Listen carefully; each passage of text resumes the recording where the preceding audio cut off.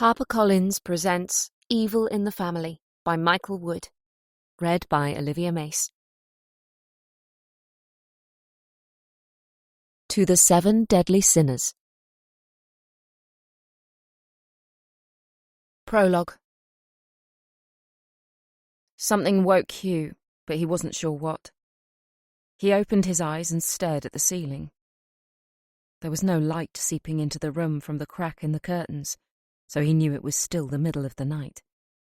He strained his hearing. There was something. It was unsettling. He sat up in the darkness. Next to him, his wife, Muriel, slept, eye mask askew, mouth open slightly, a faint snoring sound coming from the back of her throat. There was a noise. It wasn't loud, but there was only the two of them in the entire house. There shouldn't be any noise at all. He threw back the duvet and swung his legs out of bed. He put his slippers on and took his dressing gown from the back of the door and struggled to find the sleeves. Hugh opened the bedroom door and saw straight away what had woken him. A thin whisper of smoke crept up the stairs. He stood, frozen, while the enormity of what it meant registered. His house was on fire. He looked up at the alarm on the ceiling and listened intently for the one downstairs, in the hallway, just outside the kitchen, the one that always sounded whenever it was his turn to cook. Why hadn't they gone off?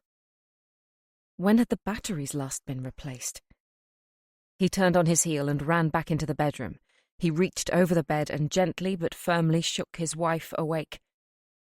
"Muriel! Muriel, wake up!" She stirred and tried to turn over. "Muriel!" he called out, shaking her harder. "What?" she said, yawning, pushing the eye mask up her forehead. "You need to get up. There's a problem. We have to get out." The panic in his voice caused her to sit up. "What is it? What's wrong?" "There's smoke. I think the house is on fire." "What?" Her eyes widened, tears immediately falling. She reached over to the bedside table and turned on the lamp. She winced at the brightness, turned to her husband, saw the fear etched on his face. Then over his shoulder saw the smoke drifting into the room. "Oh my God, Hugh!" "It's okay, don't panic. Quickly, put something on. We need to get out." "Have you phoned the fire brigade?" she asked as she rummaged round for her slippers. "Shit, no, I haven't." He went to his own bedside table and picked up his iPhone. He stabbed at the screen with his fingers, but nothing happened. It's not working." "What?" "I plugged it in, I know I did." His fingers were shaking as he pressed the on button. He waited for something to happen. The Apple logo lit up the screen, but the battery icon was red. The phone switched itself back off. "Where's your phone?" he asked his wife. She thought for a moment. "I think I left it in my handbag. It's in the living room. Oh God, Hugh!" "It's okay, don't panic. Come on, let's just get outside. We'll go down the hill and wake Susie up. She can phone the fire brigade for us. The important thing is we need to leave. Now." Muriel reached out a hand and Hugh took it. Together they left the bedroom and hurried to the top of the stairs. They looked down and couldn't see the floor below. The smoke was so thick. "Put your sleeve over your mouth, Muriel," Hugh said. "Don't let go of my hand." "I won't," she said, looking at him hopefully, tears streaming down her face. They held hands, their arms wrapped around each other, and they took the stairs slowly. They couldn't see in front of their faces, and had to fumble for the next step. Muriel started coughing. She struggled to breathe through the thickness of the dressing gown material that was pressed over her mouth and nose. She tightened her grip on her husband. When he turned to look back at her, he could see the panic and horror in her eyes. She was so scared. The crackling sound of flames eating away at their furniture, their belongings, was intense. as was the heat. They could feel it with every step they took to the ground floor. The noise of glass shattering caused Muriel to scream. "I can't," she panicked. "I can't go any further, Hugh. I can't. It's too much. It's too hot. I can't do it. You go." "I'm not leaving you," he called out, shouting over the noise of the blaze. "Just stay with me. I've got you. Less than a minute and we'll be outside, I promise." She shook her head and wiped the tears away with the back of her hand. She was collapsing in front of him. Hugh put his arm around his wife's shoulders. He practically picked her up as they made their way along the corridor towards the front door. It was only when they reached it that Hugh realized the keys were still upstairs in his trouser pocket. He uselessly tried the handle. It was locked. "We need to use the back door in the kitchen," he shouted. There was a spare key in the messy drawer in the dresser. Muriel was about to speak when an explosion came from behind them. The living room door was blown off. It narrowly missed them. The flames shot out and swept along the ceiling, the orange fingers grabbing at the picture frames, shattering the glass with a single touch, melting the photographs beneath them. Hugh grabbed his wife and dragged her bodily towards the kitchen. He slammed the door behind him. It gave them some respite, but not much. The heat was intense. The room was full of smoke, making them both cough. He pulled out a chair and sat her down. He ran to the sink, filled a glass with water and handed it to her. "Take small sips. I'll get the key to the back door." He went over to the dresser, pulled the drawer open and scrambled around among the detritus of pens, empty money bags, screwdrivers and old loyalty cards. He eventually found the back door key. He went over to the door, fumbled with trying to fit the key into the lock, turned it and pulled the door open. What he found outside caused him to recoil. What the? His Range Rover had been reversed right up against the back door, blocking the exit. There was no getting around it. The realization dawned. This was deliberate. He knew he'd plugged his phone into charge when he went to bed last night. He did it every single night. Why would he have forgotten last night? The batteries in the smoke alarms were changed every 6 months on the date the clocks were put back or forward. It was written down on the kitchen calendar. Someone had been in their house and taken them out, messed with his phone while he was sleeping and deliberately set fire to the house. Who? Why? He turned back to look at his wife. "Hugh?" she asked. He couldn't say anything. He couldn't find the words. He looked at Muriel. They were going to die here. She stood up and walked towards him, looking past him, out into the darkness.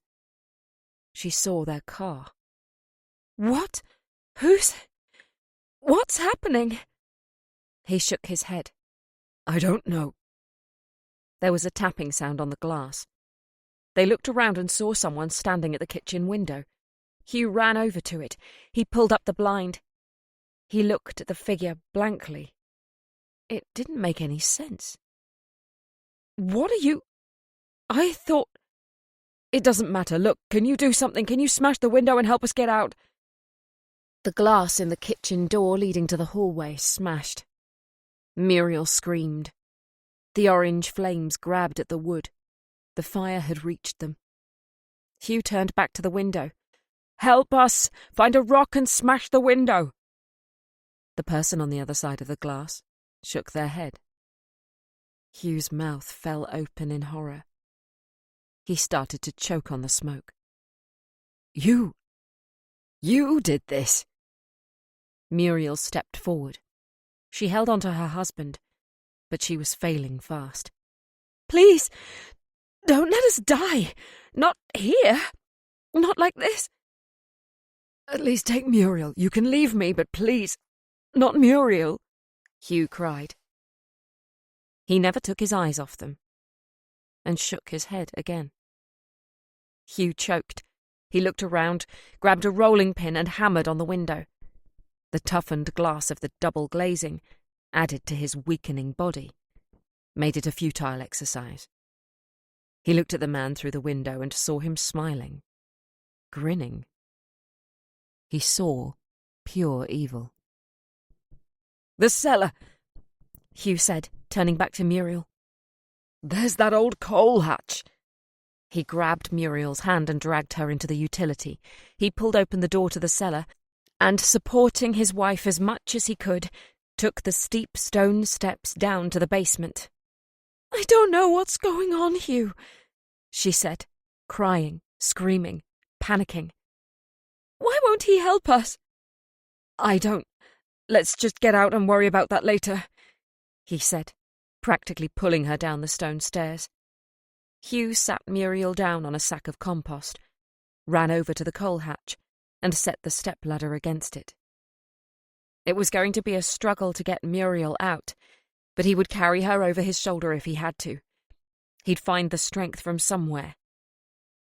The hatch opened from the outside. Hugh looked up and saw the face of his son looking down at him.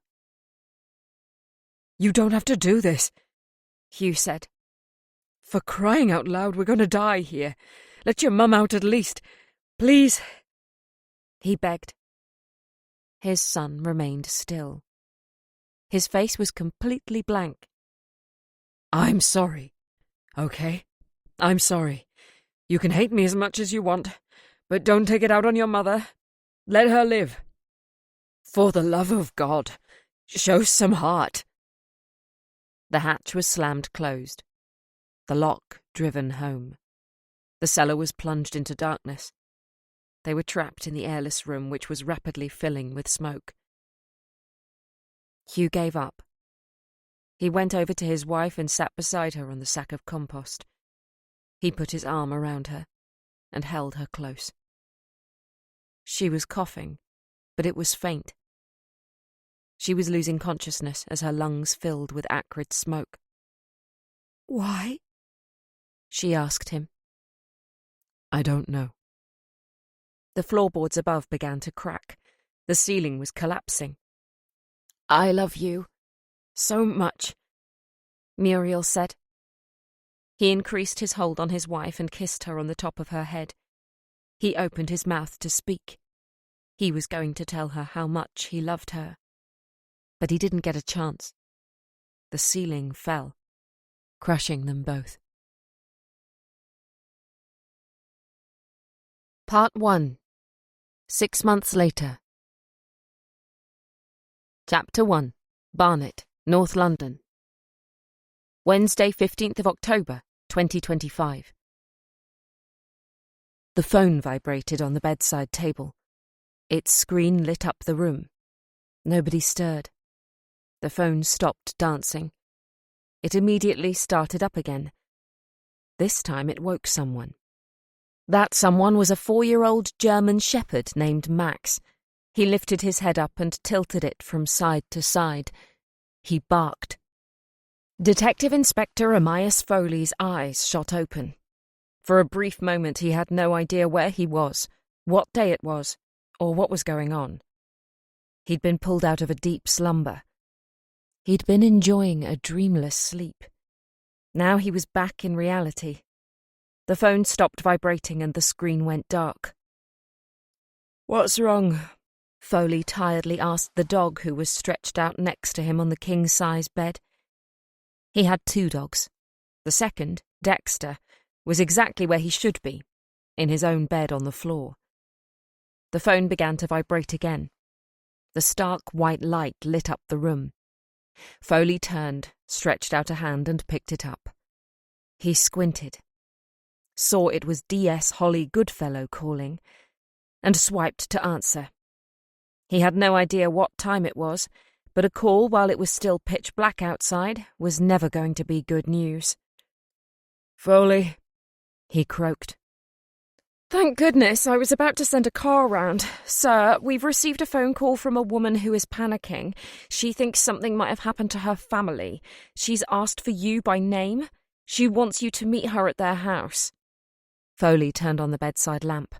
This woke Dexter, who immediately jumped out of bed, assuming it to be morning and that breakfast was imminent. "What time is it?" "It's coming up to 4 o'clock. Jesus. I only went to bed 3 hours ago. Who is she?" "Lola Duffy. The name means nothing to me, but Sergeant Wilson said you know her." Foley was now fully awake. Of course he knew Lola Duffy, also known as former Detective Chief Inspector Lola Duffy.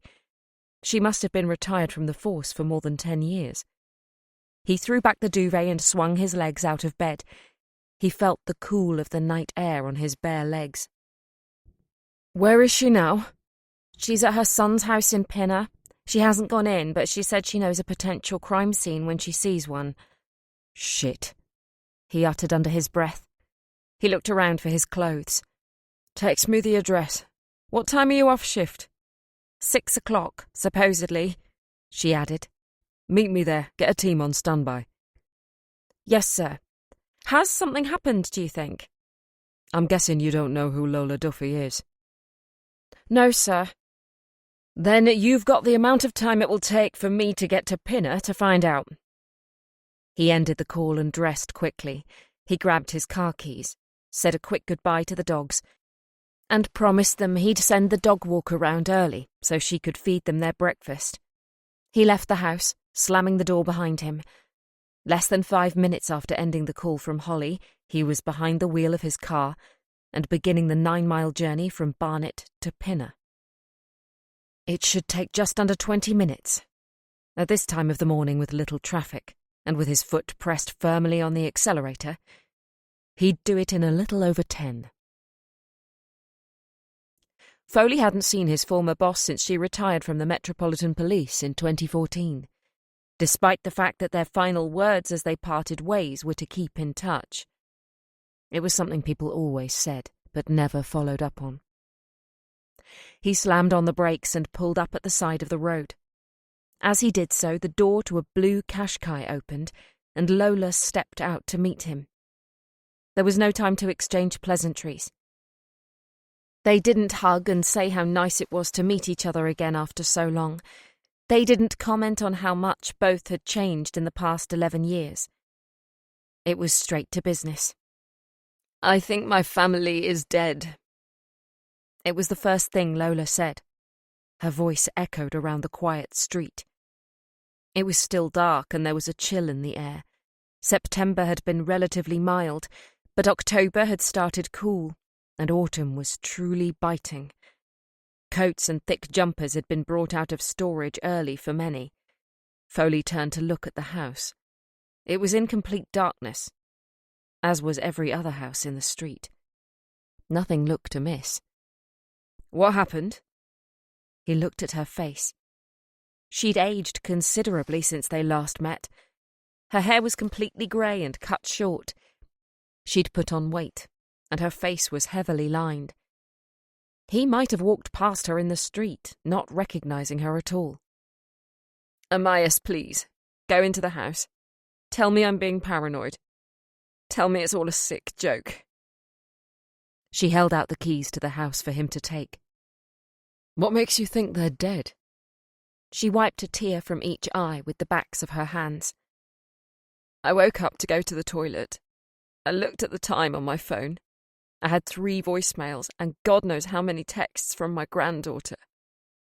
She was asking me for help. She was telling me there was someone in the house. Her last..." Her voice was lost to her emotions.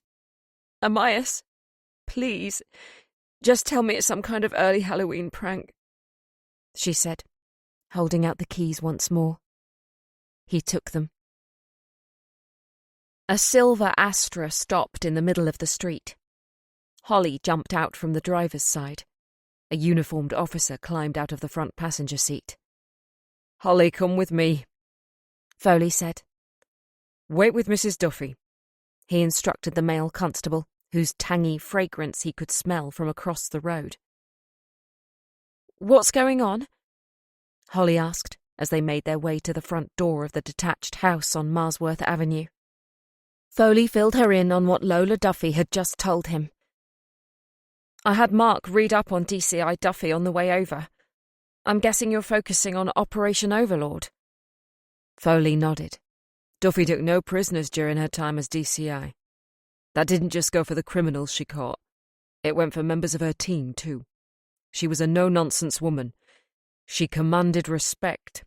Everyone feared her and loved her in equal measure.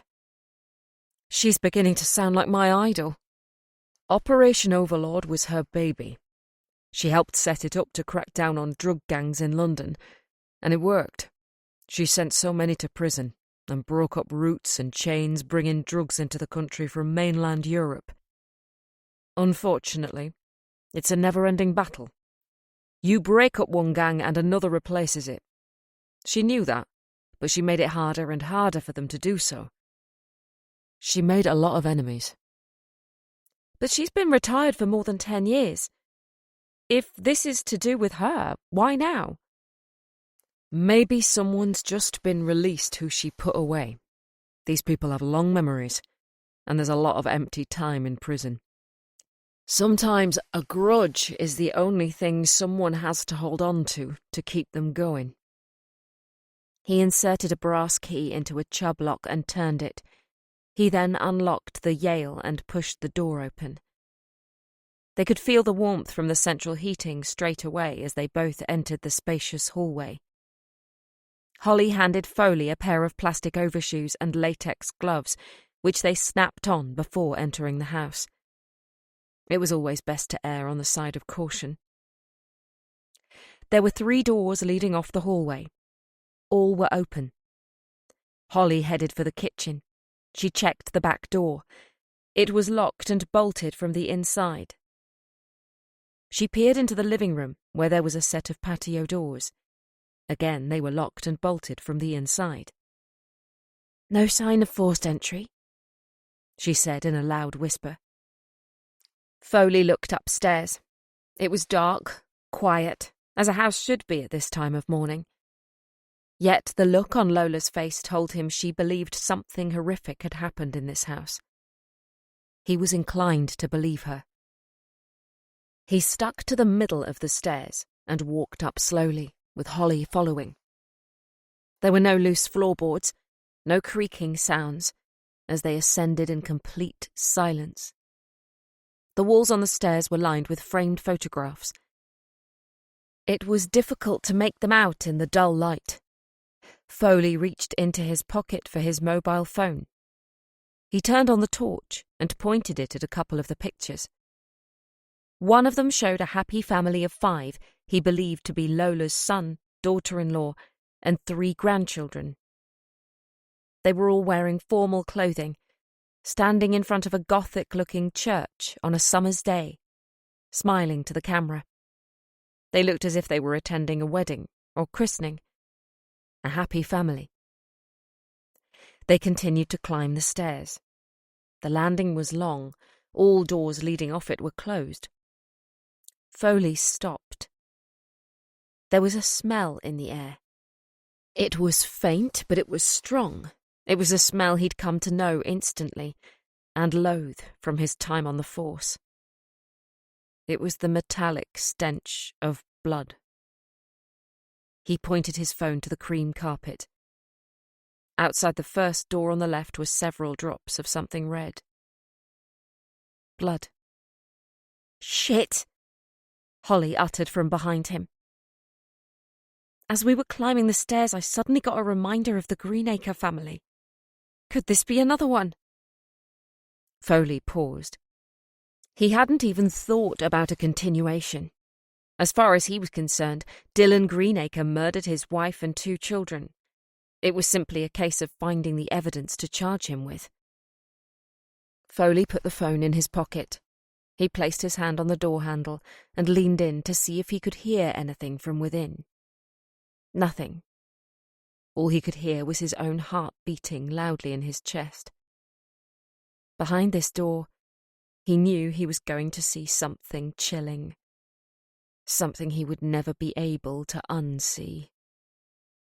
He pushed the handle down slowly and turned to look at Holly. Even in the darkness, he could see the look of fear etched on her face. He pushed the door open. He could see nothing in the black. He fumbled for a light switch. There was always a light switch beside the door. He flicked it on, and the room was bathed in a warm yellow glow. Foley and Holly stood still in silence as they took in the scene before them. It defied belief. This was clearly the main bedroom of the house, the room where the parents slept. There was a king-size bed with an oak headboard and matching bedside cabinets. The duvet was a tangled mound in the middle. The floor, with the same carpeting as the landing, was awash with blood. Along the back wall was a bank of fitted wardrobes, painted in a warm cream colour. Sprays of blood ran up to the ceiling. In front of the wardrobes, sitting on the floor, backs against the doors, hands behind their backs, were 4 bodies. They seemed to be in height order from tallest to shortest. Each had a pillowcase over their heads. Each was saturated with blood. This wasn't murder. It was a massacre. "You were right," Foley said. "This time I didn't want to be," she said, her voice shaking with horror. Chapter 2. Former DCI Lola Duffy was taken to Sanderson Street Police Station in Holloway, which happened to be her old stomping ground. She didn't take in the change in decoration or the advances in technology as she was led in via the back entrance to an interview suite. Foley had told her what they had found in her son's house. He couldn't lie to her, and he wouldn't have tried to. She immediately shut down. He had to walk her carefully to his car, where he placed her in the front passenger seat, reached in and fastened her seatbelt around her. Once in the interview room, cup of tea brought in, he sat opposite her and asked about the voicemails from her granddaughter. Lola was distant. Her face was grey and devoid of emotion, as if her mind was still trying to find a way to process what Foley had told her. She reached in her coat pocket and pulled out an iPhone.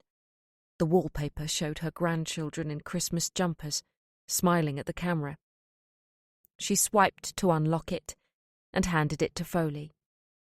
He played the voicemails. "Gran, it's me. I think there's someone in the house. I can hear Mum in the next room. She's crying. She sounds scared. Something's happening and I don't know what to do." The call ended. She sounded young. She was clearly frightened. Foley played the second message. "Gran, I'm so scared. I've just heard Lewis shouting and something happened. I think he might have been hit or... I don't know. Something's happened to him. Oh God, Gran, I'm so scared. Help us, please." Her voice was barely audible over her tears. She was clearly fearing for her life. The third was chilling.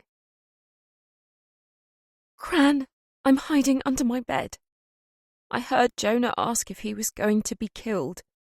I didn't hear the answer, but he started crying and screaming. I think he was hit then. Gran, I love you so much. Will you tell Dad how much I love him? I think we're going to die, Gran. Shit, oh my God. Gran, my door's opening. What?" Foley, Holly and Lola sat in silence as the voicemails ended.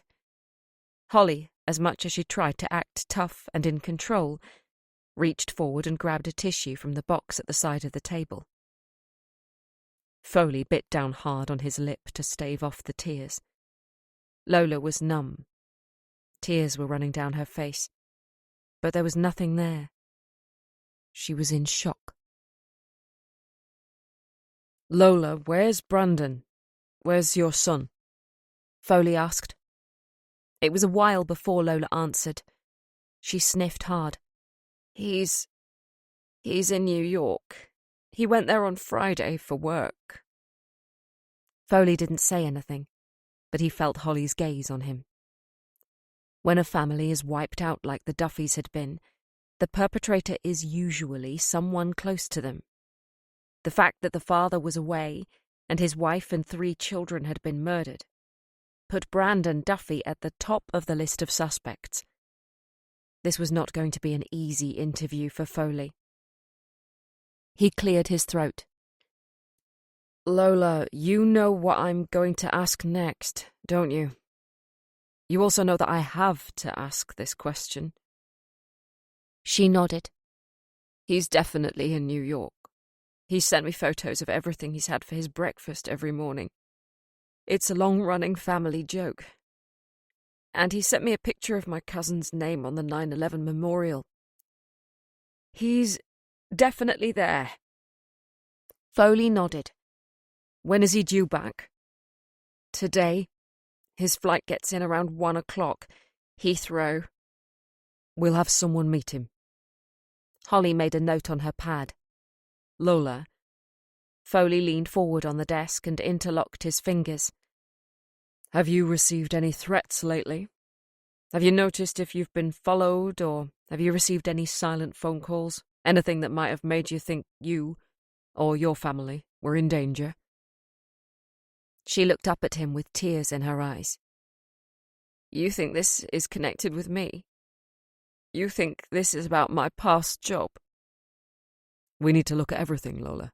You know that. Operation Overlord. Oh my God! My family! My family has been killed because of what... She couldn't finish. Holly handed her the box of tissues. We've got a team looking through Operation Overlord and seeing who has recently been released. We've also got people going through your entire career. But can you think of anyone who you put away, who you think would do something like this to you? She closed her eyes tightly as she thought. Her head began to shake. She looked at Foley. I can't think of anyone at the moment. Don't worry about it. He reached across and placed his hand on top of hers. I forgot to ask, is there anyone you'd like me to call, to come and sit with you? Your husband, He struggled to remember his name. Jerry. Lola tried to smile, but it wouldn't come. My goodness, it has been a long time since we last saw each other, hasn't it?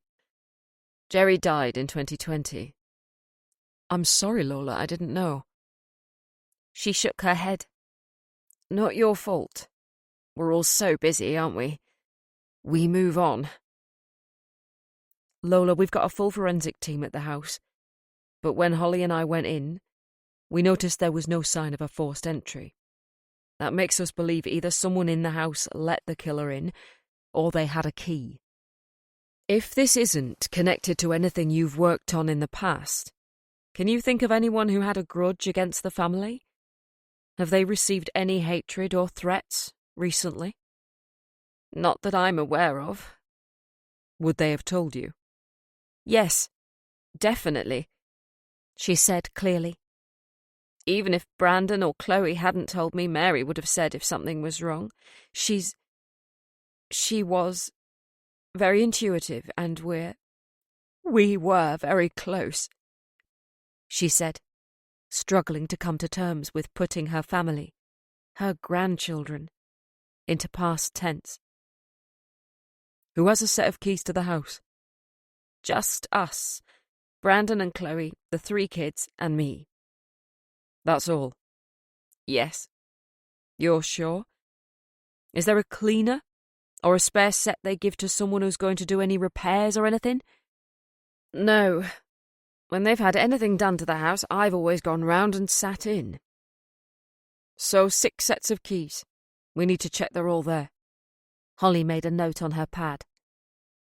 So, Brandon, he works in PR. He's a top consultant. He deals with a lot of footballers and sports stars. I don't follow sports, so their names mean nothing to me, I'm afraid.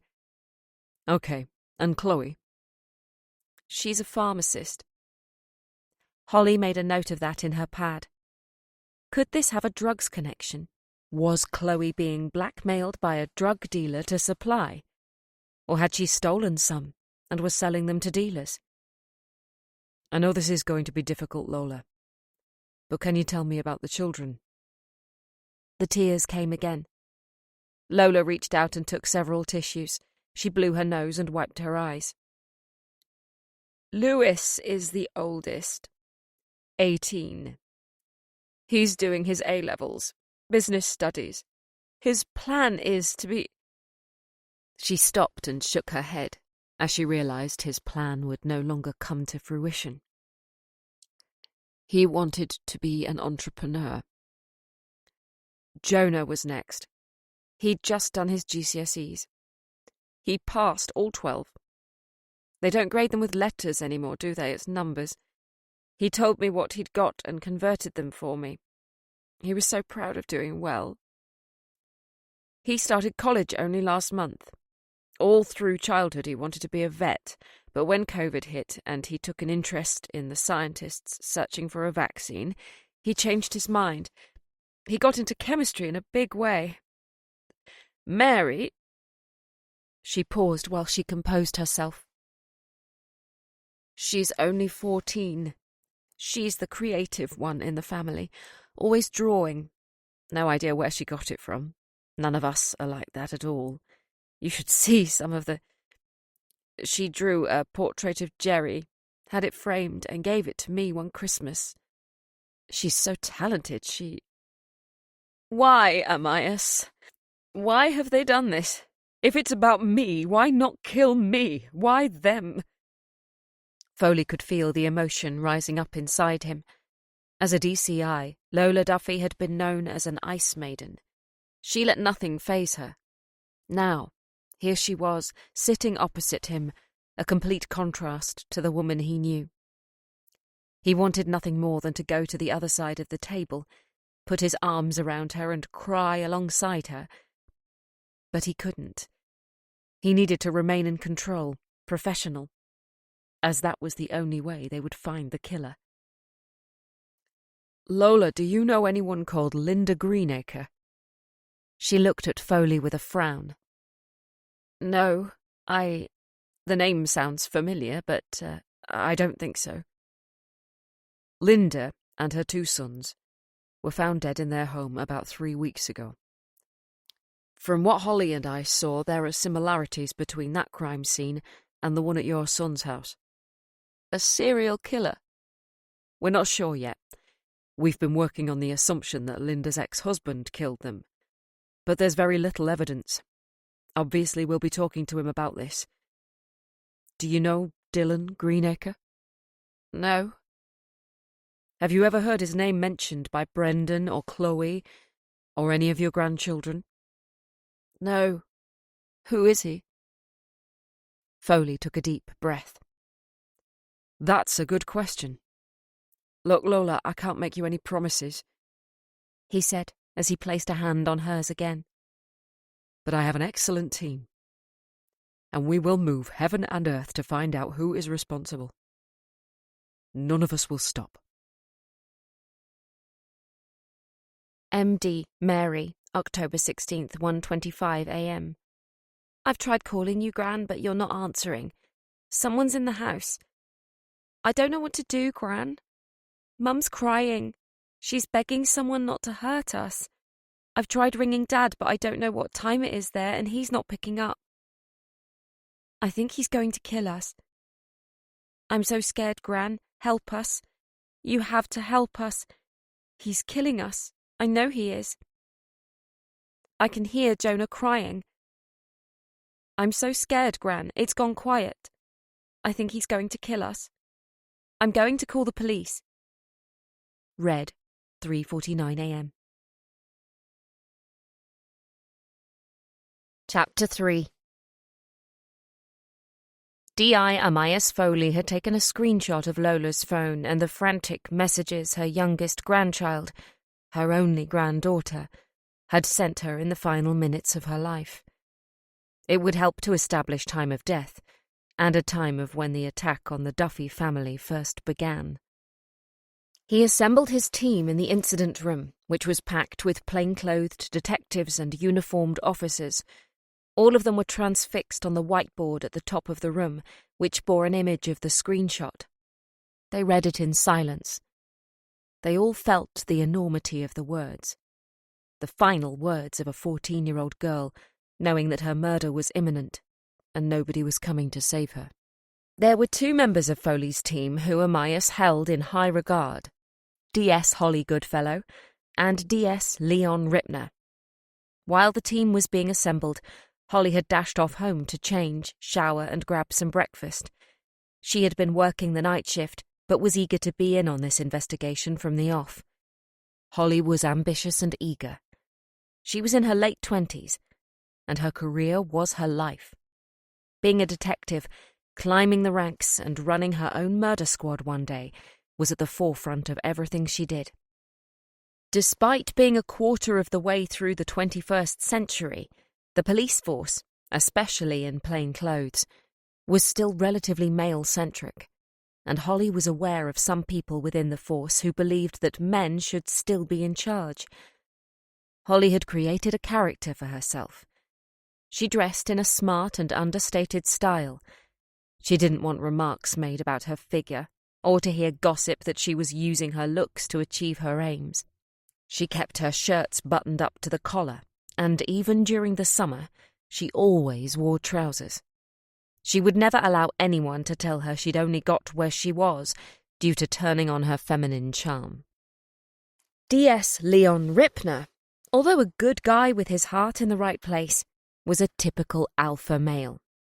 A similar age to Holly, he was below average height at 5'8", and this bothered him more than he allowed people to think.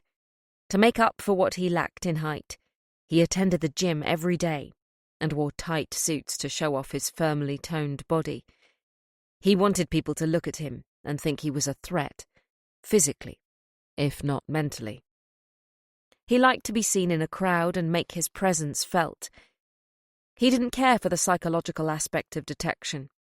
He'd rather enter a crime scene and be prepared to crack some skulls to get answers, rather than reach into the inner recesses of a murderer's mind. "Not many of you will remember DCI Lola Duffy," Foley began. As he looked out at the assembled team, he realised that nobody was here when DCI Duffy commanded the unit. Even this unit wasn't here when she was working. She had been retired for 10 years, and the world of policing had changed dramatically during that time. Foley suddenly began to feel his age, all 44 years of it. However, she was once one of us. She was an exemplary detective, a strong and dedicated leader, and a woman of great morals and judgment. She would literally give you the shirt off her back if she knew someone else needed it.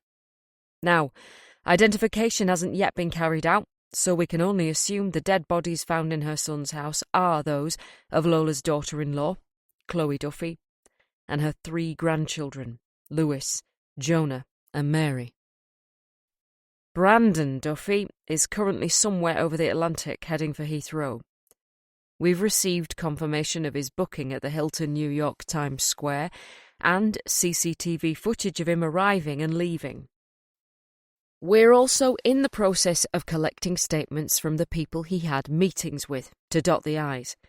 We've contacted the plane, and Brandon is indeed a passenger, sitting comfortably and enjoying his flight. He will be met at the gate by D.S. Holly Goodfellow and a family liaison officer, who will take him to a quiet room and break the news to him. He'll then be brought to the station. In the meantime, D.S. Leon Ripner will lead a team in house to house. I want every door in the street knocked on. I want doorbell footage, CCTV footage, and if there are any ANPR cameras in the neighbourhood, I want those too. Question everyone about the Duffy family. Leon signalled that he had a question. "Yes, Leon," Foley said. "Holly said they were found with pillowcases on their heads, that they were lined up against the back wall. Shouldn't we bring Dylan Greenacre back in?" "While there are similarities with the Greenacre case, We need to look at the Duffy family to try and understand why they have been chosen. Obviously, Dylan is still our number one suspect. Yes, I want him brought in, and I want him picked apart. We need to see if there is a connection between the Duffys and the Greenacres. We also need to know Brandon Duffy's alibi for the 25th of September, when Linda Greenacre and her sons were killed. This is very early days, so we question absolutely everything. Until we know otherwise, Foley continued, we are going to run 2 parallel investigations. Leon, I want you to look into Brandon and Chloe's background, check bank and credit card statements, check phone records, interview colleagues, friends, neighbours and local shopkeepers. Take a look at their online presence, particularly social media, and see who their friends are and who they interact with. Go through everything to see if there is anything that stands out as a motive for butchering this family. As for the kids, I want someone going to all their schools and colleges to talk to teachers and fellow pupils. How were they doing in their studies? Were they liked? Were they being bullied? Or were they the bully? Again, scrutinise their online activity and all the social media sites, especially the ones a dinosaur like me has never heard of. Then we move on to Lola Duffy herself. D.I. Troughton is currently going through Duffy's entire career, from when she first started as a uniform beat copper, right up until she retired. We leave nothing to chance. Every single person who has contact with any member of the Duffy family is a suspect until they can be ruled out. With the team dispersed and actions handed out, Foley went into his office, closed the door behind him and sat down at his desk. It wasn't even 10 o'clock, and he felt as if he had already done a full day's work. He was drained. The look on Lola's face when he walked out of her son's house, and she knew, just by looking at him, that horror had taken over her life, would never leave him.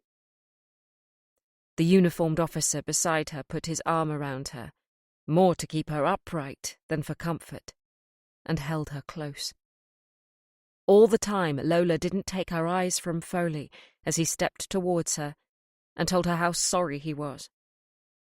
They were inadequate words, but there was nothing else he could say. His mobile ringing made him jump. He looked for it in the mess of files and reports on his desk, but it wasn't there. He fumbled in his trouser pockets and pulled out the scratched iPhone. He took a breath and swiped to answer. "D.I. Foley," he said. "You sound knackered." Foley looked at his phone to see who was calling, as he didn't recognise the voice. It was crime scene manager Spencer Gore. Tall, medium build, blonde hair, brown eyes, Yorkshire accent, and always seemingly in a good mood. "There's a reason for that. I am knackered." "A busy social life or no time for a social life?" "What do you want, Spencer?" "Straight to business. My father would have loved you. Never a word wasted." "Whereas you seem to waste plenty." "Touché. I'm at your crime scene in Pinner. Bodies are still in situ. However, don't ask me what made me check, but something about the way the victims were sitting made me get out my ruler and measure the distance between each one. Now here's a head-scratcher for you.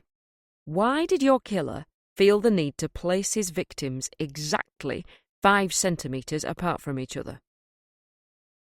Foley allowed the silence to grow while he thought this over. "They're posed exactly 5 centimetres apart?" he asked. "Yep, and in height order too." "Is the pathologist on site?" "On her way." "Tell her not to remove the bodies until I say. I need to confer with someone on this." Foley ended the call. Suddenly his mind had gone from something in Lola Duffy's past and on to something darker.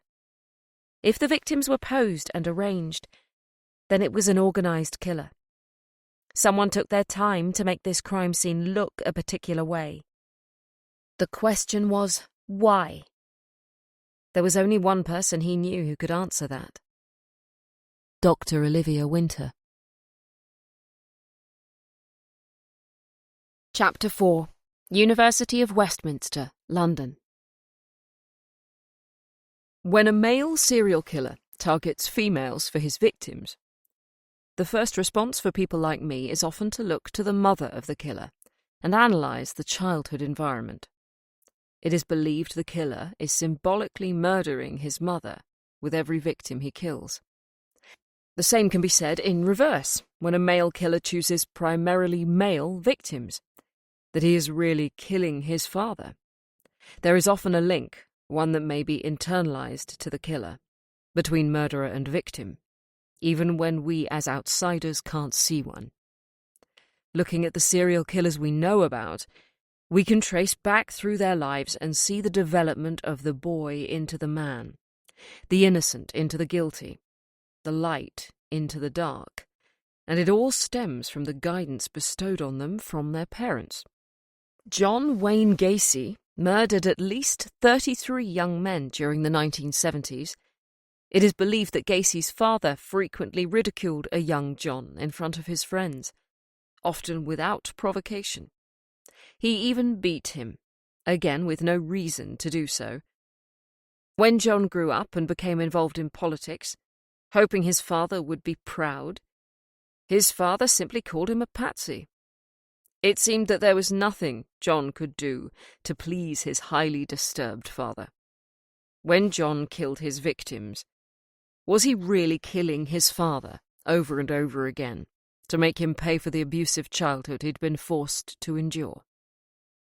Lesser known Danny Rains grew up in a family so troubled that it produced 2 serial killers. In 1972, Danny raped and killed a young mother before he enlisted an accomplice, and together they murdered 3 women.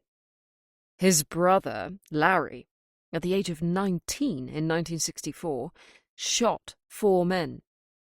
All of his victims were dead ringers for his abusive father, who had indiscriminately beaten his sons. Whether it is the mother or the father, whenever a parent belittles, abuses, or subjects their children to negative and harmful treatment, it begins something in the developing brain of a child. And when they grow, their emotional responses stem from their formative years. Family trauma and parental brutality are all key features in the background of a serial killer. But this isn't the sole makeup of a killer. There is, of course, the side of genetics to consider, and the age-old argument of nature versus nurture.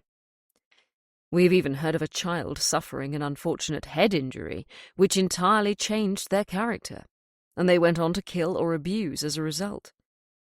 There are many factors to look at when diagnosing the cause of a serial murderer, but the role of the parent is high up on the list of contributing factors.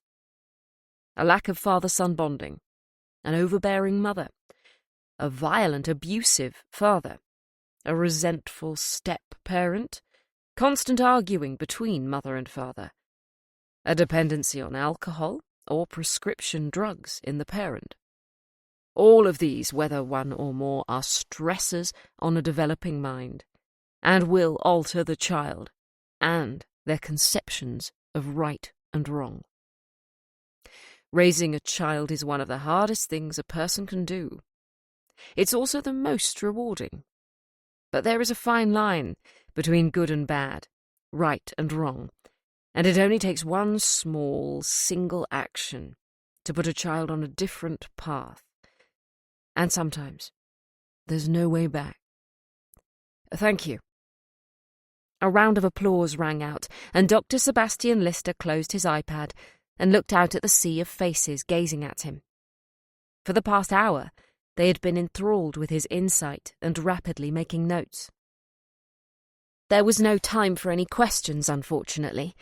Sebastian loved to engage the students in an intense Q&A session, but this was a 2-part lecture, and next week there was an open discussion on the role of parents in the birth of a serial killer. The students began to file out of the lecture hall, and Sebastian packed away his tablet, notepad and pen, and a bottle of water. He had half an hour before his next talk, and he was in urgent need of a cup of tea. Sebastian? He turned at the sound of his name. A member of the office staff timidly stood on the edge of the raised platform, as if she didn't have a right to be there. There's a man outside to see you.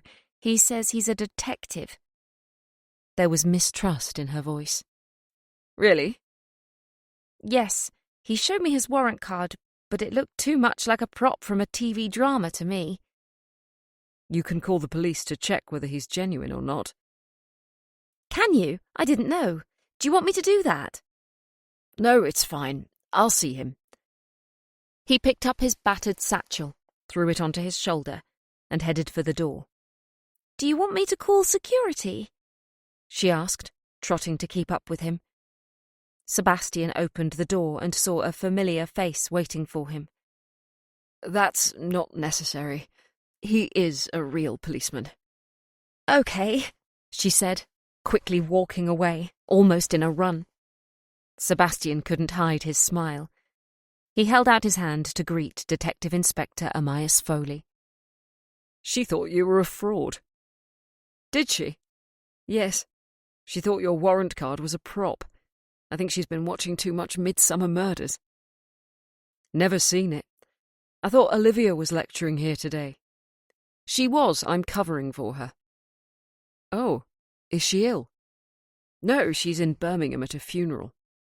Oh, right. Of course, it's today. I completely forgot, he said, running his hands through his untidy hair. Problem? You could say that. I think I might have a serial case on my hands. I've just come from a crime scene.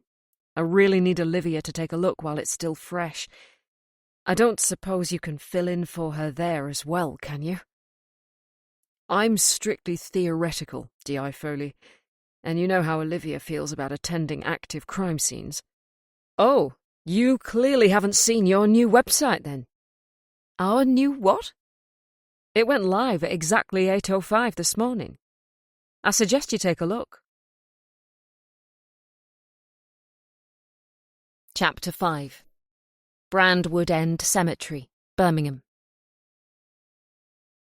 Dr. Olivia Winter had sat at the back of the church while the service was conducted. She hadn't known Janet Brown when she was alive, and she died roughly 6 years before Olivia was born.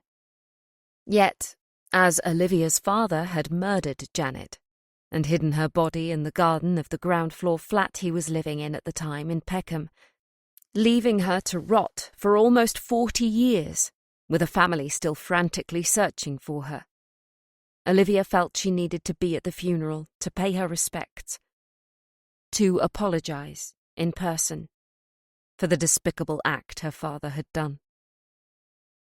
Janet's parents had both died not knowing what had happened to their youngest child. Her older sister, Florence, had never given up hope of finding out what happened to her sister and had spent the majority of her life keeping her sister's name alive. At the graveside once again, Olivia stood back and watched as the few attendees gathered. Florence stood alone and looked on as the coffin was lowered into the ground. A single tear rolled down Olivia's face. When she met Florence Marks 6 months ago, she had no idea what kind of person she was going to talk to. But it soon became clear that Florence's life had been taken over by her sister's disappearance. She had thought about her constantly, and it had blighted everything she had done. She had rejected a planned career as a solicitor to take temp jobs so she could rush off at a moment's notice at any report of a sighting. She had married a handsome and successful man called Sean Marks, but it had soon ended when Florence refused to move on, and Sean told her he felt like he was married to 2 women, and not in a good way. For 40 years, Florence had lived in the shadow of her missing sister, and now the 4-decade search was at an end. The Reverend stepped away from the open grave to allow those gathered time to grieve alone and say a final goodbye. Olivia took this as her cue to leave. She watched as a few people dressed in black approached Florence. placed a hand on her arm, whispered a platitude, then walked away. There were very few people at the graveside. Olivia guessed most of them were there simply to support Florence and had probably never even met Janet. She cut a sad and lonely figure, the woman in black, looking down at an open grave. Olivia felt the swell of emotion rise up inside her again. She turned and headed for the exit. Brandwood End Cemetery was built in the late Victorian era, in 1899. There were 2 semi-detached mortuary chapels and a dramatic tower and spire in the centre, giving the entrance a chilling and frightening atmosphere, as if entering a graveyard wasn't scary enough without such a Gothic monolith as a welcome. Olivia put her head down as she walked beneath the spire. If she couldn't see it, she wouldn't feel like a character in a Bram Stoker novel. "Olivia!" She heard her name being called and turned to see Florence Marks heading towards her at speed, or as fast as she could, with a walking stick. Her face was lined with wrinkles. 41 years of searching for her sister had aged her considerably. She looked much older than her 66 years. Her grey hair was hidden beneath a black hat, which matched her thick black coat and trousers. She was crying, but there was a faint smile on her face. "Thank you so much for coming," Florence said. She grabbed Olivia's hands firmly. "I know it must have caused you great pain to be here, but it meant a lot to me. Thank you." Olivia nodded. She was worried about speaking in case her emotions poured out. Today was about Florence and Janet. It wasn't about her. "Would you like to come and say goodbye?" Florence asked. "Oh, no. That's fine. Come on," she said with a faint smile. "I know you never knew her, but you need to say goodbye to her too. It will help." Florence refused to take no for an answer. She linked arms with Olivia and led her to the graveside. Olivia looked down into the open grave at the beautiful oak coffin. She read the inscription on the plaque. Janet Cecily Brown, born April 9th, 1962. Died August 1984. Olivia closed her eyes tightly shut. She felt Florence's arms wrap around her shoulders. "I'm so sorry," Olivia said. "None of this was your fault. We are not to blame for the actions of others. The important thing is I have Janet back. She's at peace. She's resting. I have somewhere I can visit and talk to her whenever I want to." Olivia looked to her. There were no tears on Florence's face. She looked calm, almost serene. "Aren't you angry?" "I've made my peace with it. Back in 1984, when Janet went missing, I knew something had happened to her. She wouldn't have run away. Janet wasn't like that. She was so excited to go to London for that dance audition. It was all she talked about for weeks. Well, I've told you all about that. When she didn't come home that night, I knew. I knew something had happened. I haven't spent 40 years trying to find her and get her to come home. I've spent 40 years looking for her body. And now I've found it."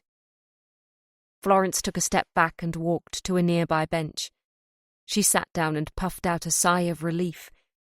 She patted the seat next to her for Olivia to take. "Are you religious?" Florence asked. "No," Olivia said, almost apologetically. "I am. My whole family were. People used to say to me, in the beginning, how could I still believe in a God when he allowed my sister to be taken? I couldn't get through to them that it wasn't God who took my sister. God isn't responsible for what happens on Earth. People blame him when an earthquake strikes and a school is demolished, killing the children inside. But that's not his fault. It's a natural event. Tragic, but natural. God created man, But it's man who created killers. Olivia looked at her. All her professional life she'd wrestled with the nature versus nurture question. Were people born killers? Or did they turn into killers via their surroundings and upbringing? Despite evidence of a so-called killer gene, Olivia erred on the side that murderers were formed rather than created. And here was a devoutly religious woman giving her the ethical answer. The only person to blame for the actions they commit is the person committing them. The fact you're here, saying you're sorry and crying, shows that you're a good human being with empathy. You may be a product of your father, but you are your own person. And whatever you've beaten yourself up about over your lifetime, you are absolutely nothing like him. Florence reached into her pocket for a tissue and wiped Olivia's face for her, before handing it to her. "Thank you," Olivia said, through her tears. They hugged and held each other for a long time. Florence asked Olivia if she wanted to go back to her house for a small gathering, but Olivia refused. She had a train to catch. They promised to keep in touch, and Olivia stood at the scary entrance to the cemetery and waved Florence away. She had been in two minds over whether to attend the funeral. It was a private matter, but she felt she needed to be there, to take on some of the responsibility for her murdering father's acts. Coming here, talking to Florence again, had removed a huge weight from her shoulders. She felt at ease. For the first time in years, Olivia had a spring in her step as she headed for the train station. She dug her mobile out of her coat pocket and turned it on, having turned it off for the funeral service. She had 2 missed calls and a voicemail from Detective Inspector Amias Foley, and 3 missed calls from her partner at the Behavioral Science Administration, Dr. Sebastian Lister. This did not bode well. "How did it go?" Sebastian asked, answering Olivia's call. "It went better than I expected it to. What's the big emergency? I've had a couple of missed calls from Amias as well as you. What's happened?" "Please tell me you're booked on a fast train from Birmingham." "I am. Why?" "A family has been murdered in Pinner. According to Foley, it's one of the worst crime scenes he's ever attended." "I don't like the sound of that." "Did you remind him that we don't work active cases?" "I did, but then he showed me the revamped website the Home Office have finally got around to completing for us." "I really don't like where this is going." "It turns out we do work active cases. In fact, the Home Office seem to be keen on pimping us out to police forces up and down the country." "Bastards," Olivia seethed. Chapter 6. Funded by several London universities and the Home Office of the UK government, the remit of the Behavioral Science Administration is to assist the country's police forces in apprehending serial murderers and identifying the cause of their crimes in the process. Led by Dr. Olivia Winter and Dr. Sebastian Lister, the team also lecture in forensic psychology as well as travel the world and interview incarcerated serial killers in the hope of discovering what makes a person kill and educating future generations on identifying a killer before they commit their acts. "What the fuck?" Olivia hadn't realised she'd said that out loud until she felt the gaze of the majority of people in the first-class carriage of the train from Birmingham New Street to King's Cross, London. She proffered an apologetic smile before returning to her phone and reading the rest of the bollocks on their newly refreshed website. She was angry and annoyed that at no point in the revamp had either she or Sebastian been consulted on it. The Home Office may hold the purse strings, But when it came to understanding anything, they were clueless. Olivia had no idea who she needed to complain to, but she knew that whichever public school tosser she fired a strongly worded email to, it would fall on deaf ears. Never trust a politician. It didn't matter what colour the pathetic-looking rosette they pinned to their lapel come election day was. They were all as bad as each other. She'd call them reptiles, but that was unfair on the animals. Dr. Sebastian Lister was 10 years older than Olivia, at 44. He had been a widower for 2 years after losing his beloved Rosemary to cancer in 2023. He lived with his 4 children in Finsbury Park, though his eldest daughter, Tilly, had gone to study in America for a 6-month placement and fallen in love with the place. That was 11 months ago, and she had no intention of returning in the near future. He missed her, but it wasn't long before her room was occupied as the latest recruit to the Behavioural Science Administration, former Detective Constable Ryan Sweetland, was currently boarding there until he decided where in London he wanted to live and what he could afford. "Judging by the expression on your face, I'm guessing you've spoken to Olivia," Ryan said. His voice bore a hint of a Geordie accent. He was sitting at the lecture table in the meeting room, iPad open beside him as always. Olivia had met Ryan earlier this year while she was in Newcastle, helping Northumbria police understand the crimes of serial killer Isaac McFadden. He was sentenced for the murder of a homeless man, but it was soon discovered there were more victims out there. What they didn't know was that there was also a second killer. What made Isaac and his accomplice different was that they dissected their victims. They cut the muscles, tendons, veins and arteries that held the bones together. Ryan Sweetland found himself in the lair of the second killer and had most of his right leg removed before Olivia arrived on the scene. As he recovered, she promised him a role at the BSA, should he want it, and he called her within an hour of being discharged from hospital. He now walked with a prosthetic leg and was undergoing physical and psychological therapy to deal with the trauma. "Yes," he said as he pulled out a chair and sat down. He held up his iPhone to show Ryan the screen. "She's texting me incessantly while going through the new website. She's not the happiest person right now." Ryan leaned in to get a better look at the phone. "What's that she's calling the Home Secretary? A parasitic what?" Sebastian quickly looked back at his phone before locking the screen.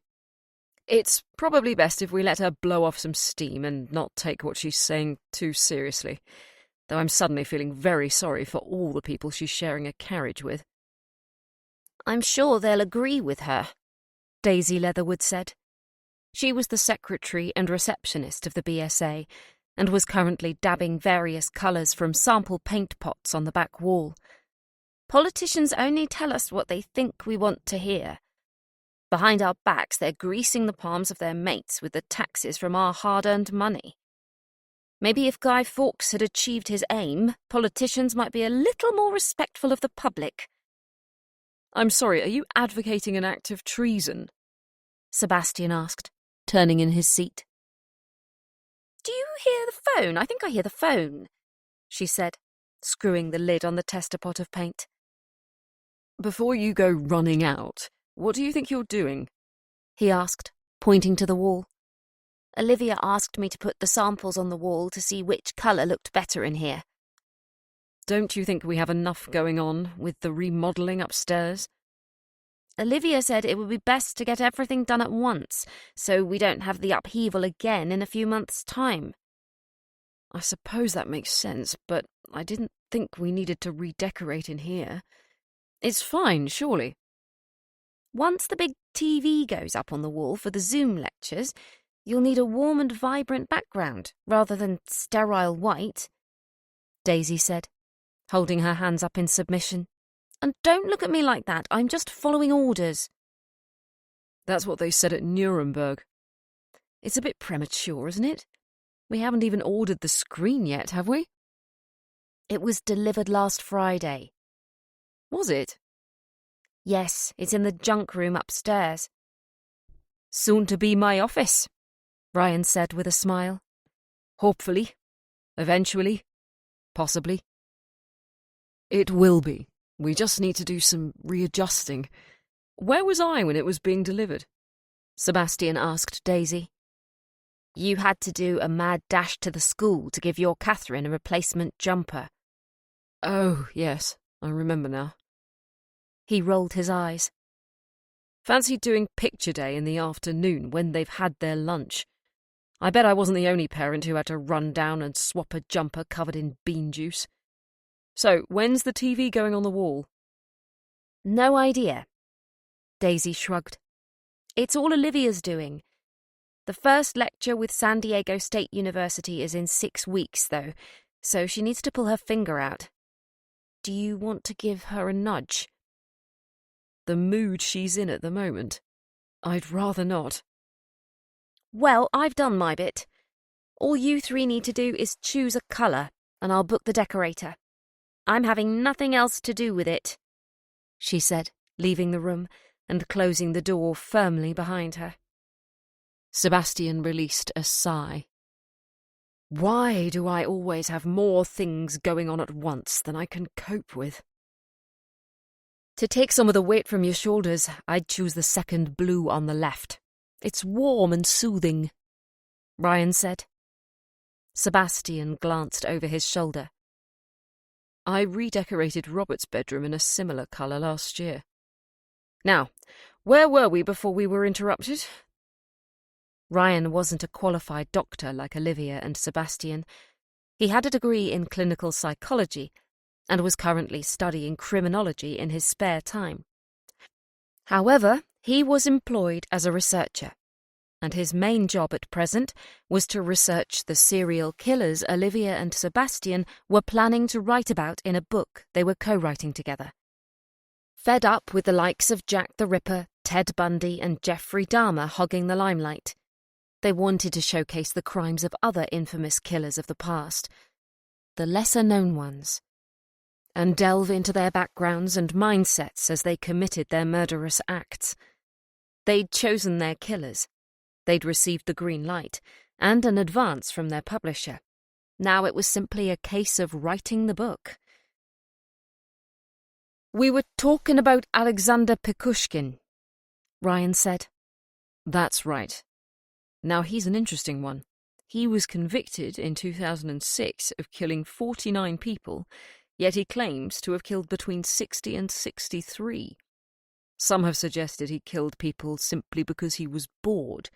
However, when he was a child, he fell off a swing which hit him in the forehead when it swung back. It is believed it damaged the frontal cortex of his brain. Does that have significance with him becoming a killer? Damage to the frontal cortex has been linked with poor impulse regulation, and people have often shown a tendency towards aggression following such an injury. Don't forget, at the time, Alexander Pekushkin was only a child. His brain was still developing. The damage could have been more severe than originally thought. Following the accident, his personality changed, and he was taken from a mainstream school by his mother to one for children with learning disabilities. Now, this is where things get interesting, Sebastian continued. Pekushkin was severely bullied due to his condition, which made him increasingly angry. However, his grandmother noticed how intelligent he was. The school was more focused on overcoming disability rather than recognizing talent and achievement. Did this lead to a feeling of frustration, anger, isolation in Alexander? I think it did. So was it the head injury that made him into a killer due to being quick to get angry in certain situations? Or was it the environment he suddenly found himself in, where he was treated differently? That's the question I'm hoping we're going to be able to answer in this chapter. Alexander was a master chess player, and when he was winning, which was frequently, it gave him a feeling he'd never felt before. It was a positivity in his life. Unfortunately, the bullying around him continued, and the death of his grandfather, who was a huge influence and role model for him, affected him greatly. He began abusing alcohol, vodka. Yet it didn't seem to matter how much he drank, how drunk he became. It didn't dull his abilities to play chess to an outstanding level. "Wow," Ryan commented. "Did he have learning difficulties, or was it a rash decision due to the head injury?" "Another question for you to research," Sebastian said. "He definitely turned dark at some point. Was it the bullying? Was it the grief of losing such an important figure in his life? Was it a mixture of the head injury and the alcohol abuse? There was a time when Alexander said he wanted to kill 64 people, the number of squares on a chessboard. But he later said he would have continued killing had he not been caught. It's a very complex case. A fascinating study. Indeed. Whether he killed 63, as he claimed, reached his desired number of 64, or simply just the 49 he was convicted of, he's a prolific serial killer, and one very few people, certainly in the Western world, know about. Is he still alive? Yes. He's only in his early 50s. Are we going to interview him? I'm not sure. It depends how the book turns out with our research. It might be interesting to have a brief interview with him. I'll see if we can find anyone who speaks Russian who can talk to him on our behalf. That's if he's agreeable. Okay, Ryan said. Leave it with me. I'll get as much information as I can about his life and crimes, and you and Olivia can sort through it. Did you read my notes on David Meerhofer? I did, yes. They're very thorough, thank you. Ryan smiled. He looked pleased with himself. He reached forward to the tray in the middle of the table and took a 2-finger Kit Kat as a reward. He winced slightly. He was still getting used to his prosthetic leg, and it occasionally caused him some pain when he moved suddenly. When's your next physio session? Sebastian asked. Monday at 2. And when do you begin your EMDR therapy? Next week, Ryan said, his shoulders sagging. He was clearly not looking forward to having his mind analysed and finding the cause of his nightmares. Are you all right about it? He took a breath. I'm not sure. I've read up on EMDR. It works. It's just that people aren't sure how and why it works. I want to stop the nightmares, obviously. I'm worried that it might not only be confronting a serial killer that's causing my trauma. What if there's something else? Something from my past, my childhood, that's been locked away all this time and I don't know about it. Whatever is inside your head needs confronting. You won't be able to move on otherwise. You have nothing to worry about. You've got me and Olivia to support you through all this. Thank you, he said, giving a succinct smile. Can I ask you something about Dr. Schindler? Of course. I've had a few sessions. They were interrupted by Sebastian's phone ringing. It was Olivia. Sorry, Ryan, I get the feeling I'm going to be on the receiving end of a very long rant. He swiped to answer and left the room. Ryan was left on his own. He sat back in his seat and sighed. He looked down at the list he had made on his iPad. So many names he had never heard of. All of them killers. All of them with deep psychological problems brought on by either injury, a desire to inflict pain, or loneliness. Ryan was sitting alone at a huge conference table which could seat 10 people. Surrounding him he had his tablet, a mug of coffee and a notepad. He took a deep breath and began work, reading an article titled Loneliness and Associated Violent Antisocial Behaviour. Chapter 7. "I've just got off the phone to Amias," Olivia said to Sebastian. She was still in the first carriage of the train heading at speed to King's Cross. She kept her voice low so she couldn't be overheard by her fellow passengers. "He wants me to go to the crime scene in Pinner." Sebastian could sense the nerves in her voice. "Are you all right with that?" "No, I'm not. Sebastian, I haven't been at an actual crime scene since I was in Newcastle in January. And then my only thought was to try and save Ryan and get him to a hospital. This is different. There are 4 dead people. I can't do this, Sebastian. It's one thing to pore over crime scene photographs in the comfort of your own office, but it's completely different to get togged up in a forensic suit and walk among the bodies." "I know. Fortunately, I've never had to do it, but it's not something I'd relish. It's easy for me to tell you to try and dissociate yourself from what you're seeing. But what if you tell yourself that what you're doing is helping these people? They've been killed, and by the sounds of it, quite horrifically. Your knowledge will help find the person responsible. You can get them justice." "That might work. I need to look beyond what I'm actually seeing, don't I? Look, when I spoke to Amias, he said something about it being similar to a previous case a few weeks ago. I couldn't hear much as the signal kept cutting out. Can you look into it for me? If this is a serial case, then it could be invaluable to us. I think I might need help with this one. I can't work an active case on my own, Sebastian." "You're not on your own, Olivia. You've got me and Ryan. We'll put our heads together like we always do." "Thanks. I'd better go. I'm about to pull into King's Cross. I shouldn't be much longer." "I'll be here."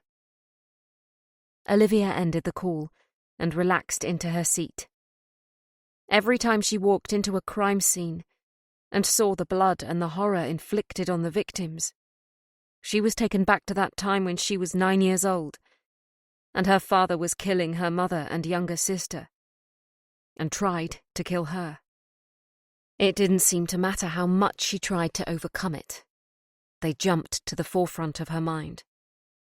They were always there, and their presence was getting stronger. Surely it should be diminishing with time. The train from Birmingham New Street was 6 minutes late pulling into King's Cross. Olivia alighted and headed for the exit. As usual, the train station was a cacophony of noise. She was hemmed in by people barging for the exit, eager to continue their journey home or to work.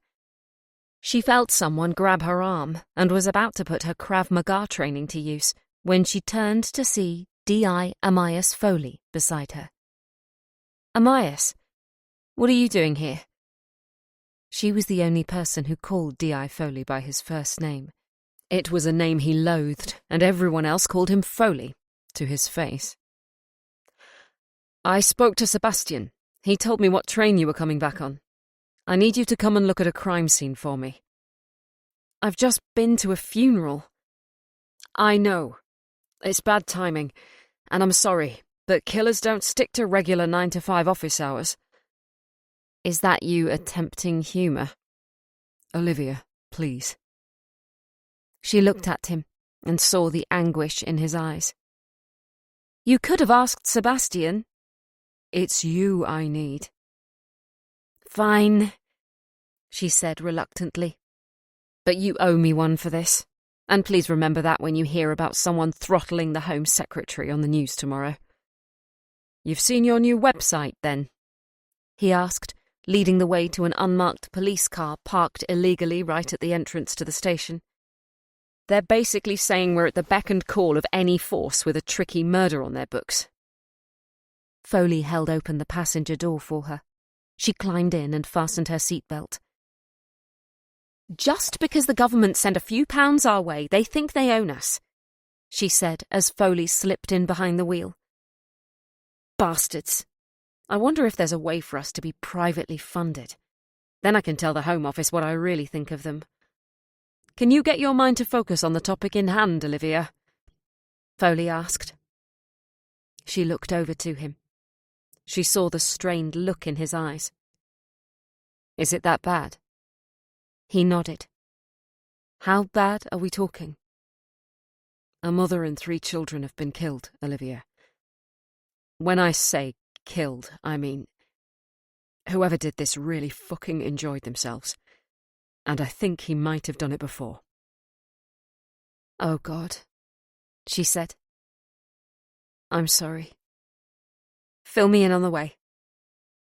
Foley started the engine, turned on the blue flashing light, and pulled out into busy traffic. So, Brandon Duffy, Olivia began, once Foley had filled her in on everything that had happened to the Duffy family, will be landing at Heathrow any minute. Foley interrupted. And he hasn't been told anything? No. I thought it best if he was told in person. I've sent Holly to speak to him. Poor man. I've got a team going through Lola's cases to see if this is connected to her. She worked on some massive investigations in her time, sent some serious criminals to prison. It's just, I dunno, the similarities with the Greenacre case a few weeks ago are too much. I think we've got a serial killer on our hands and he's going around massacring entire families. The Greenacres? Mother and 2 children. They were stabbed to death in the master bedroom. Olivia stopped breathing, just like her mother and sister. Foley continued. He posed them. I think he's done the same here too. Olivia lowered the window.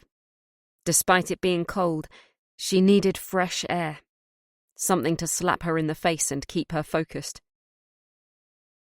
Are there any likely suspects with the Greenacres? The ex-husband, Dylan.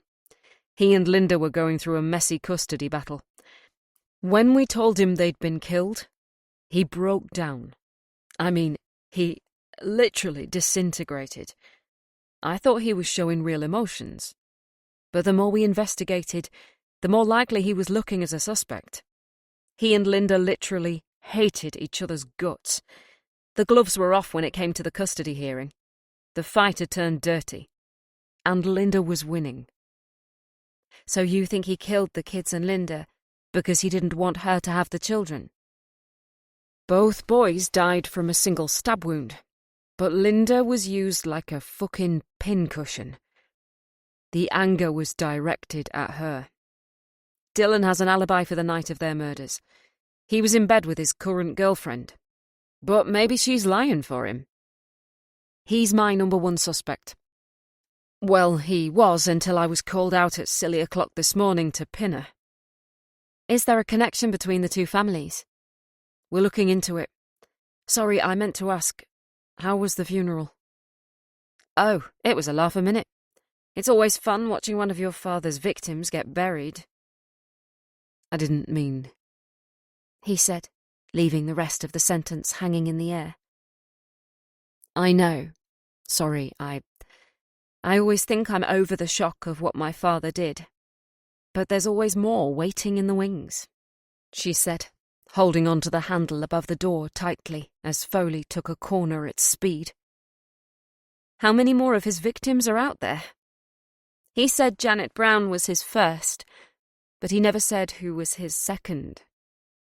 The ones he was sentenced for, I'm starting to wonder if they're all he killed, or if there are more like Janet Brown out there, waiting to be found.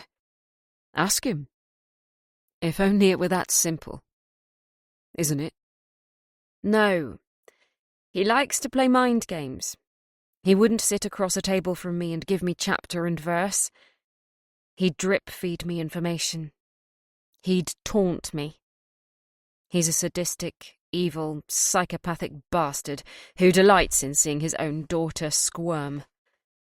I refuse to give him that satisfaction. As far as I'm concerned, he can rot in his prison cell. I've cut him off completely. Why do you think I've moved house? He doesn't know where I am now. He can't get at me. How is the new home? Don't ask. What's wrong with it? You'll see when you come round. Is that an invitation? You're welcome any time, Amias. Well, providing it's a social call and nothing to do with a dead body. I can't guarantee that. In that case, bring alcohol.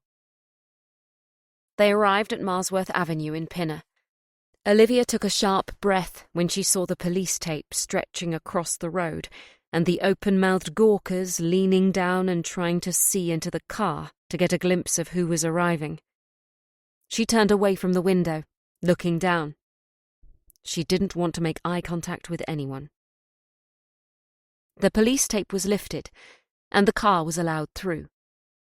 Foley parked outside the murder house. They didn't say anything as they climbed out and made their way up the short path to the forensic tent covering the front door.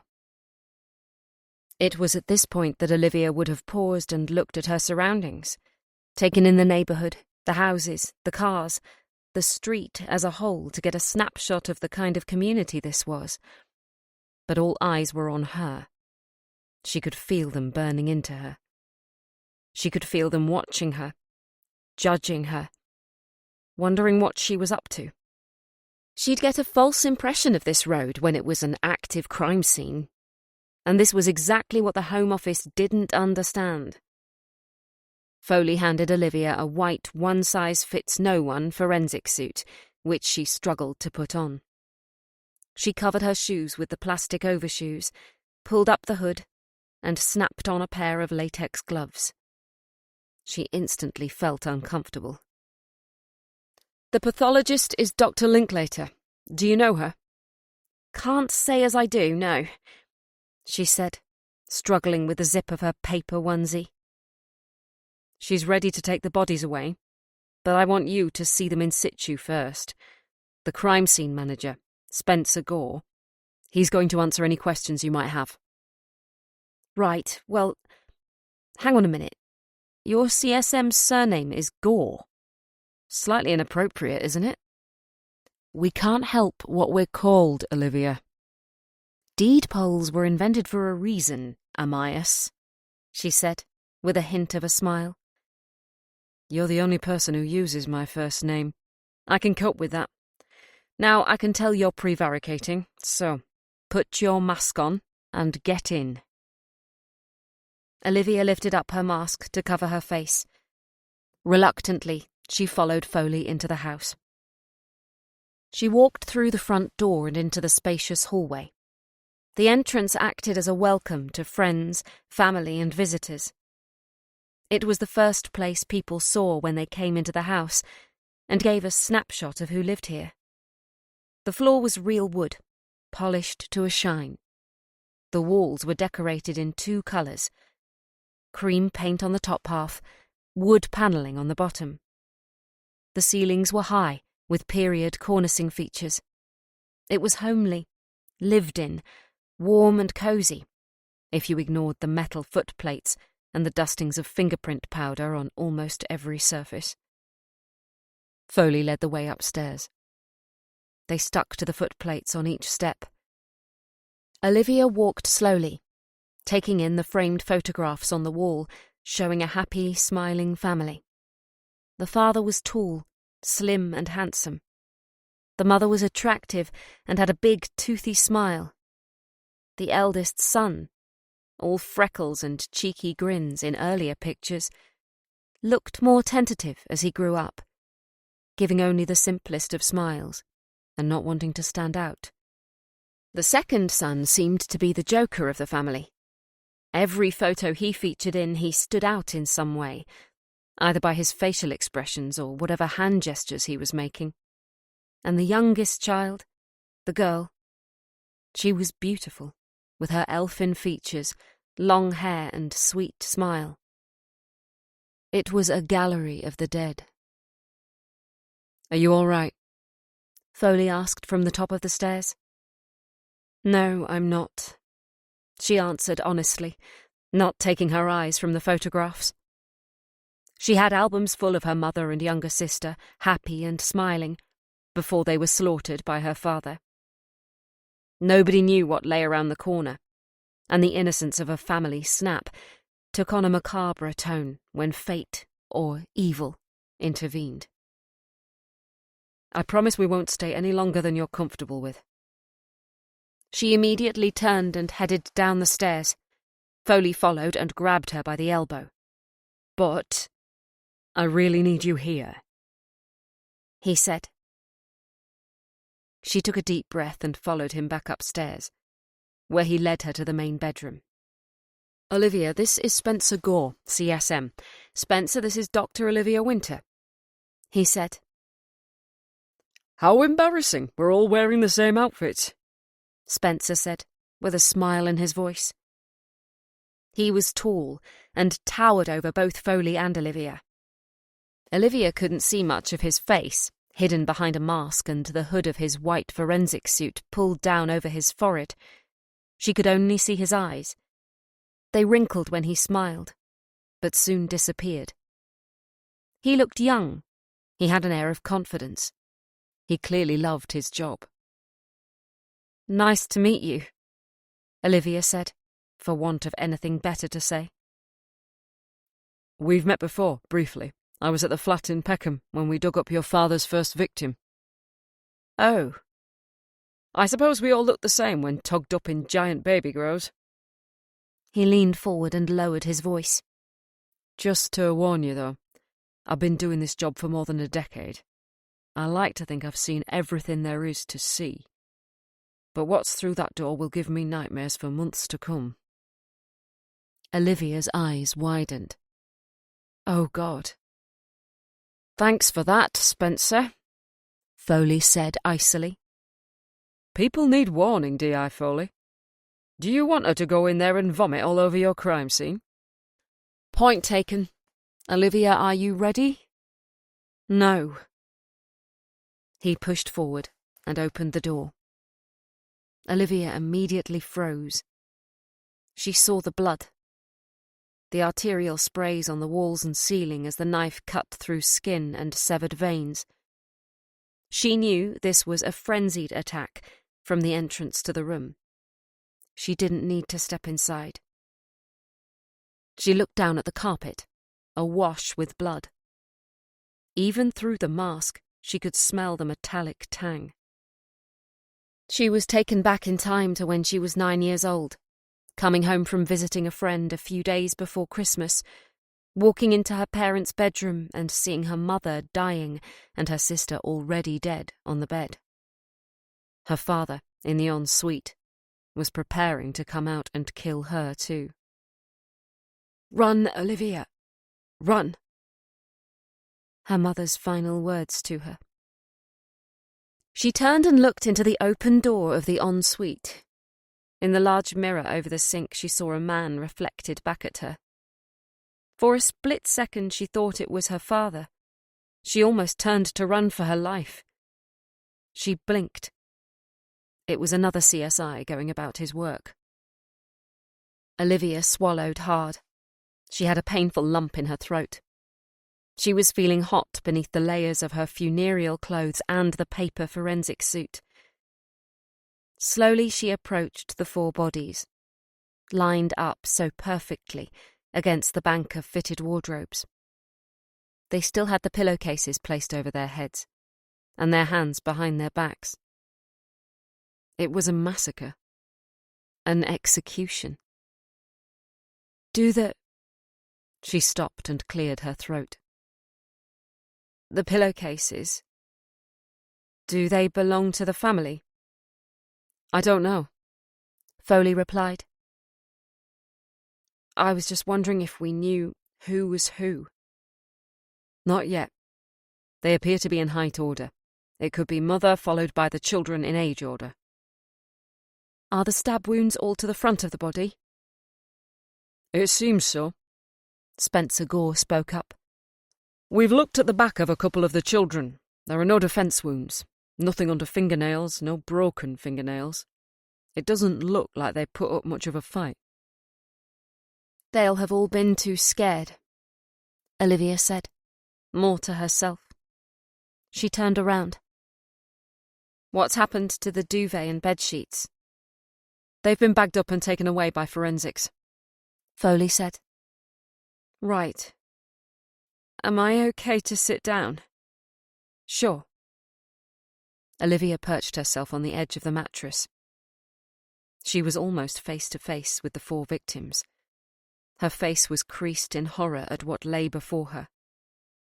Even though they were dead, she could almost feel the fear radiating from them. Her mouth was dry, and she was feeling lightheaded. Whenever she was this close to death, it wasn't difficult to be back in time, seeing her mother and sister in a blood-soaked bed. Why would he pose them like this? Foley asked. This was done after death. He killed them and he set them up in this scene. She stopped as she looked at the body of the first victim, who she believed was the mother.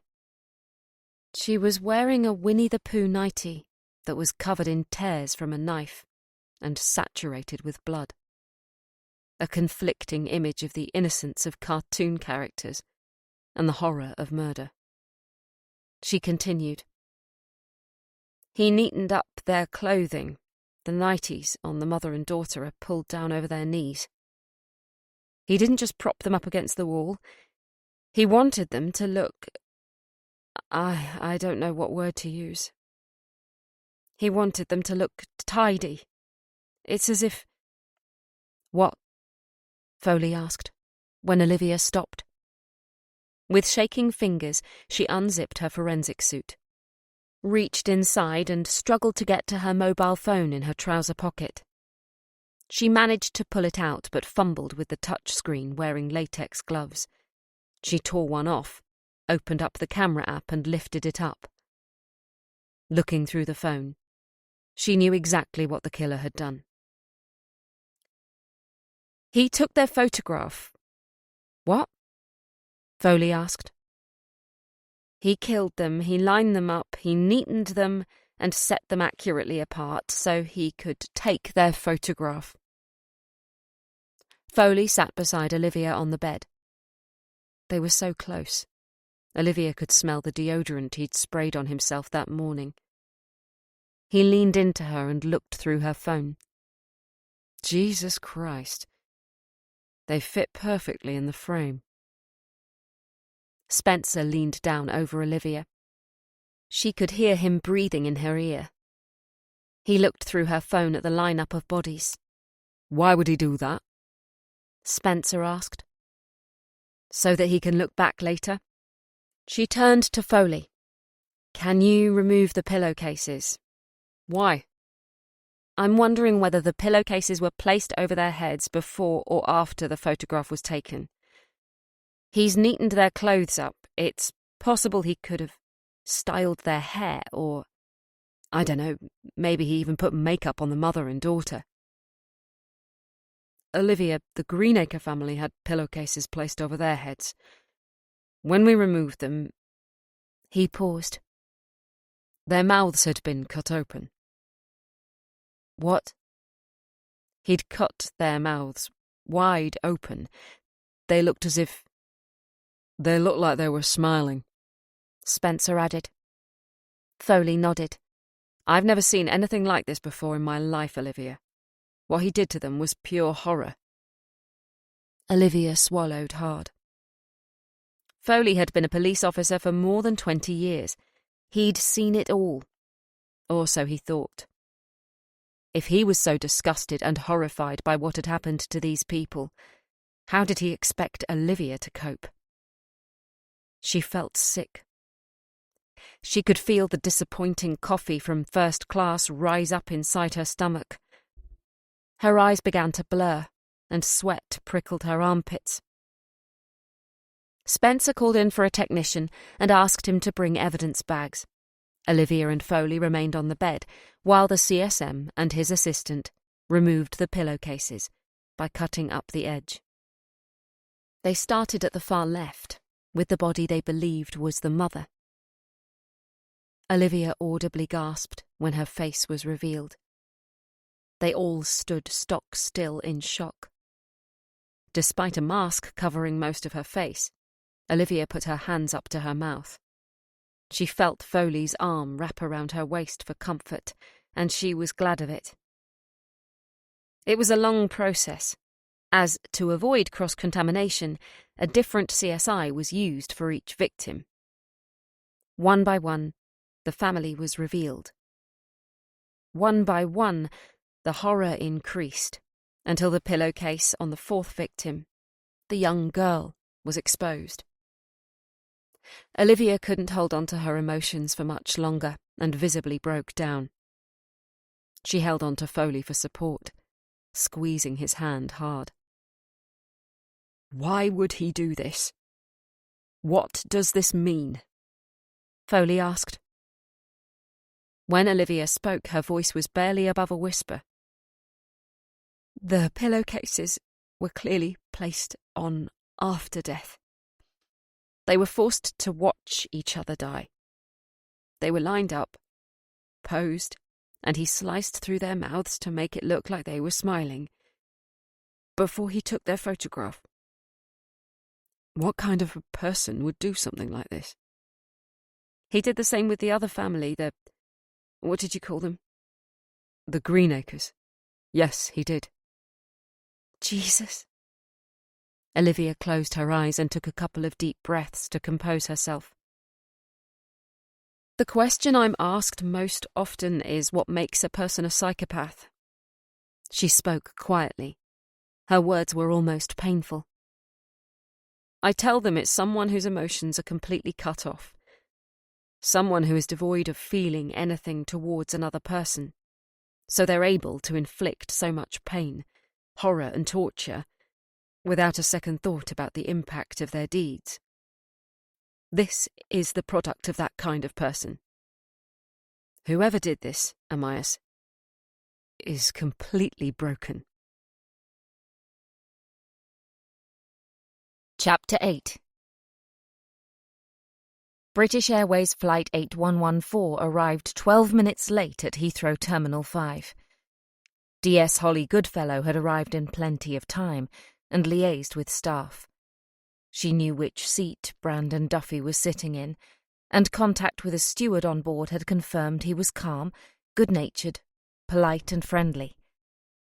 The steward had been instructed to inform Brandon when the plane landed that there was a Metropolitan Police officer waiting for him, but to give him no further information. Holly and PC Mandy Starr were sitting in the uncomfortable seats by the gate, waiting for the plane to dock. Holly hated having to deliver the death message to her family. It was bad enough when informing them of one person being killed, but to tell a man his wife and 3 children had all been murdered was chilling. She had no idea how he was going to react. There was a doctor on standby, should Brandon require one. The gate opened and the first of the passengers began to walk out. It had been a long flight from New York, and some of them looked ready for a good night's sleep as they headed for baggage claim. Holly stood and smoothed down her suit. She looked to Mandy, whose facial expression was one of abject fear. Holly needed to be the strong one. The butterflies in her stomach told her otherwise. Her mouth was dry and she could feel wet patches under her arms. She was pleased she'd worn a dark-coloured jacket. She spotted Brandon before he saw her. She stepped forward and saw he was with a tall, slim woman wearing the British Airways uniform. Brandon looked petrified. "Mr. Duffy?" Holly asked. "Yes." "I'm Detective Sergeant Holly Goodfellow." She held out her hand. "How was your flight?" "What? Oh, it was fine. I've been told you need to see me. Has something happened?" His face was drained of colour. He seemed anxious. "I do need to talk to you about an urgent matter, but not here. A room has been prepared for us. Could you come with me?" "What's all this about?" he asked. "Please, I will explain everything. Not here, not like this." He glared at her, his eyes wide with apprehension. The steward placed a hand on his shoulder and proffered a succinct smile. He didn't acknowledge her as he set off, following Holly and the uniformed police officer to a room usually reserved for interviewing passengers who might have been arrested on board a flight, or who were suspected of carrying something in their luggage they shouldn't be. The room was small, a desk with 2 chairs either side. It was lacking in atmosphere. The walls were white and empty of posters and pictures. There was nothing in here designed to make anyone feel comfortable. Brandon placed his carry-on bag on the floor beside him and took a seat. Holly sat opposite with Mandy Starr. Brandon was a tall man of medium build. He was dressed for comfort in worn jeans and a long-sleeve polo shirt. His thick brown hair showed evidence of Brandon running his fingers through it many times during the flight, as it stood up in all directions, giving him a windswept look. He was unshaven, with flecks of grey in his designer stubble. "How was your trip?" Holly asked. She always struggled with delivering the death message. She never knew whether to plunge straight in with the terrible news or build up to it. Every occasion was different. "What?" "The trip to New York, how was it?" Oh, it was fine, surprisingly." "Why surprisingly?" "Sorry, it wasn't supposed to be me going, it was all very last minute. You have something you need to tell me.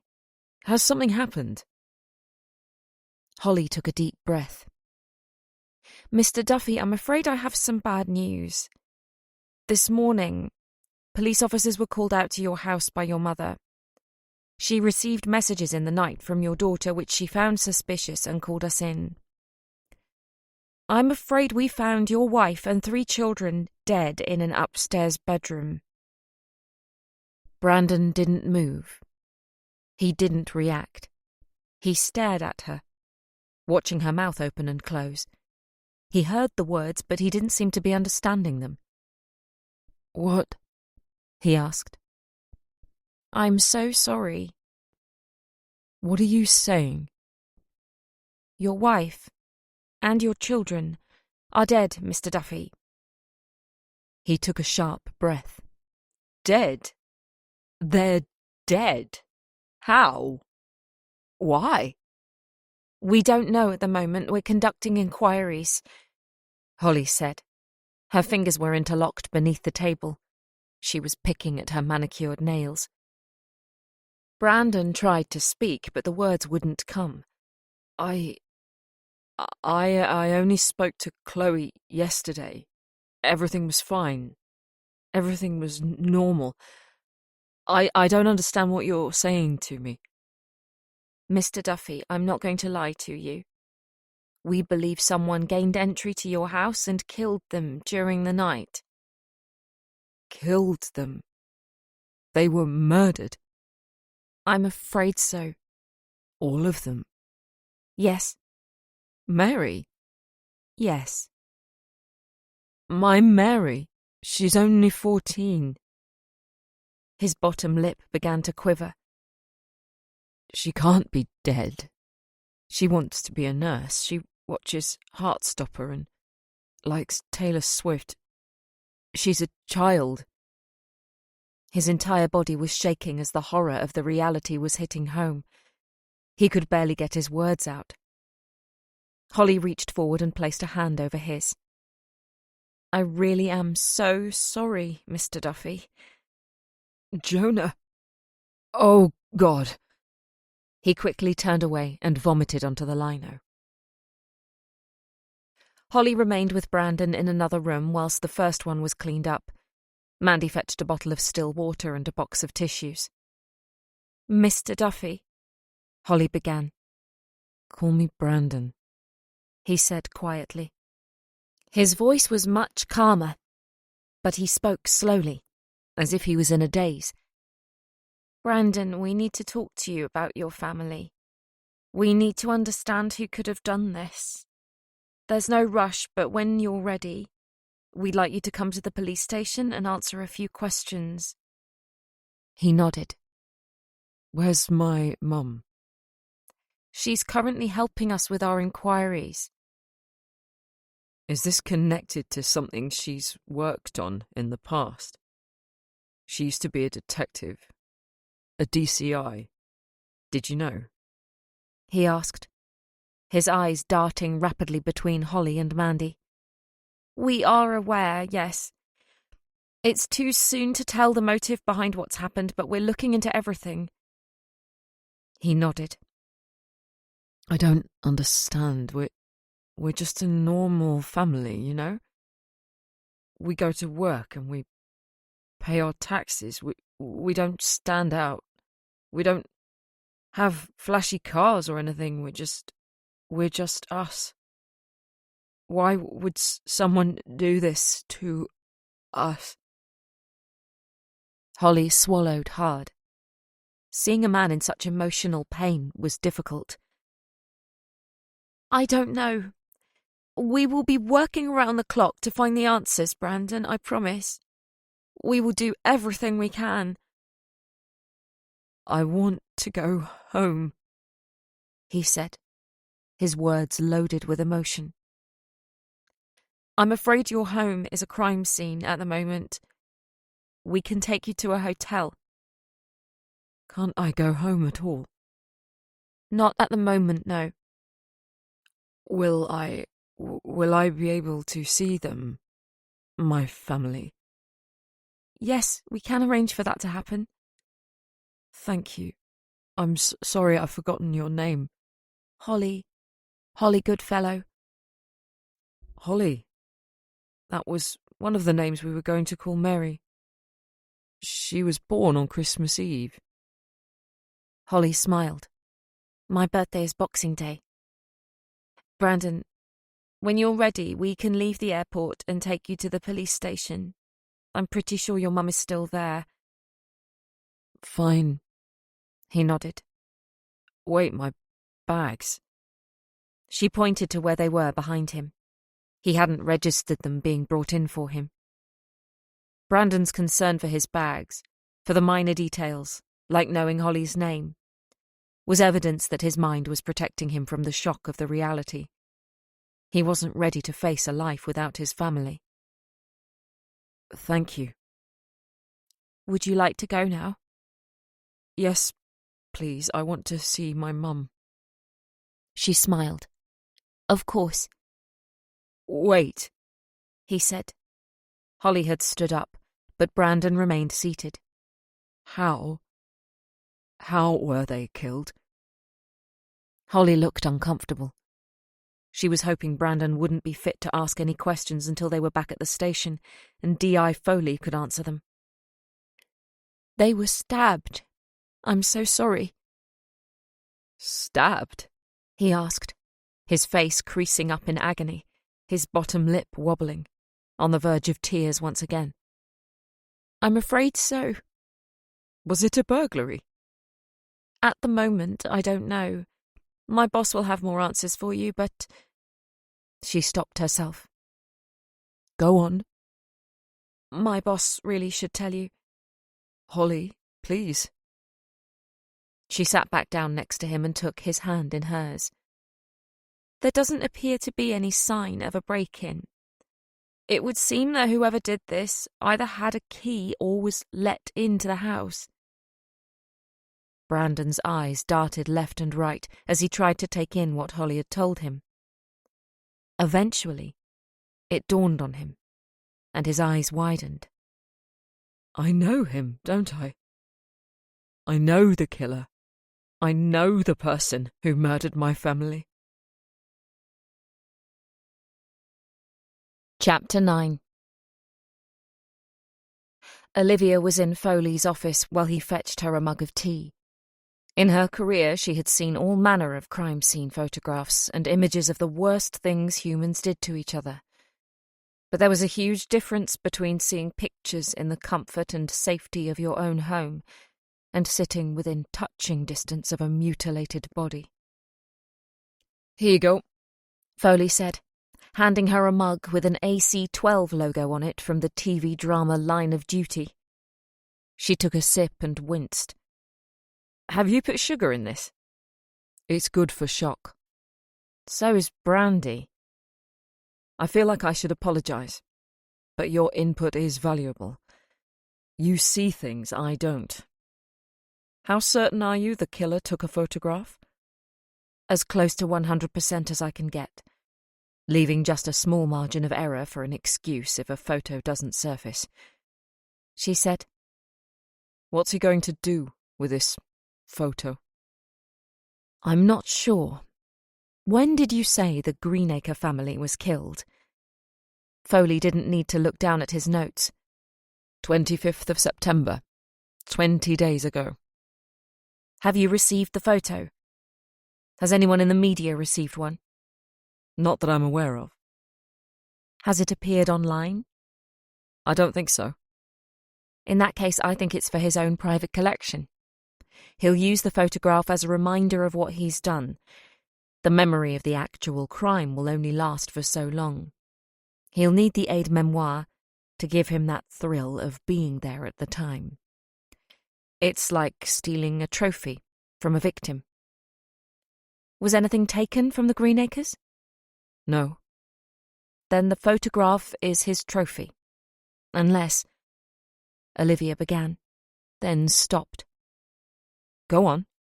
Foley prompted her. You said Lola Duffy is an ex-DCI and that she worked on some major investigations. Yes. This could be linked to her. The style of killings is an execution, almost. The posing of the bodies, the cut into the faces, giving them a Richter smile, is similar to sending a message of some kind.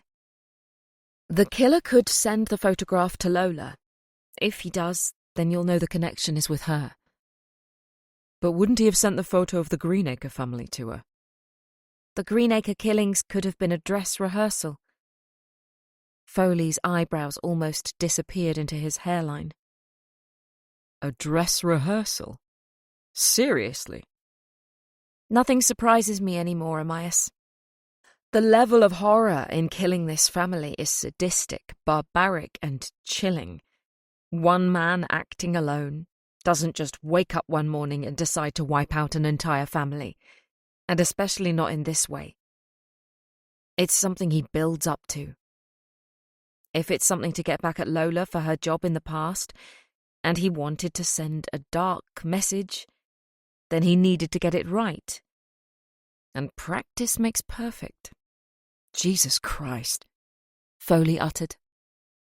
On the other hand, if Lola doesn't receive a photograph, then you have to assume you have a random serial killer on your patch. There was a knock on the door. Foley looked up and beckoned DS Holly Goodfellow to come in. Dr. Winter, lovely to see you again. I read that article you wrote about the rise of serial killers in popular culture, triggering an increase in people trying out murder in real life, as people no longer see a difference between real and fictional serial killers. You read that? Foley asked. Yes, it was fascinating. Despite it scaring the crap out of me, you have no idea what people are thinking. You could be travelling on the tube, sitting next to someone, and you don't know what's going through their mind, what they're watching in the evening and how it's ingraining itself on their psyche. She shuddered.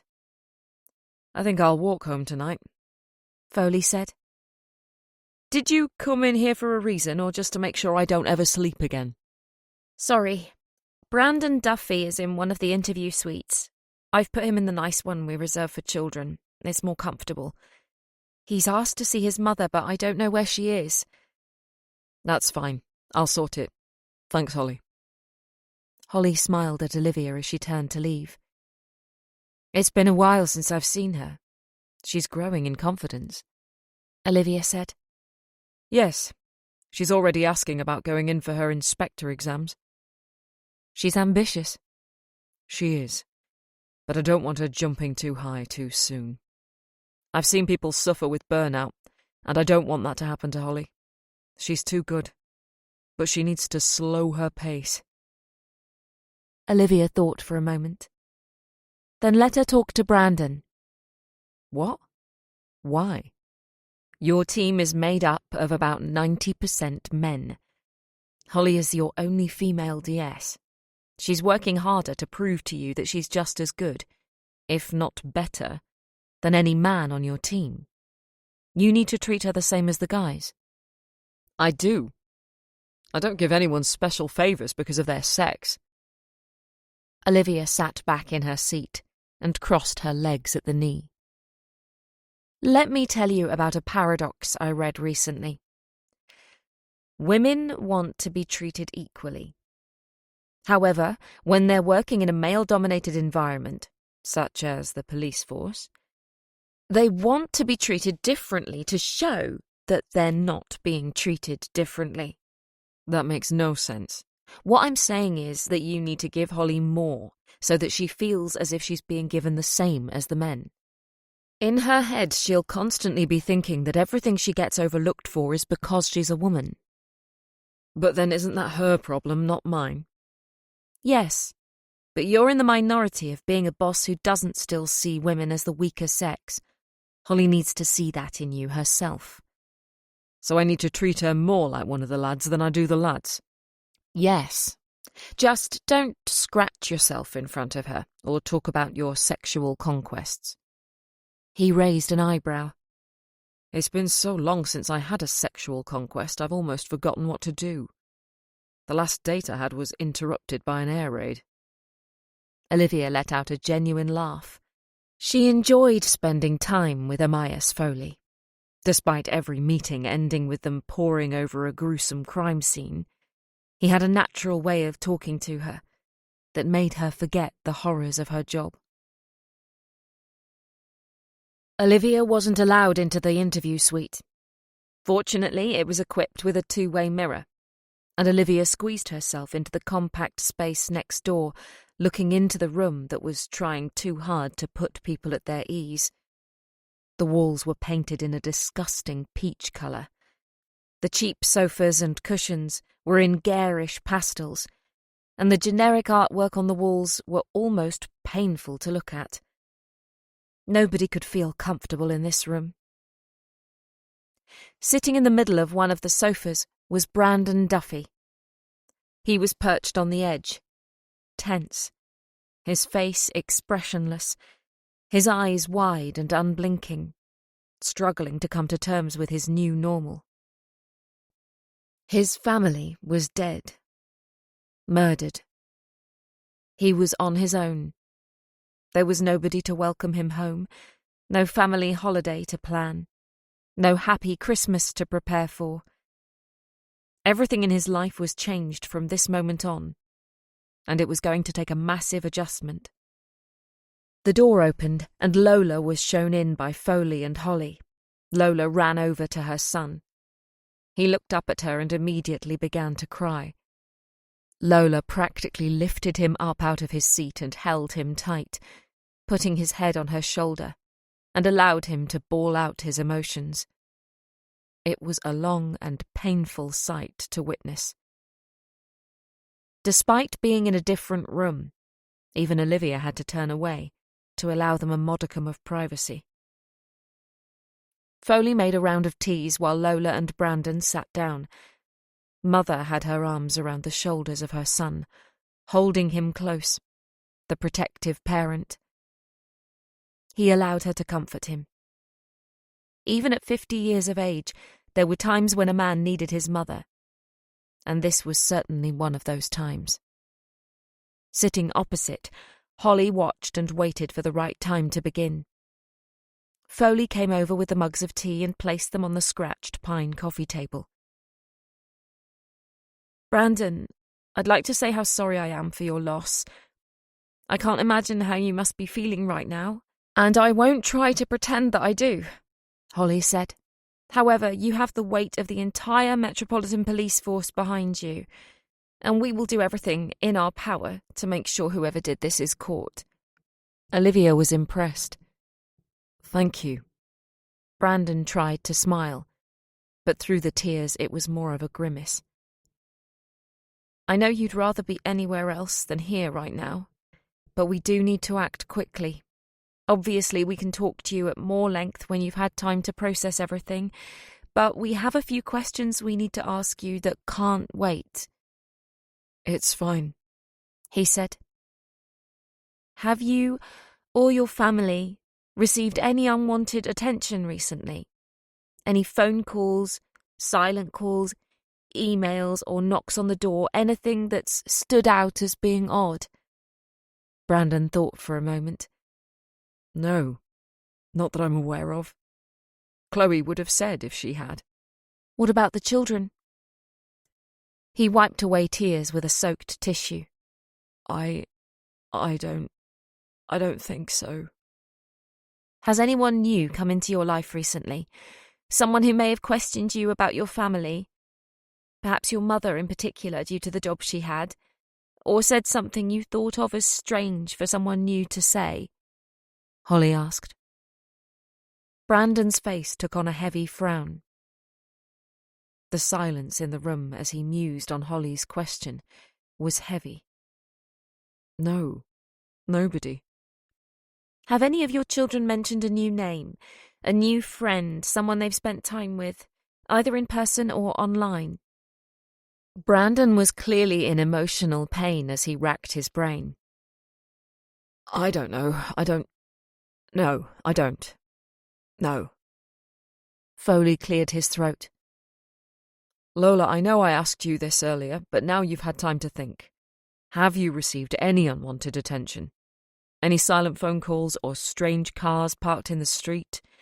Have you noticed you've been followed? No, she said firmly.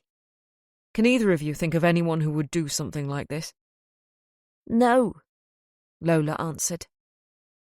Brandon shook his head. We're a normal family. We're just living our lives in our own way. We're good people. Lola increased her grip on her son. Foley cleared his throat again. You may have read in the news in the past couple of weeks about a mother and her 2 sons who were killed in their home in Wembley. There are strong similarities between what happened there and what happened to your family last night, Brandon. Do you know anyone by the name of Linda Greenacre? He sniffed hard. He thought for a long moment. No. Was she a friend of Chloe's? Not that I'm aware of. She had 2 sons, aged 8 and 10, Alex and Sean. Do their names ring a bell? No. Have your children mentioned an Alex Greenacre or Sean Greenacre? I don't think so, no. Their father, Dylan Greenacre. Do you know him? No. Lola? Foley asked. She shook her head. I remember reading the story in the newspapers, but I don't know them, sorry. Is it the same person? Is this a serial killer? Foley physically winced at the mention of a serial killer. His whole body seemed to react. We're not finding any link at the moment, but we have to cover all angles, as you know. Foley looked over to Holly. He gave her a surreptitious nod. She tucked her hair behind her ears and crossed her legs at the knee. Brandon, I'm sorry that I have to ask you this question, but is there anything you were keeping from your wife? Do you have money worries? No, he said. I mean, we're not rich or anything, but we have a bit of money left over at the end of each month. We're surviving. Are you or have you had an affair in the past? What? No, I wouldn't. Never. Has your wife? Chloe? No, of course she hasn't, he said, his words increasing in volume, his tone getting harsher. Olivia believed him. Your children. Have there been any problems with other children, such as drugs or involvement with gangs? No, he said, almost an outburst. They're good kids. They would never get involved in anything like that. They know the consequences. Have... Foley placed a hand on Holly's arm. I think we should leave it there. He interrupted. Brandon, we will need to speak to you again, obviously, and we'd like you to walk us through your house to check if anything has been stolen. But that can wait for now. We've arranged for you to stay in a hotel for the time being. I've asked the builders to put everything back how it was for now, Lola said quietly to her son. I'll have the spare room sorted for you in a few days. You can stay with me as long as you want. He nodded. Would you like us to take you to the hotel now? Foley asked. Please, I'm shattered. I'll get us a car, Holly said, standing up and leaving the room. Olivia sat back in her seat and watched as Lola almost picked up her son from the sofa. He was grieving. That much was understandable. His entire family had been wiped out. But Olivia couldn't quite help wondering how much of Lola's guarding of Brandon was out of motherly duty, and how much was wanting to remind him of her presence, and to not say anything until they were alone. Chapter 10. When Olivia returned to the building in George Street, she went straight up to her office, where she found Stanley, her miniature black and tan dachshund, asleep in his bed in front of the radiator. Sebastian had been looking after him while she was in Birmingham. Her presence woke him up, and he ran to her, tail a blur as it wagged. She picked him up and went to sit at her desk. She held him close. She needed a hug after everything she had witnessed today. It had been a long and draining day.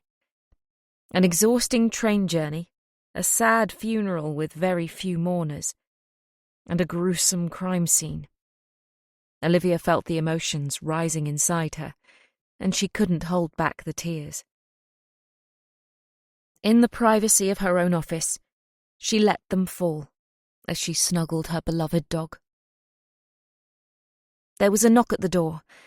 It opened slowly, and Sebastian poked his head through the gap. Hello, he said tentatively. How did the funeral go?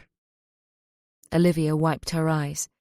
She grabbed a tissue from the box on her desk and blew her nose. It was sad, mainly because there were so few people there. But it opened my eyes too. In what way? He asked, fully entering the room. I don't know yet. I'm mulling things over. Ominous. I'm guessing you being back this late means D.I. Foley caught up with you. He was waiting for me at King's Cross. Sebastian produced a biscuit from his back pocket and waved it in front of Stanley. Olivia placed him on the floor. He bounded over to Sebastian, took the biscuit, and ran to his bed, chewing noisily. Don't I get one? Olivia asked. No. What if I showed you a photograph of a gruesome crime scene? He smiled. You know my Achilles heel. Bloody hell, are we ghouls? She asked. I think we probably are, he said, as he pulled out a chair opposite Olivia's desk and sat down. But only in a voyeuristic way. We'd never act on our ghoulishness. Olivia opened the photo app on her phone. When she'd looked at the crime scene, of all 4 dead members of the Duffy family lined up, she'd secretly taken a snap. She handed the phone to Sebastian. He looked at it in silence for a long moment. My theory, Olivia began, is that the killer took this exact photo. I think he posed the family like this, lined them up in a row, oldest to youngest, sat on the bed, and took this picture. Who are they? An attractive middle-class white family. Single parent? No, father was in New York on business. He came back around lunchtime. Jesus, what a welcome home. Anything stolen? I don't think so. There was no sign of a break-in either. I've been reading up on the other killings you told me about. A lovely family by all accounts. Linda Greenacre and her 2 sons. What's been printed in the media is very sketchy on the details, though. It certainly didn't mention anything about pillowcases over their heads. They need to keep something back. Who knew the husband was going to be away? Asked Sebastian. Oh, I don't know, she said slowly. She hadn't thought of that. Did Brandon go away for work often? Was there meaning behind him being the sole survivor? I'm assuming the husband will benefit from any insurance policies. Life insurance, mortgage protection insurance. This could be a murder made to look random, but with the husband behind it. When the CSM removed the pillowcases, all 4 victims had their mouths slit open to make it look like they were smiling. Olivia said, "If Brandon had arranged for them to be killed for the insurance money, it wouldn't be this elaborate. They'd have been shot in their beds or the house would have been set on fire. The killer got a great deal of enjoyment out of this." Her laptop pinged an incoming email. She looked at the screen. It's the crime scene photos from Amias. Do you want to look? Ring down to Daisy, Sebastian said. Ask her to bring up a tray of coffees. And ask Ryan to follow. He can sit in on this. It'll be good for him to see us put our amazing analytic brains into practice. She affected a smile and rang downstairs. While they were waiting, Olivia asked how Ryan was. He's fine. The kids really like him. He's still having nightmares, though. I hear him shouting most nights. He says he doesn't remember his dreams the next morning.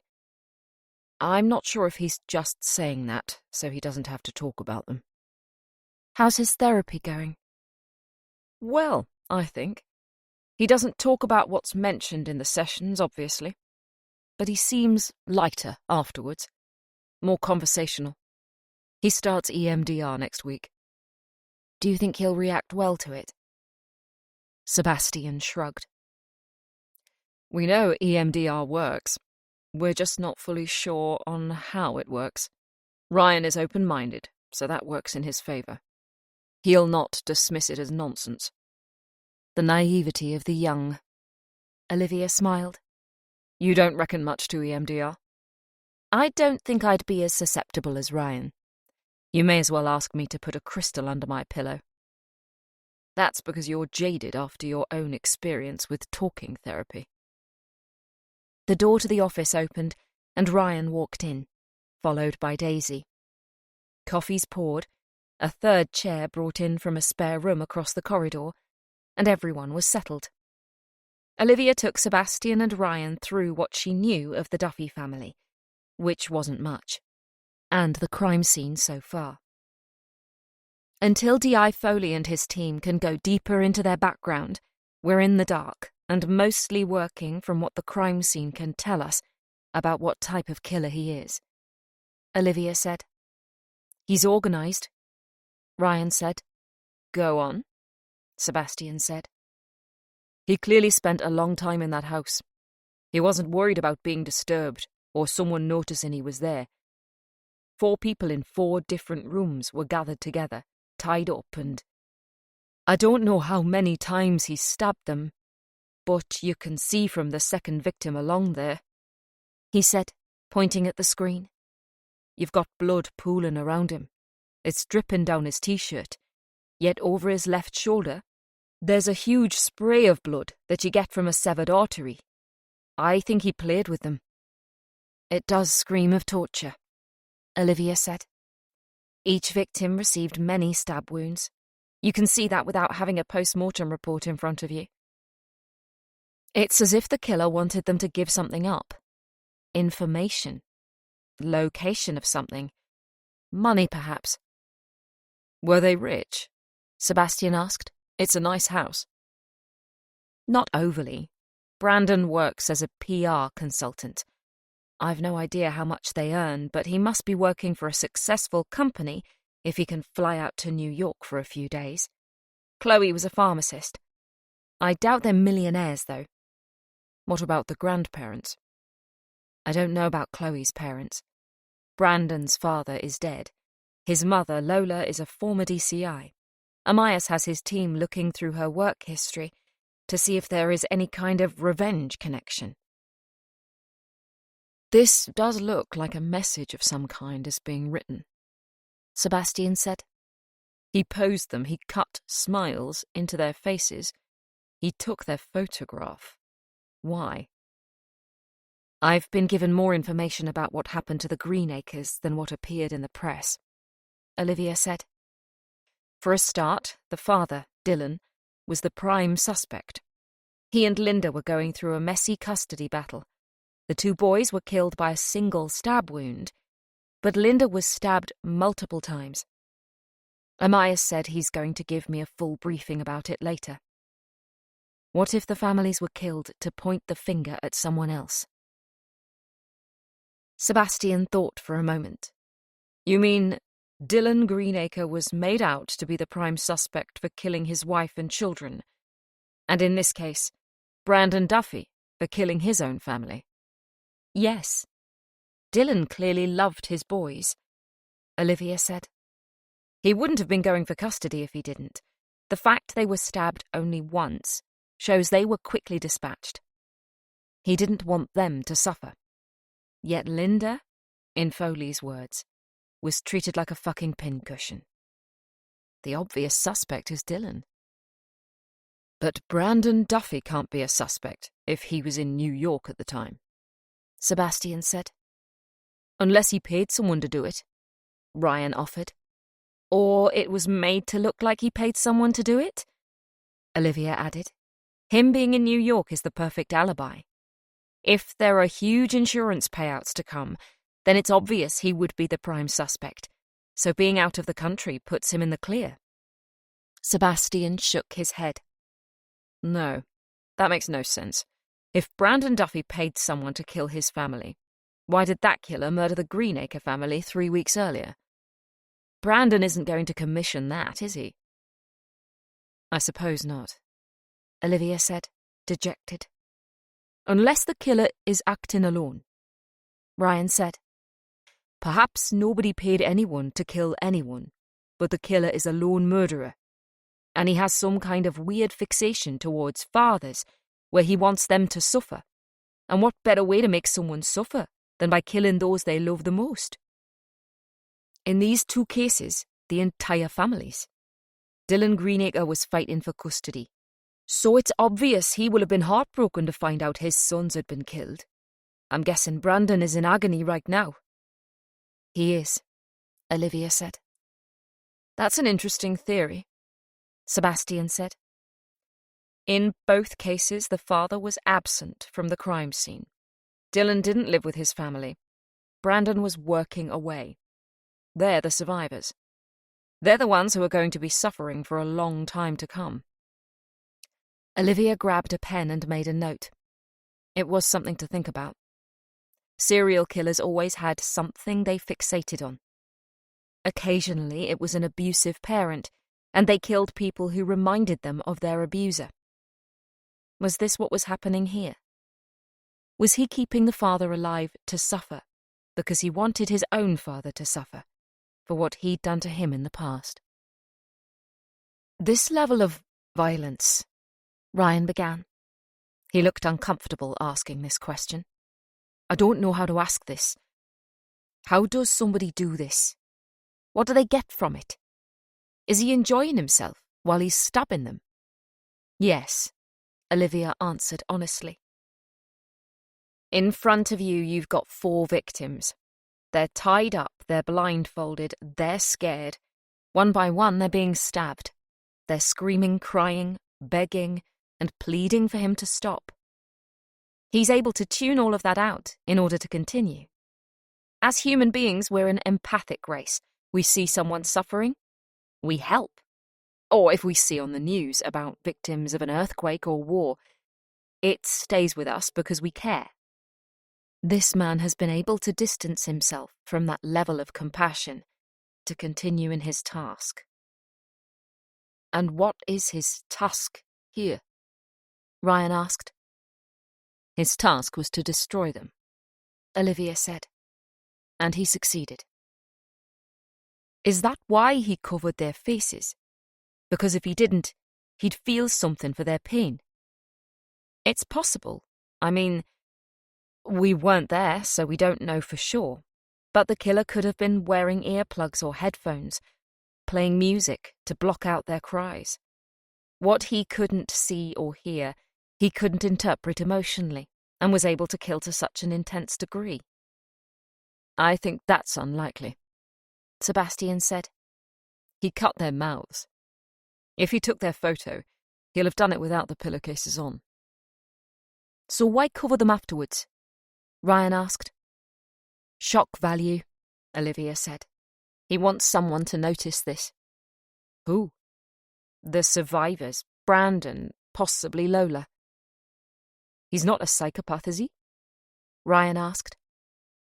He is, Olivia replied, but he's a highly organised psychopath. He's detached himself from what he's seeing. He has a family who are screaming to be left alone, and he's ignored everything his brain has been telling him to do, and created this sickening diorama. Ryan adjusted himself on his chair. In your book about Joseph Lansbury, the Seattle slasher, you talk about murder being an evolutionary process. You even have a dedicated chapter showing a timeline of his crimes, from when he was a child right up until he started killing. So we can see how he evolved over time. These two families won't be the killer's first crime, will they? There'll be something that came before this. Can we work out what crimes he committed in the past, based on what he's done here? I'm not sure, Olivia said. We can hazard a guess that knife crime will be high up on his list. But as he didn't break in, we might be able to take off burglary. If he knew the families, Sebastian said, then his previous convictions won't help here. What he did is personal to the family. Find out why, and you find out who. That's a good equation to remember, Ryan, Olivia said. Why plus how equals who. We know the how. They were stabbed to death. Discover why, and it leads to who. So, if the why is because the killer wants to make his own father suffer, who are we looking for here? We're not looking for anyone, Olivia said, wanting to make sure Ryan understood they could have nothing to do with a police investigation. Okay, he rephrased his question. Who are the police looking for? Olivia looked at Sebastian and raised her eyebrow. Someone who is suffering in silence, and who has been for a very long time, Sebastian said. They've finally reached boiling point, and this is the fallout. You're talking like there's going to be more victims, Ryan said. There will be. This man is angry, and he wants the world to know it. Chapter 11. The Balmoral was a Grade 1 listed building in Kensington overlooking Hyde Park. With more than 400 rooms across 6 floors, it was a grand hotel. Built in the Victorian era, given a makeover in the Edwardian era, heavily bombed during World War II, and lovingly restored in the late 1950s. The entire building screamed with history, with its high ceilings, ornate cornicing, chandeliers and original artwork in the lobby. Foley knew he would receive a bollocking from his boss for not getting a room at the local Travelodge for Brandon, but a man who had had his whole family wiped out deserved to stay in calm and luxurious surroundings and not have a hen party staggering outside his room at 3 o'clock in the morning. Brandon was still in a daze. He didn't say anything or make any attempt at interaction while Foley booked him in, or when they travelled up in the lift and walked along the corridor to room 513. Foley unlocked the door with the electronic card and held the door open for the grieving father and husband. It was a plush room with champagne-coloured carpeting, brilliant white walls and a sumptuous king-size bed. The ensuite shower room was bigger than Foley's main bathroom at home, a steal at £380 per night. Brandon didn't take in any of the luxury amenities the hotel prided itself on. He probably wouldn't even have noticed if he was in a grotty motel where guests paid by the hour and you shared your room with rising damp and a rodent. He sat on the bed and looked as if he had the weight of the universe on his mind. "Do you want me to stay?" Foley asked. He had no idea what he would do if Brandon said yes. He had hoped Lola would have accompanied them, but she said she needed to get back home to make sure her house was being put back in its original state. Work on extending the kitchen had recently started, and she was cancelling the work and paying a fortune for everything to be put back just so. "No, that's okay," Brandon said softly. "I know it's a pointless thing for me to say, but try and get some rest." He nodded. "I will try. You've got my numbers. Call me any time. I'll come for you in the morning if that's all right. Not too early, though. I doubt I'll be sleeping much. You can come whenever you want." Foley placed a comforting hand on his shoulder. "I really am terribly sorry, Brandon." "Thank you." Foley left, leaving Brandon completely alone. Brandon looked around the room. The last time he had stayed in a room as stunning as this was on his wedding anniversary last year, when he and Chloe had gone up to Scotland for a romantic getaway. His mother had kept an eye on the kids, while he and Chloe spent 5 days hiking by day and spoiling themselves in an old hunter's lodge by night. They slept in a 4-poster bed, drank champagne in a hot tub on the veranda, and made love in front of a roaring fire. It was the best holiday they'd ever had. Every minute was pure bliss. He tried to smile at the memory, but it wouldn't come. There was nothing there. He was completely numb. He looked down at his wedding ring. He and Chloe had saved up for months to have matching rings. They weren't expensive, they weren't antique, but they both loved the simplicity of the gold. They'd been married for 21 years. He thought they would grow old together. He could see them both retiring to the countryside, getting matching Barber coats and Wellington boots, walking the hills with a couple of spaniels. The children, grown up, visiting every few weeks with their families, the grandchildren. None of this would happen now. He was alone. He was all alone. He stood up and went into the ensuite. He caught a glimpse of himself in the mirror. He was stubbled. His hair was lifeless and his face sallow. He caught a whiff of his stale body odour and decided on a bath. He put the plug in and turned on the hot tap. There were bottles of shower gel and bubble bath on the side. He picked up the bubble bath and poured in a healthy measure. The fragrance, something familiar his wife would have loved, filled the steam-hued air. Mindlessly he slipped off his clothes, stepped into the rising hot water, and lowered himself into it. It was hot. Too hot. He didn't care. He couldn't feel it anyway.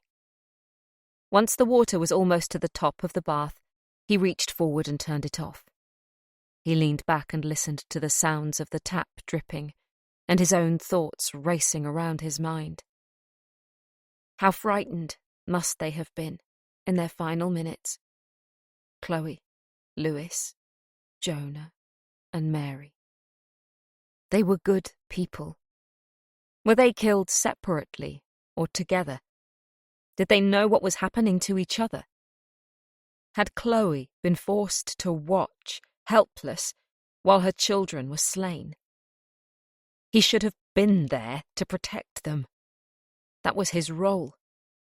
The first time in ages he'd been away overnight without the family, and they were killed. It wasn't a coincidence. It couldn't be. "I failed them," he said quietly. Brandon was crying. He had no idea what were tears and what were beads of sweat dripping down his face.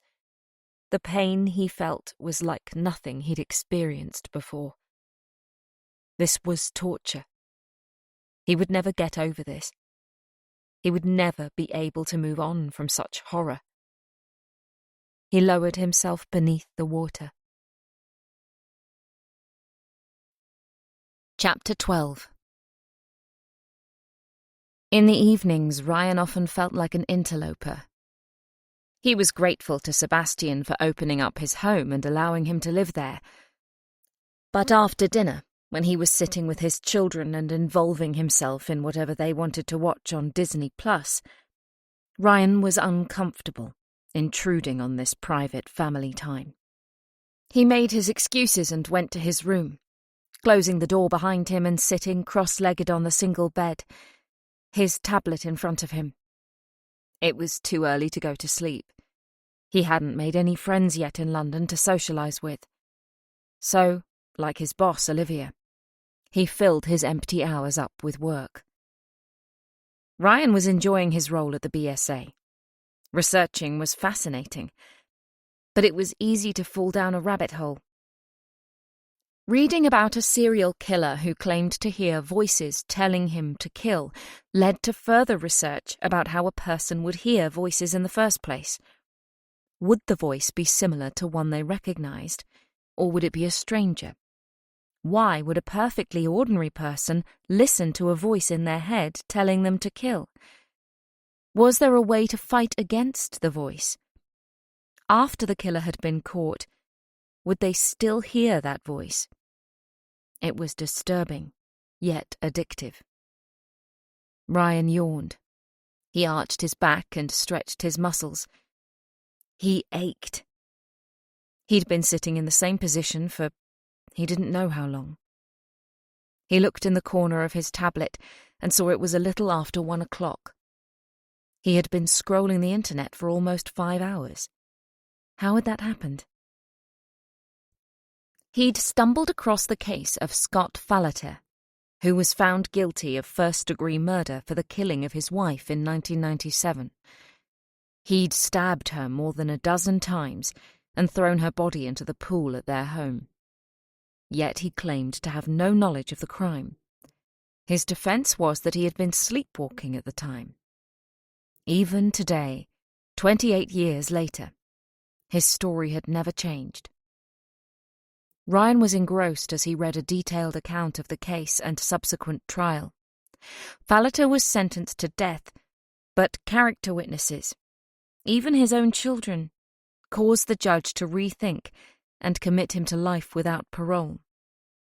Clicking another link led Ryan to read about Billy Milligan, known as the campus rapist, who was arrested in 1977 for raping 3 women on the Ohio State University campus.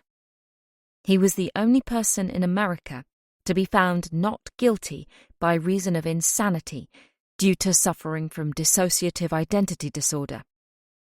He claimed someone else, one of his many identities, had committed the crimes. Ryan had made extensive notes in his pad about everything he had read tonight. From sleepwalking, hearing voices, and having multiple personalities, to committing such barbaric acts and the toll it takes on the mind of the murderer. How it changes them from one person to something else. He really should get some sleep. What he had been reading about tonight had nothing to do with his day job. Scott Falater and Billy Milligan weren't going to feature in Olivia and Sebastian's book, yet he'd wasted 5 hours dissecting their lives.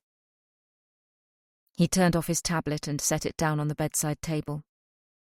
He turned off the lamp and pulled the duvet up over his head and snuggled down. He was wide awake. He couldn't sleep. He couldn't get his mind off the fact that someone had stabbed his own wife dozens of times and thrown her into the swimming pool while asleep, and hadn't woken up. How was that possible? Ryan looked at the time on his phone. It was 2:37. He stared at the screen, lighting up his face. Concerned. He'd only looked at the time a few minutes ago when it was 1:03. Where had that other hour come from? Ryan turned over. There was a heavy frown on his face as he closed his eyes and willed sleep to come. Chapter 13. Olivia had been in her new home for less than a month and already the newness and excitement of living somewhere different had worn off. It had a lot to do with the fact that most of the furniture in her previous house in Camden was fitted. She brought no wardrobes or bookcases with her. Here, in the gated community of Gallows Court in Westminster, all the properties were period and built in a time when bespoke fitted wardrobes with mirrored doors and beautifully crafted bookcases filling every alcove had yet to be invented. Why had Olivia not thought of that when she looked around the empty house? She knew why. The house in Modbury Gardens she had lovingly turned into her protection, her comfort zone, her sanctuary, had been ruined. Her father, serial killer Richard Button, knew where she lived and delighted in taunting her with letters, cards, and flowers from his prison cell. The press also knew where she lived and turned up on her doorstep at random hours of the day and night. Her neighbours, who she had always kept at a distance, but was on nodding and smiling terms with, looked at her differently. She was bringing disorder to the neighbourhood, and they didn't like it. Neither did she. Her new house was similar to her old one in Camden, in that it was on 4 floors, with a basement and attic. The previous owner, Dolly Butterfield, had lived there all her life. She died aged 98, having lived alone for the previous 20 years following the death of her husband. It hadn't been decorated since the 1970s, and when it was bequeathed to her only grandson, he gutted the place. A new state-of-the-art kitchen and designer bathrooms were fitted. Flock wallpaper was stripped. Gaudy carpets were torn up. The walls were all replastered and painted white, and solid oak floorboards were laid. It was a blank canvas when Olivia looked around the place. It was characterless. It was perfect. A month in her new home and everything was still in boxes. Nothing, apart from the essentials, had been unpacked. The only room in the house that was finished was the kitchen. All the other rooms were full of boxes, waiting to be opened, their contents seeking a new home. They were in for a long wait. Olivia's life revolved around work. She left the house early in the morning and arrived home late. In the evenings, she wrote, conducted research, and went to bed, physically and emotionally drained. There wasn't time to think about interior design. She was exhausted after such a heavy day. She stepped into the shower and stood under the hot needles for a few minutes to wash away the detritus of a depressing funeral and a horror film of a crime scene. She padded into the bedroom with a towel wrapped around her and slumped down on the bed. Stanley was already there, curled up into a tiny ball. Olivia dried herself and threw the towel on the floor. She had just enough energy left to pull back the duvet and climb inside. "Good night, Stanley," she said to the already snoozing dog. Olivia snuggled down and closed her eyes, willing sleep to come. Olivia felt refreshed after a deep, dreamless sleep. It was rare for her to sleep through the night, but the events of yesterday had left her running on empty.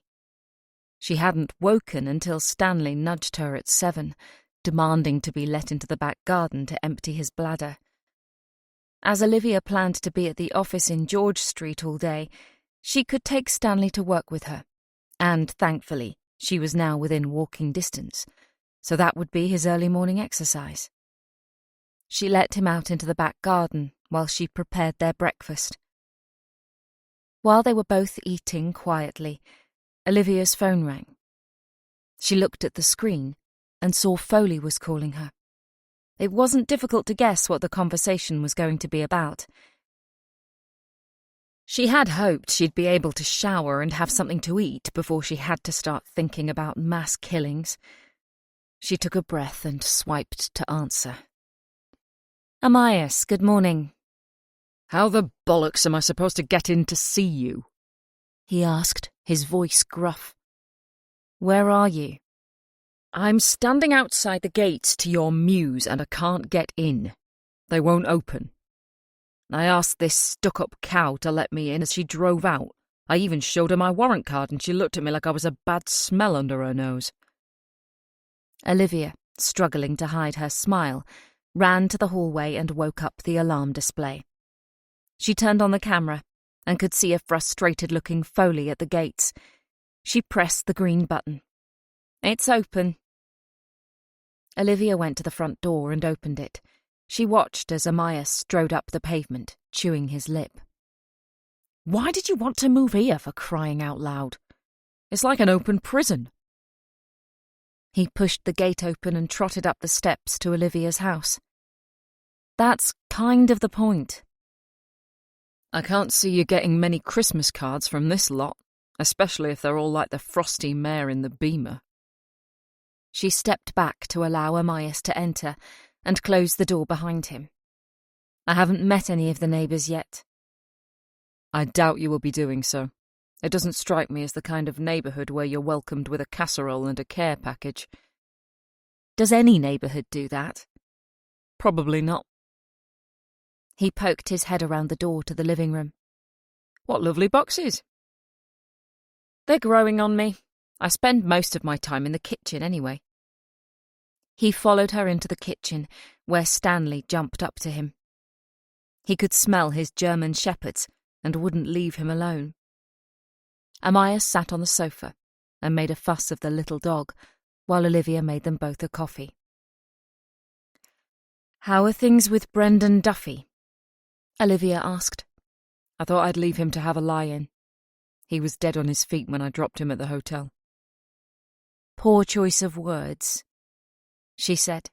"You know what I mean. It'll only be for a couple of days anyway. Lola's sorting her house out to take him in." "How are things going with looking into Lola's past?" "It's going to be a long process. We're checking all the big cases she worked on first. Drug trafficking, murder, and we're seeing who is still inside and who has been released. As for everything else, well, I don't know why the people in Marsworth Avenue bother with windows in their homes. Nobody saw anything. We've spoken to more than 60 people and nothing. In fact, less than nothing."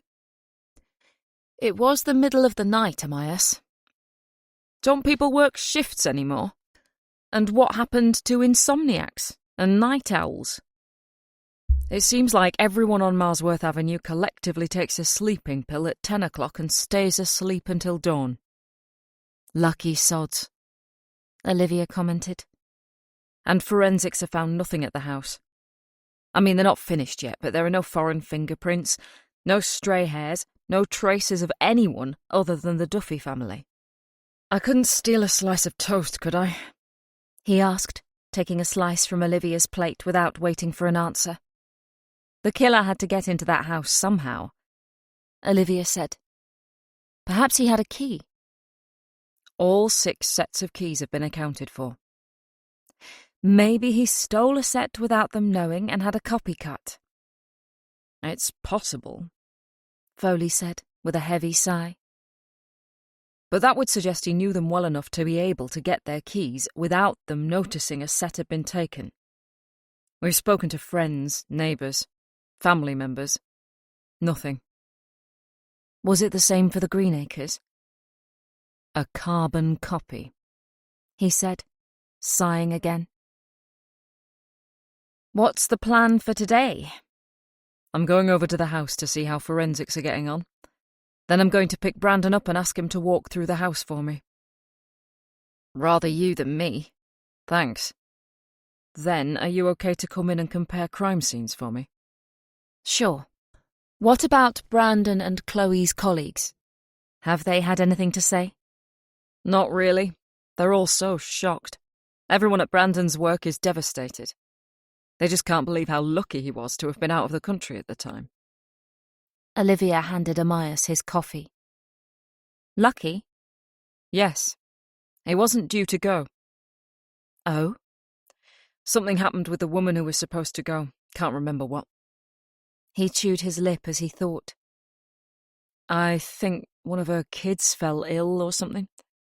They ended up drawing straws in the office to see who would go in her place, and Brandon won. Huh, she said. What is it?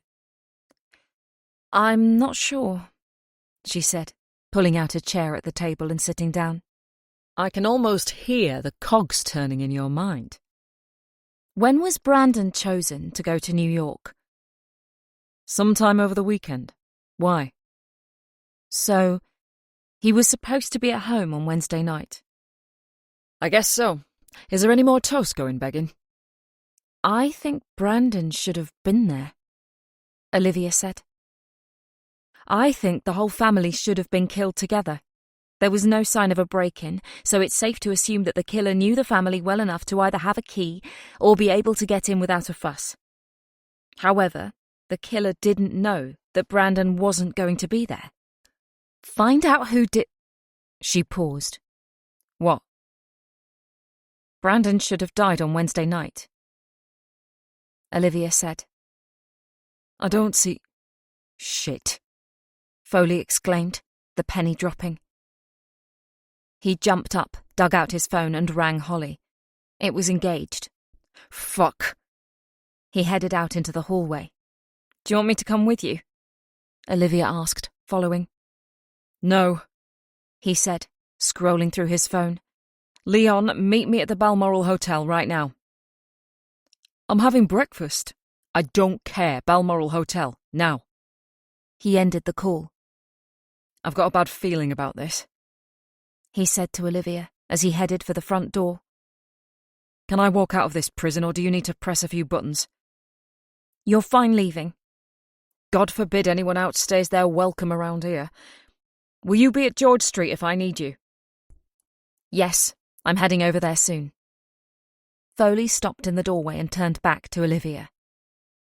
If I get to the hotel and Brandon is dead, what does that mean? I could be wrong, Amias.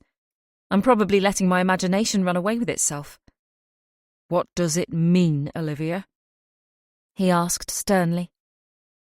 She took a breath. There are 3 options. You either have a leak in your department, a member of your team is the killer, or you're being watched. I wish I'd never asked, he said, walking at speed to the gate, fishing in his pocket for his car keys. Chapter 14. The night manager of the Balmoral was called Natalie Sylvester, and she was not happy to be disturbed by a detective inspector from the Metropolitan Police. As she explained to Foley and DS Leon Ripner as they rode up in the lift, she had half an hour to go until her shift ended, and she hadn't had 5 minutes to herself all night. Between demanding guests, a collapsing wedding marquee, 3 absent waiting staff and a chef rushed to hospital at 2 o'clock for slicing through her finger, the last thing she needed was more drama. The lift doors yawned open, and Foley gave an inward sigh of relief. For a tiny woman, Natalie Sylvester had a big voice, and it had resounded around the lift. She marched along the corridor with all the authority of a soldier in an occupying force. Her high-heeled boots boomed loudly. She clearly didn't care if any guests were still sleeping. When she arrived at Brandon Duffy's door, she took her master keycard from her pocket and was about to scan it across the reader when Foley reached out and stopped her. My hotel, my guest, my problem, she told him sternly. Foley had the feeling Ms. Sylvester said that same sentence at least a dozen times a day. He turned to Ripner, who rolled his eyes. Foley was about to reason with her when she stepped forward, swiped the card, and pushed open the door. The room was in darkness. Natalie fumbled for a light on the wall beside the door and flicked it on. It took less than a second for Foley to register what had happened. He grabbed the hotel manager by the shoulders and practically threw her out of the room. "What the hell was that?" she asked. "Leave it to us, please," Leon told her. He followed Foley into the room and closed the door behind them. The room was saturated with blood. It was all over the far wall. There was a pool of it in front of the dressing table and smears on the carpet leading to the slumped body of Brandon Duffy, wearing a once white dressing gown, propped up against the far wall, a pillowcase over his head. "Fuck," Foley said. D.I. Foley was flanked either side by Goodfellow and Ripner. All three were identically dressed in white forensic suits. They stood perfectly still at the side of the room and watched while the forensic team, led by Spencer Gore, and pathologist Dr. Linklater, photographed and examined the scene. The whole floor of the hotel had been evacuated. All guests were being questioned, and CCTV footage from the main entrance in the lobby, the camera overlooking the exits at the rear of the building, and every single internal camera was being sought and analysed. Foley watched on in horror and took in the lonely figure of a slumped Brandon Duffy against the far wall. He was wearing a white dressing gown with the hotel logo on the left breast. It was saturated in blood.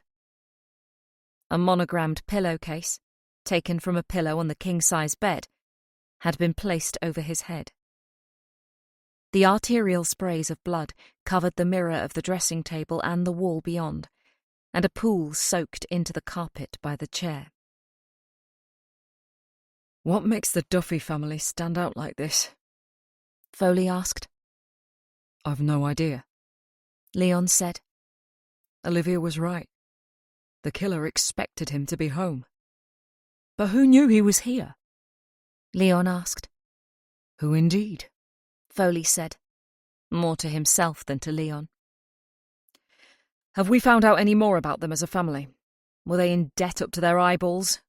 Was the oldest son a drug baron? Holly answered. Nothing at all like that. Chloe had a few outstanding parking tickets and Brandon here is Mr. Goody Two-Shoes. He even pays off his credit card every month. I struggle to find the minimum payment. Maybe cut down on buying the designer shoes, Leon said as an aside. Says the man in a Hugo Boss shirt. Anyway, these are from TK Maxx. She lifted up her foot, but her shoes were covered with the white forensic overshoes. There has to be something about the Duffy family that caused someone enough grief and pain that they wanted to wipe them all out. What is it? Foley asked. There was anger and bitterness behind his words. Neither Holly nor Leon said anything. He turned his back on the crime scene and faced them. I'm literally asking a question here. Sorry, boss, Leon said. I don't know. Then we need to talk to the people who really knew the Duffys. Friends, family, work colleagues, school and college friends, teachers and bosses. Go through their address books, both physical and on their phones. Contact every single person they know and interview them. Ask all the personal questions you can think of. Someone out there hated this family so much they even came back for the one they missed. Foley said, pointing at Brandon over his shoulder. Someone will know who they are. We've done all that, Leon said. Then do it again, Foley shouted. What do you want to do about Lola? Holly asked. Do you want to break this to her? Foley rolled his eyes. Jesus, I forgot about Lola for a moment. This is going to devastate her, especially if it does go back to something she's been involved in. Did you find anything out about Chloe's parents? They're both dead, Leon said.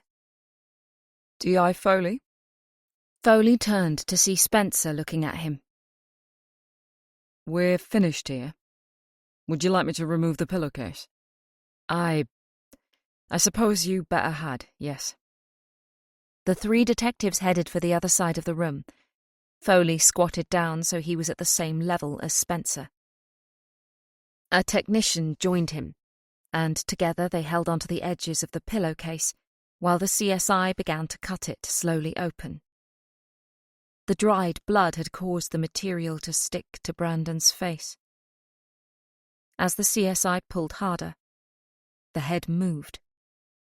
He tried to act quickly to catch it, but he wasn't quick enough. The head, once free of the body, slipped out of the cotton pillowcase and dropped into Brandon's lap. Both Foley and Spencer jumped back in horror. Holly screamed at the top of her voice, and Leon turned and vomited. When Foley looked down, he saw Brandon's face had been cut into a crude smile. The decapitated head was grinning up at him. Chapter 15. A room at the Balmoral had been commandeered by the police for them to work from. Foley sat at a desk, his face blank as he struggled to come to terms with what he'd just seen, and what it meant. He looked up and saw Holly sitting uncomfortably in a tub chair, her legs crossed at the knee as she balanced a pad and frantically scribbled notes. She seemed to be unfazed in the immediate aftermath of watching a decapitated head fall from a man's body. She was either very good at hiding her emotions, or she was able to box them away to get on with the task in hand and deal with them later. He hoped it was the latter. "Nice rooms, aren't they?" Spencer Gore said as he breezed into the room. He'd pulled his arms out of the sleeves of his white forensic suit and tied them around his waist to reveal a black T-shirt with "I see dead people" written on it in white. "Hardly appropriate," Foley said, nodding to Spencer's chest. "Really? I think it's apt. I see dead people every single day," he said with a smile. "You're strange, do you know that?" "It has been noted," he said, clearly not bothered. "Don't you think, given that we've chosen the job that we do, we have to be slightly strange?" "I'd rather not answer that question," Foley said, looking to Holly. "Don't look at me. I'd like to think I was a perfectly normal person," she said. "What does normal actually mean?" Spencer asked. "Can we dispense with a conversation on the metaphysics of our presence and concentrate on the task at hand?" Foley asked. "Why are you here, Spencer?" "Why are any of us here, Foley?" "I really am going to smack you in a minute." "Wow, tetchy. Fair enough. I'm here in this room, not merely for your delightful company, but to inform you that a hair has been extracted from the forefinger of Mr. Duffy's right hand." He held up an evidence bag from behind his back, which looked empty. "It's been pulled out and still has the root. And where Mr. Duffy had mousy-coloured hair, this one is a lovely deep brown, almost chocolate." "Fingers crossed for a DNA match," Foley said. "I'll be able to get you a DNA profile. It's up to you to find the match." "Are you pissing off back to the lab now?" "Yes, we've all finished. I spent a couple of nights in this hotel a few years back for my birthday. Gorgeous building. I'm not sure I'll see it in the same light again. Mind you, I once stayed at the Timberline Lodge in Oregon where the exterior shots were filmed for The Shining. I was very disappointed. I suppose it didn't help that it was summer at the time." "Thanks, Spencer. Call me when you've got something," Foley said. Spencer turned on his heel and left the room. "Slightly eccentric, isn't he?" Holly said. "Yes, especially if you remove the word slightly." Foley smiled. Leon stormed into the room with an open laptop in his arms. "We've got the bastard on CCTV," he said, placing the computer down on the desk in front of Foley. Holly jumped up and went round to see the footage. Leon pressed play. "This is the corridor upstairs where Brandon Duffy was staying. Any second now you'll see the doors at the top of the screen open and a figure walk out. There, look. That's him, All three watched in silence as a figure dressed in black approached Brandon's hotel room and knocked on the door. A beat later, it opened. The killer seemed to say something, and Brandon stepped back to allow him to enter. The door closed. Now if we spin on a few minutes, well, 23 minutes to be precise, Leon said. we see the same man walk out of the room. On screen, the hotel room door opened, and, tentatively, the figure stepped out into the corridor. He walked, head down, back the way he came to the door leading to the stairs. Can we see where he goes? Foley asked. Yes. Leon clicked a few buttons, and another recording popped up on screen. He pressed play and the same figure exited double doors on the ground floor of the hotel.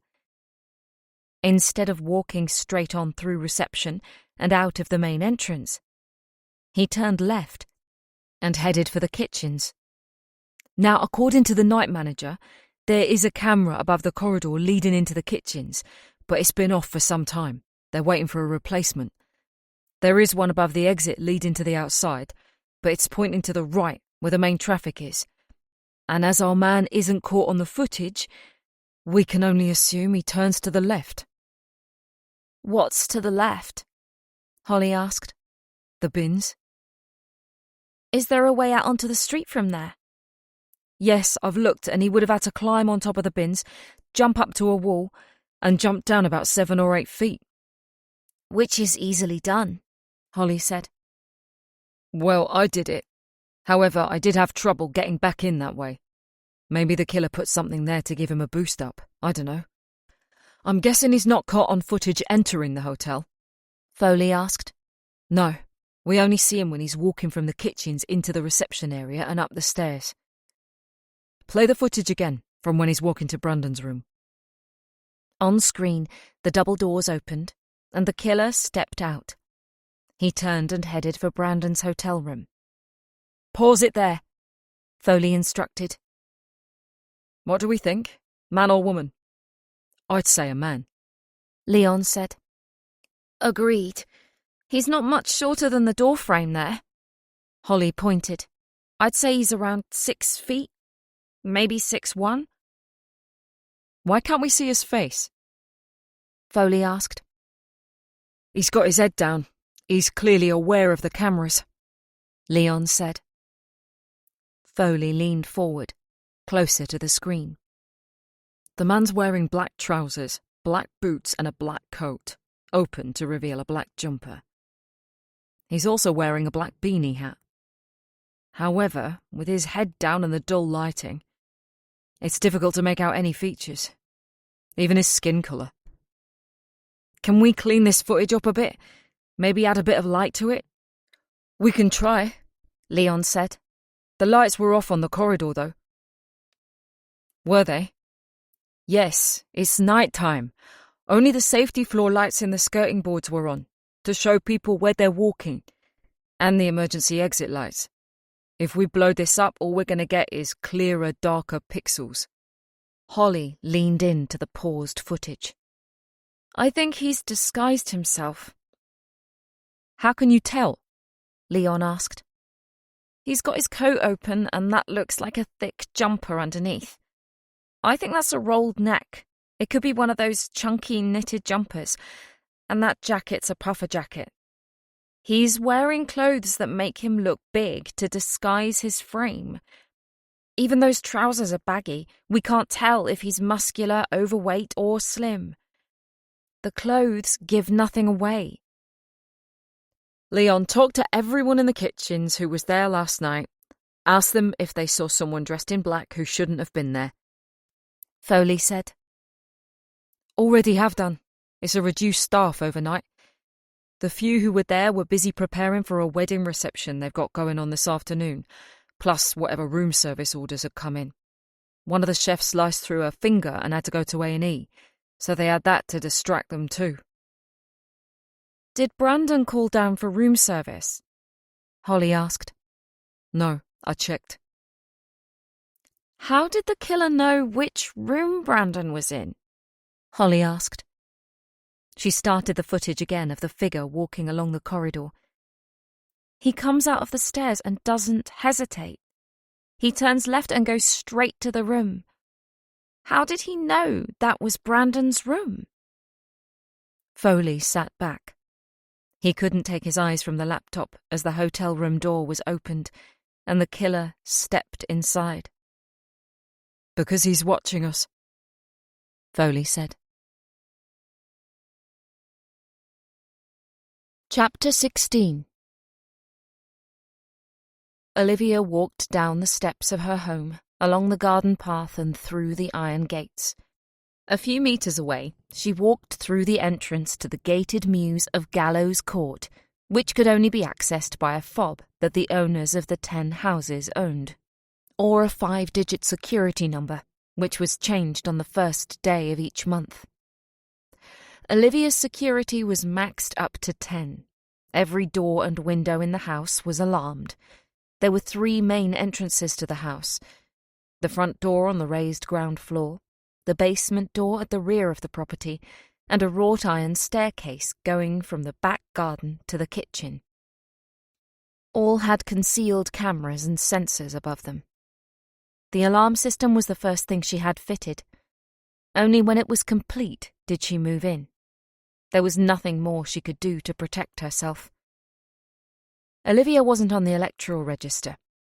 Her post was delivered to her office in George Street, and her house was owned by a limited company which she'd set up. All bills, including council tax, gas, electricity, water, internet and phone, were in the company's name. There were no records that stated Dr. Olivia Winter lived at this address. Even the address she gave her GP and dentist was her work address. It was a brisk morning, and Stanley was wearing his padded jacket. His little legs were a blur as he tried to keep up with Olivia, even though she was walking slowly for him. She changed her route every day, though her options were limited for only a 15-minute walk. Dressed in muted colours, sensible shoes and a beanie hat, a black rucksack on both shoulders, Olivia blended into the background. Nothing in her appearance made her stand out among the crowd, and that was exactly how she liked it. She was the last to arrive at the headquarters of the Behavioural Science Administration. Following a good morning chat with Daisy Leatherwood, in which they both moaned about the banging coming from the renovations upstairs, Olivia unclipped Stanley's lead and allowed him the run of the ground floor. He headed straight for the meeting room, where he had a comfortable bed in front of a cast-iron radiator. "No Ryan?" she asked. "He's working from home today," Sebastian said. Olivia looked to the ceiling as the sound of a drill stopped her from opening her mouth.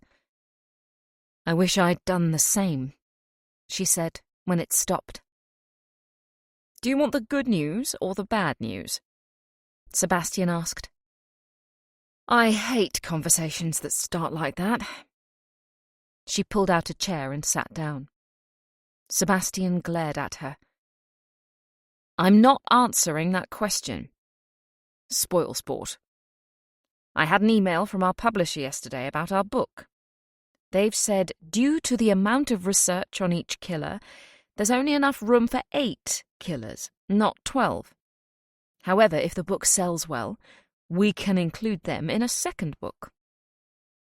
Olivia frowned. She and Sebastian had been collaborating on a new book for most of the year. They were compiling an anthology of serial killers from the past, writing about their backgrounds and childhoods, and their killings, capture and incarceration. "Is that the good news or the bad news?" she asked, perplexed. "It's the good." "Oh, and the bad?" He took a deep breath. "They've sent a list of 4 serial killers they want us to write about, who we haven't written about. I'm going to regret asking this question. Who? Jeffrey Dahmer, Jack the Ripper, Ted Bundy, and John Wayne Gacy." "Oh, for crying out loud!" Olivia exclaimed. they've been written about hundreds of times. The point of this book is to write about killers that people don't know much about. That's what I said. They agreed to this when we went to them with the proposition. I'm aware, but we have a new editor now, and she wants something more mainstream. Then tell her to piss off, Olivia said, slumping back in her chair and folding her arms across her chest. She was almost sulking. Where's the old editor gone? What's her name? Can't we go with her? No, we signed a contract. What do you want to do? She's asked for 4 well-known killers. What if we offer 2? That still leaves us 6 of the little-known ones to write about. Also, if there is a second volume due to fantastic sales of the first, it may give us more leverage to dictate the content. Olivia began to thaw slightly. Okay, that's actually quite a good idea. See? He said with a smile. You just have to think laterally from time to time. Not my strong point. No shit. She smiled and turned, noticing the paint samples on the wall. Speaking of making our mind up about things, have we chosen a colour? I like the second blue, Sebastian said. Apparently it's called Mediterranean Air. Olivia looked at it. I'd have called it blue. It's nice. Warm. That's what I thought.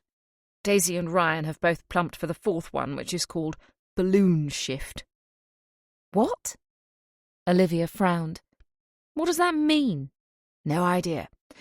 I'm guessing it means light blue.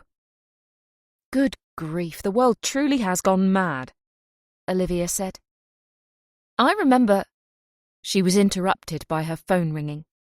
She looked at the display to see Florence Marks was calling. Excuse me, she said, picking up the phone and leaving the room. Hi, Florence, give me a second to get to my office. Olivia took the stairs 2 at a time. She closed the door behind her and sat down at her desk. How are you? I'm fine. I had a good night's sleep, surprisingly. Good, I'm glad. Olivia smiled. I woke up this morning and, I don't know, but something seemed to have clicked in my mind while I was sleeping. It took me a while to work out what it was. I haven't spoken to anyone about it. I thought I'd run it by you first. Olivia's smile dropped. She had a feeling she wasn't going to like what Florence was about to say. Okay. What's on your mind? I want to talk to your father. I want to visit Richard Button in prison.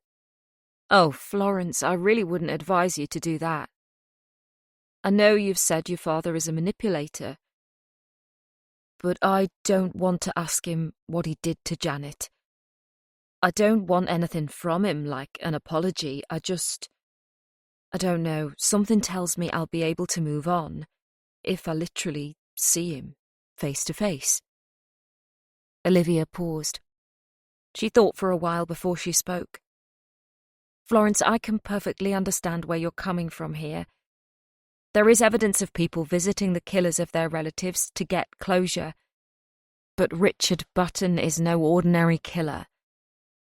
I'm worried you'll leave feeling worse than you already do. I don't think I could feel any worse, she said, tears in her voice. Olivia took a deep breath. Florence, do me a favour. Give it some serious thought before. I've made up my mind. She interrupted. I need to do this. I need to see him in person. Chapter 17. Loneliness is the feeling related to the emotional separation from others. Protracted loneliness can lead to a significant change in the perception of ourselves and our role in the relationships and interactions with others, including family, friends, and colleagues. In extreme cases, loneliness can lead to the development of antisocial personality disorder, APD. As we see in the background of notorious serial killer Dennis Nilsen, He wanted a particular type of companionship with his victims, born out of loneliness. Rejected by his parents and peers, Nilsson experienced an excruciating feeling of social isolation, which came from an inability to form what we perceive to be healthy interactions with others. The sound of a coffee machine spitting out frothing milk caused Ryan Sweetland to stop reading and look up. For a moment he forgot where he was. A glance around the room told him he was sitting in a generic chain coffee shop, a place so familiar he could have been in this exact one 1,000 times before, even though it was his first time here. After breakfast, after the cacophony of Sebastian getting the 3 kids ready for school and out of the door on time, Ryan felt pained by the silence that surrounded him. He showered, dressed, went into the dining room and opened his laptop for a day of researching. But the atmosphere was stifling. He closed his eyes and all he could hear was white noise screaming in his head. He couldn't spend all day here like this. He decided to leave the house and find a bustling coffee shop to work in. He ordered a large Americano with hot milk and a lemon muffin. He'd tried to engage the barista in conversation, but it would seem shop workers in London didn't go in for that kind of interaction. In Newcastle, he could spend a good 5 minutes chatting to whoever was making his coffee. He'd walk away with his drink and a smile on his face. It might have been a banal conversation, but it was social intercourse, and it lit something up in the brain that released a rush of good feeling. There was clearly no time for that in the capital. Ryan found reading about loneliness while sitting on his own in a coffee shop surrounded by people chatting in couples and groups ironic. Since moving to London, he had felt isolated more than ever. He didn't have a huge number of friends in Newcastle, hardly any when he gave it serious thought. But he knew the city. He had grown up there. In a strange city, he knew nobody, and nobody seemed to be quick to make his acquaintance. He looked at his phone. He couldn't remember the last time he'd received a text message. Nobody from Newcastle had texted to see how he was getting on, if he was settling into London life, if he was enjoying his new job, or how his recovery was going. He'd had a few brief conversations with his last surviving grandmother, but she wasn't as sharp as she used to be these days. He could have died in that garage in January, but his immediate care seemed to be a burden to those closest to him. Ryan had always been something of a loner, a man who preferred his own company. Or did he prefer his own company because he had no choice in the matter? At school, his intelligence was noted straight away, and he was moved into a higher age group. He took his GCSEs a year above his peers, passed 4 A-levels in a year, rather than the required 2, and was at university a whole 2 years before everyone else his age. In your first year at university, away from home for the first time, the reins are off, and you're free to spread your wings, which usually involved clubbing and drinking until the small hours. Ryan was underage. He looked even younger. The only chance he would have had of getting into a nightclub was if he had a cleaning job there. Social groups were formed quickly, and he wasn't part of them. He had to learn to survive on his own, and he had done. And he'd been doing it ever since. It wasn't part of Ryan's remit, but he decided to read more about Dennis Nilsson. Olivia and Sebastian didn't plan on including the killer in their next book, but there was something about the loneliness that he wanted to read about and see how Dennis's life and his own compared. Dennis, as a child, was particularly close to his grandfather, and they often went on long walks together. When he died of a heart attack at the age of 62, Dennis became withdrawn and missed him greatly. Ryan was reminded of Alexander Pichushkin, the Russian serial killer he and Sebastian had been talking about, who was to feature in the book. He had also had a strong bond with his grandfather. Ryan thought back to his own childhood. His parents didn't have time to raise him, both working full-time jobs. So it was left to his grandparents to look after him during the summer holidays. Living on the outskirts of the Northumberland National Park, he and his grandfather would often pack a picnic in a rucksack and spend the days rambling. From first light until dusk, they were out in the wilds of the countryside. Sometimes hours would go by without them saying a word to each other. But it was pure bliss. Ryan's grandfather, Sam, died of a heart attack at the age of 62, exactly the same as Dennis Nilsson's grandfather. In Ryan's case, he was with him at the time. They were on one of their walks when Sam fell ill. He believed it to be the heat of the August day and sat on a felled tree to catch his breath. Within minutes he was clutching his chest, struggling to breathe, his face red. There was nothing Ryan could do. He sat with him, held his hand, and watched him die. He had no signal on his mobile in the middle of the woodland and refused to leave his grandfather alone. It was another 3 hours before he saw ramblers in the distance. As he continued to read about Dennis Nilsson, he found more similarities between them both, and he didn't like what he was reading. He turned off his tablet and quickly stood up, nudging the table and upending his half-drunk mug. If he'd still been in Newcastle, he would have profusely apologised and helped to clean it up. But as nobody had been friendly towards him, he left his mess behind. He couldn't leave the coffee shop quickly enough. He walked, aimlessly, down the busy street. He couldn't be lonely. He was 26, for crying out loud. People his age didn't get lonely. The news was always talking about loneliness in old age. It never mentioned blokes in their 20s. He stopped and looked around him. He suddenly realised he had no idea where he was, how far he had walked. Where was the coffee shop he'd just left? This was happening to him more and more. He'd be out walking or sitting in the meeting room, and suddenly hours had gone by, and he had no recollection of what he had been doing. "Shit," he uttered to himself. He crossed over a busy street at the lights, walked down a road with familiar-looking shops either side. But he didn't recognise anything. He heard a noise.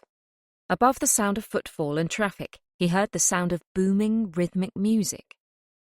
He looked up and saw a gym.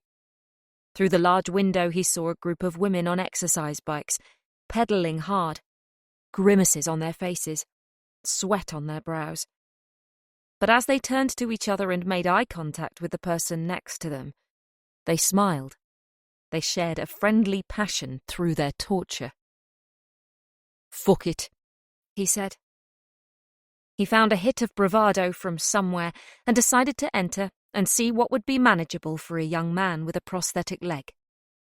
People made friends through exercise. This is how he could combat his loneliness. He was sure of it.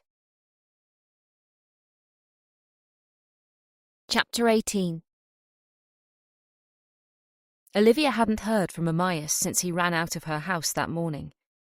She expected him to let her know whether her gut feeling had been correct, and Brandon Duffy had been found dead in his hotel room.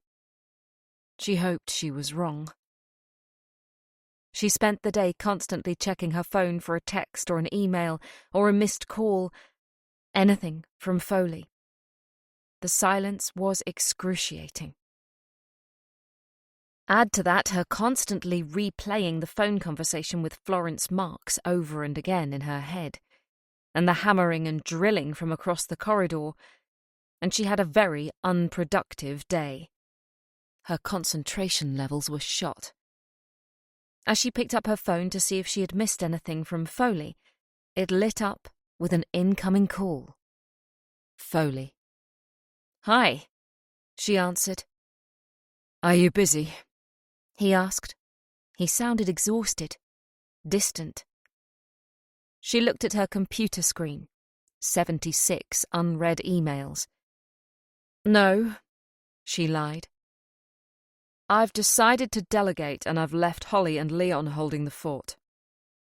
Fancy coming over and helping me to sort out what's going on in my head?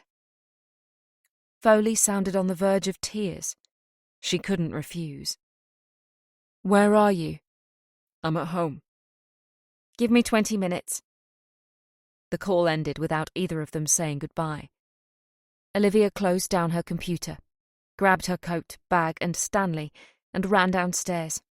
Daisy wasn't at her desk, though she heard her cat-strangling singing coming from the kitchen. Olivia left without saying anything and trotted down the road, dog under one arm, while she searched for a taxi. It had been a while since Olivia had been to Foley's house. On the odd occasion she did, she felt sad. It wasn't a home. It was somewhere for him to sleep at night and for his dogs to roam about in. When he split from his wife, Dana, in 2021, she'd moved out and left him with very little apart from 4 walls, a roof, and 2 German Shepherd puppies. He'd done very little with it since. Olivia climbed out of the taxi and looked up at the house. She rang the bell and heard the sound of barking from within. To a stranger it would sound menacing, but Olivia knew Max and Dexter were gentle giants, and they played so softly with Stanley. She saw Stanley's ears prick up and his tail wag so hard she expected him to lift off like a helicopter. She smiled. It was a lesson in comedy seeing a miniature dachshund trying to keep up with 2 energetic Alsatians. Amias opened the front door, and Olivia stepped into the brightly lit hallway. She looked around suspiciously at the warm colours on the walls, the checkered tiles on the floor, the plush carpet on the stairs. Was this the same house? You've decorated. Not personally. I got someone in. Hello, Stanley, he said. The first room along the hallway was the kitchen. She poked her head in and marvelled at the space. New cupboard fronts, distressed oak worktops, some checkered flooring. There was even a cloth on the bistro table. Wow, I'm impressed. What made you do all this? It was something you said, actually, about needing somewhere to rest, relax, de-stress from everything I came into contact with at work. I think the reason why I wasn't sleeping was because I was coming home every evening to this shithole. It was just somewhere to store my clothes and for my dogs to live. It needed to be a home. Olivia smiled. Has it worked? It really has. He smiled back. Come with me. Wait until you see the best bit. He led her to the living room. He opened the door, and Max and Dexter immediately made a fuss of her. They'd been trained well not to jump up at guests, but their excitement at seeing a friendly face and their best friend was too much for them to cope with. She squatted down and gave them both the attention they wanted. She allowed them to lick her face, and she made a fuss of them. When she stood back up to full height, they knew to back off. What do you think? Amias asked. Olivia looked up at the media wall at the far side of the room. It housed an impressive 75-inch TV and framed the electric fire below. It had built-in shelves for Amias's few paperbacks and Blu-ray collection, and not a single wire was visible. It has downlights and built-in speakers, Amias said, his face glowing with happiness. I was watching The Dark Knight over the weekend, and the sound when the hospital blows up almost blew the froth off my beer. That's incredible. I'm impressed, Olivia said. She went up to it and ran her hand over the finish. I love this wood. Oak. From a sustainable source, obviously. Obviously. It completely changes the whole room. It's proper bachelor pad stuff, but I don't care. Me and the dogs are comfortable in here. We could do with something like this in the meeting room at George Street. We're starting to do online lectures at universities abroad. Who did you get to do this? I'll dig out his invoice. I had him do wardrobes in my bedroom while he was at it. It wasn't cheap, but I'm happy with the results.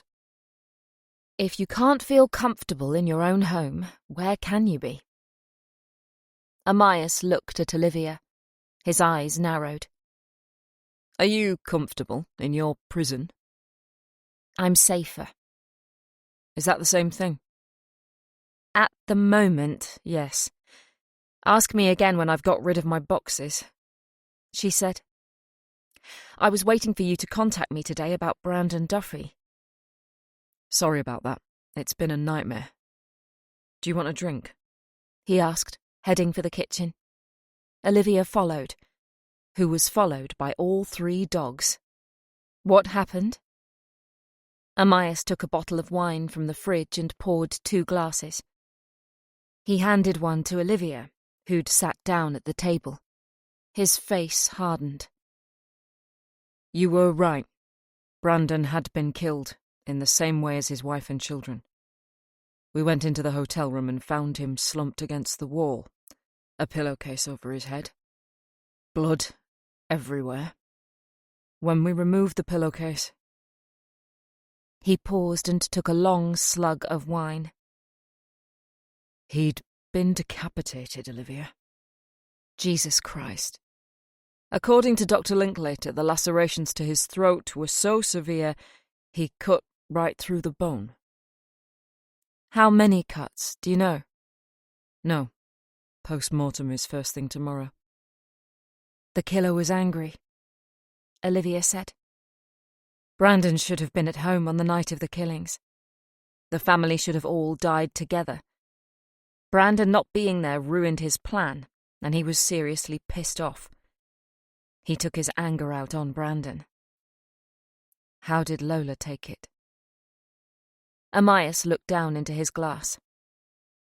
She was inconsolable. She had to be sedated. Poor woman. Olivia sympathised with Lola Duffy. She had lost her entire family. She knew how that felt. This isn't connected to Lola, is it? Amias asked. I'd be surprised if it was. By all means, keep looking at her past cases. See if there is anyone with a grudge against her. But I really don't think that's what we're looking at here. Then what am I looking at? This is something personal to the killer. He's wiped out 2 families. He spent time with them to prolong their suffering and his enjoyment. I was looking at a street view map of Marsworth Avenue, and I don't think the Duffys were chosen at random. There are other houses on the street that give more privacy, with tall trees or high privet in the front garden. The Duffy house was open. The garden turned into a driveway. It was exposed and gives the house opposite an excellent view. He chose that house and that family purposefully. Nothing stands out about the Duffy family, Foley said. Brandon worked long hours. Any spare time he had, he spent with his family. He and the oldest son, Lewis, ran half marathons and they trained a lot together. Chloe was a pharmacist. She also worked alternate weekends at the local homeless shelter as a cook. Lewis was in his first year at university doing business studies. He ran, he played football and squash. Jonah was at college. He was a very intelligent young lad, by all accounts. He aced his GCSEs, top marks in every subject. He was also a junior chess champion. Mary was at school. She'd just chosen her options, but she was also academic. She'd had perfect attendance since she started secondary school, not missed a single day. The whole family was doing everything right. Not everybody thought so, Olivia mused. No, we can't find anyone on their radar who could hate them as much as the crime suggests. Have you eaten? No. Fancy a pizza? I thought you'd never ask. She smiled. Pizza, garlic bread and chips delivered. Olivia and Amaya sat in the living room with 3 impatient dogs not taking their eyes from them. Spencer Gore believes Chloe Duffy was the last one to die, Amaya said as he tossed a chip to Max and Dexter. Why does he think that? Blood sprays from her overlapped those on 2 of the children. The daughter, Mary, received 8 stab wounds to the chest and neck, all of varying depths. The oldest son, Lewis, received the most stab wounds, 27. They were more spread out, chest, stomach, arm, thigh and neck. Jonah received 12 stab wounds. Chloe had 14, mostly to the chest area, particularly the breasts. The same weapon? No. Dr. Linklater rang me after the PMs. She thinks there were 2 different knives used, based on the depth of some of the stabs. It's frenzied. He really hated this family. Yet there's a sexual element to him killing Chloe.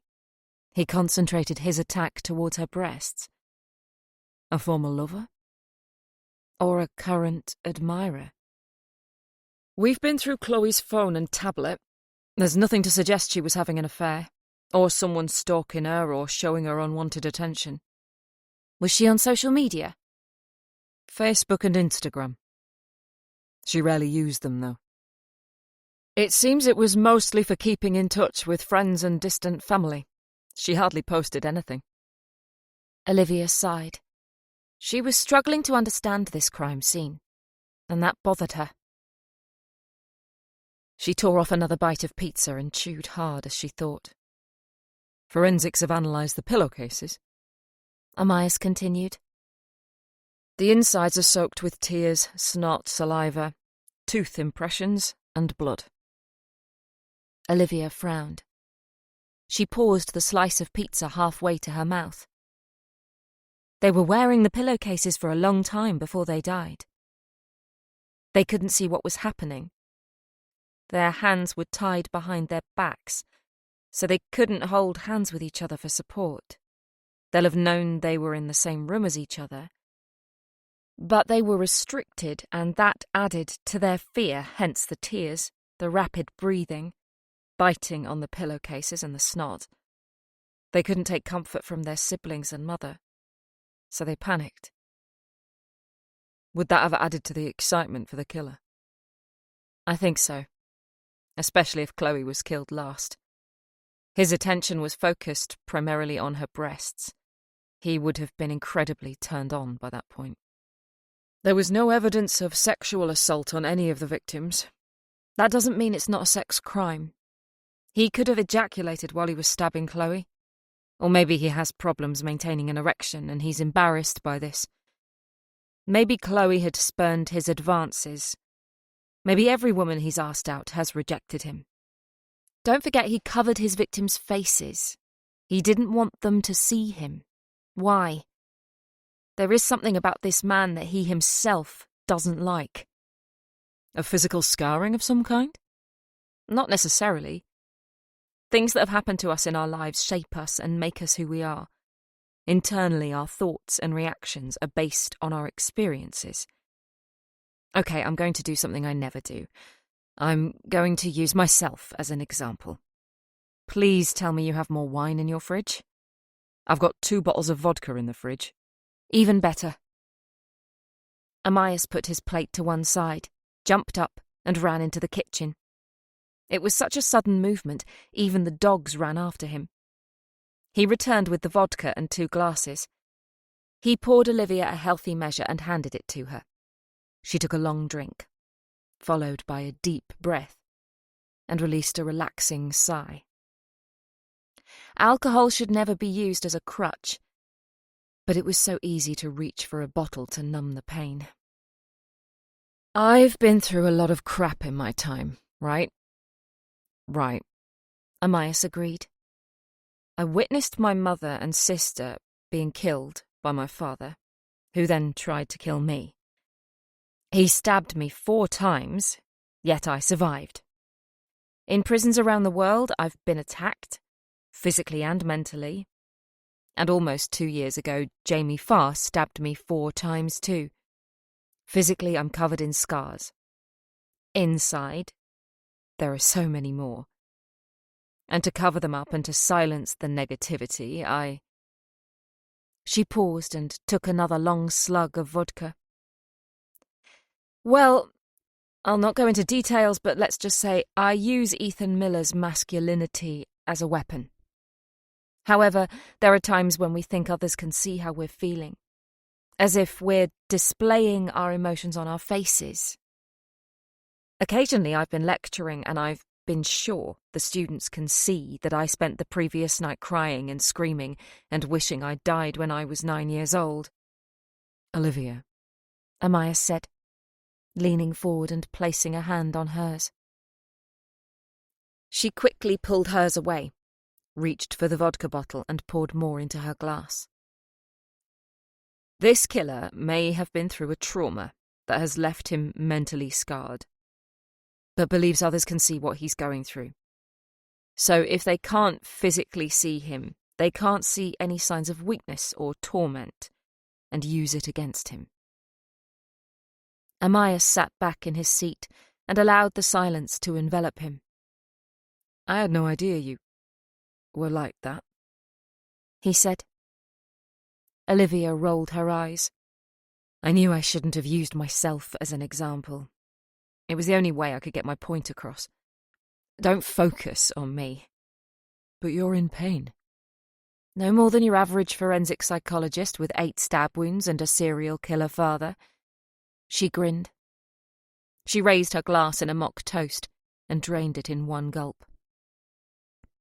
Can I ask you a personal question? Amias asked. No, she said firmly. He ignored her. Do you see someone, a therapist, someone to debrief with? She didn't. She knew she should.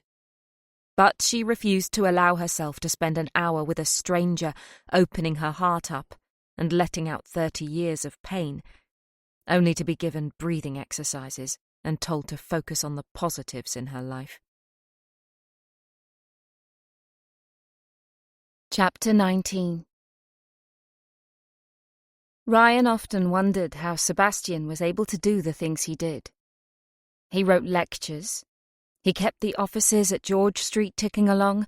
He hopped from university to university around London and helped prop Olivia up. All the while he maintained a large house and brought up 3 children single-handed. Alistair was 13 years old and had entered the quiet, moody stage all teenagers went through. When he wasn't immersed in his phone, he was scrolling through a tablet wearing oversized headphones, closed off to the outside world. Yet, whenever Sebastian gave him a task and asked him to set the table, or to help stack the dishwasher, or to put his football boots in the utility where they belonged, he did it without hesitation. He was the spitting image of his father, a mini Sebastian, yet there was a distant look about him, Ryan often spotted. He clearly missed his mother, and now was the time he needed her the most, as he entered his teenage years and sought the answers to delicate questions. Ryan hoped Alistair would turn to his father. In return, he hoped Sebastian had time for him. The twins, Robert and Catherine, were 7 and a bundle of energy. They spoke at volume and speed, often competing with each other for their father's attention when they had yet another story to tell about what happened at school that day. They resembled their mother, same upturned noses, light brown hair, a smattering of freckles across their noses and beneath their eyes, same round faces.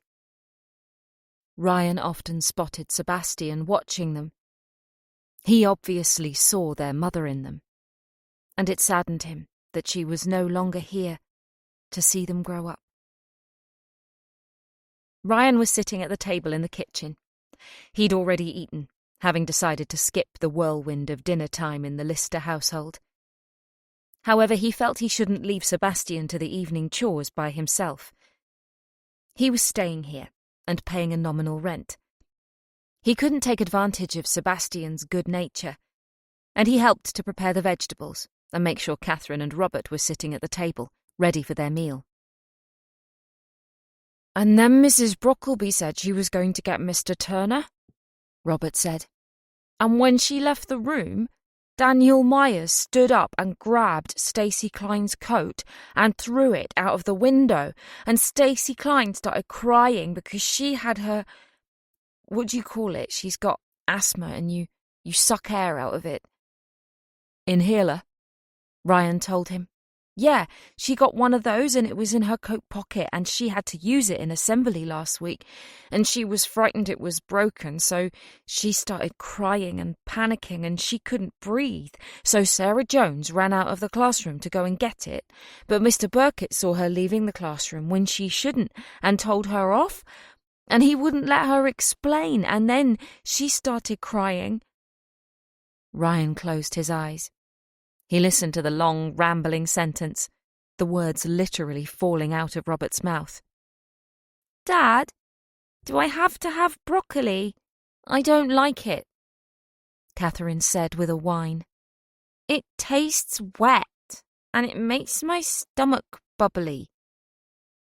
And when Mrs. Brockleby came back in with Mr. Turner, Stacey Klein had gone red and she couldn't breathe, and Mrs. Brockleby started panicking and wanted to call an ambulance, but she only said that because William Stack fell over last month and cut his head, and nobody called an ambulance. "We had cauliflower at lunch today, and that made my stomach bubbly too, Dad. Do you think I might be allergic to vegetables? Sophie said she can't eat toast because she's allergic to seeds, but I saw her in Burger King eating a burger with seeds on it last Saturday when Mrs. Price took us all ice skating." Ryan jumped up from his seat, pushing his chair back, the wooden legs scraping loudly on the hard floor. "I think I might go up to my room," he said. "Are you all right?" Sebastian asked. "Yes, fine. I have a few more notes I want to write." He left the room, closing the door behind him, and raced up the stairs. He could still hear Robert's words rattling around his head. They were good kids. They were a good family, and he was lucky to be able to have a roof over his head here. So why was he struggling to cope with them and their everyday lives? He lay down on the bed that didn't belong to him, grabbed the pillow, and placed it over his head. Why was everything so noisy all of a sudden? Chapter 20. "Tell me about the Greenacre family," Olivia said. Whatever pizza was left was saved in a box for Amias to microwave tomorrow morning for breakfast, a fact that caused Olivia to pull a face. The remainder of the chips were shared out among the dogs, and Olivia and Foley relaxed on the sofa with a glass of vodka each, the bottle on the table in front of them. Without saying anything, Foley pulled himself up and went into the hallway. He came back in with his tired-looking briefcase. He opened it, took out a fat file, and handed it to Olivia, who sat up and balanced it on her lap. Foley came and sat next to her so he could talk her through it. "Linda Greenacre was 41 years old," Foley began. "She worked as a regional manager for Devlin Fawcett. They own care homes for the elderly throughout the country. According to their website, Linda was the manager for all the homes in London. Currently there are 17 of them. She had 2 sons, Sean, aged 10, and Alex, who was 8. They lived in a semi-detached house in Sudbury Court Road in Wembley. Do you want to see the crime scene photos?" "No, but go on." Foley reached into the file and took out a pack of photos. "Both sons received a single stab wound. We think Alex was killed first. He suffered a deep stab wound to his stomach. He literally bled to death, and it would have taken minutes for him to do so. Sean seemed to have put up a fight, There are defensive wounds to his hands, and a couple of his fingers were broken in the struggle. He received a single stab wound to the neck. Again, he bled out. Slow deaths, Olivia said. Foley opened the front cover of the pack of photographs. He flicked to the relevant one and passed it to Olivia. It showed the massive pool of blood in the corner of the bedroom, soaked into the carpet. The next photo was a close-up on Alex. He had blood spatter on his face. His blue Transformers pyjamas were saturated in blood. Run, Olivia. Run. Olivia closed her eyes. She waited until she composed herself before opening them again. The next photograph showed Sean, his face smiling a deathly grin. He too was wearing pyjamas, similar to his younger brother.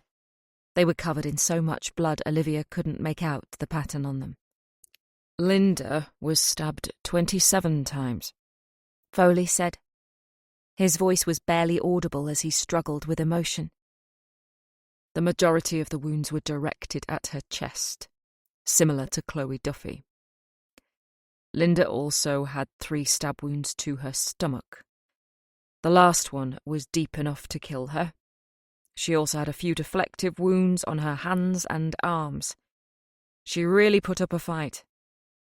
She was trying to save her children, Olivia said. She pushed the photos towards Foley and looked away. She couldn't look at them. They must have gone through hell. I can't imagine what... She stopped. Yes, she could. She could perfectly understand what horror they had gone through. Are you okay? Foley asked after a long silence had developed. Yes, fine. I have to be, don't I? She took a breath, reached forward for her glass of vodka and drained it in a single gulp. So you first suspected the father? Yes, as I said, Dylan and Linda were going through a very bitter custody battle. He's either genuine in his grief or he's a bloody good actor. I couldn't decide which. I was getting very conflicting emotions from him. However, if the Greenacres and the Duffys were killed by the same man, I have to completely change my mind about him. Does Dylan have an alibi for the night the Duffys were killed? Yes, his new partner, can't remember her name, she suffered an epileptic seizure, and they were in A&E for the majority of the night. Why would somebody do this, Olivia? Why kill whole families? I mean, he even missed one and went back for him. Who does that? Someone who hates their own family, possibly. Isn't that the majority of the British public? Foley said. My dad had a saying. He always used to say that you can choose your friends but not your family. And he was so right. We don't get to choose who we're related to, whereas we can our friends. We don't have to like people just because we're related to them.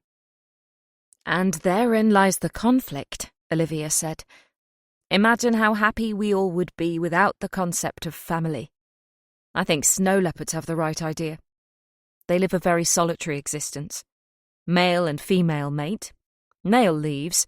Female gives birth and raises them for 2 years. The cubs then go off on their own and rarely see their parents or siblings again. Surviving alone. Imagine if we did that. Male and female mate. Male leaves. Female gives birth. Nurtures us until we can talk and feed ourselves. Then we go off somewhere for our education and to meet new people in a social environment. We have no contact with our parents or siblings and make relationships based on common interests and mutual respect. Bloody hell, Olivia. Just think how much the government would save in child benefits. She smiled.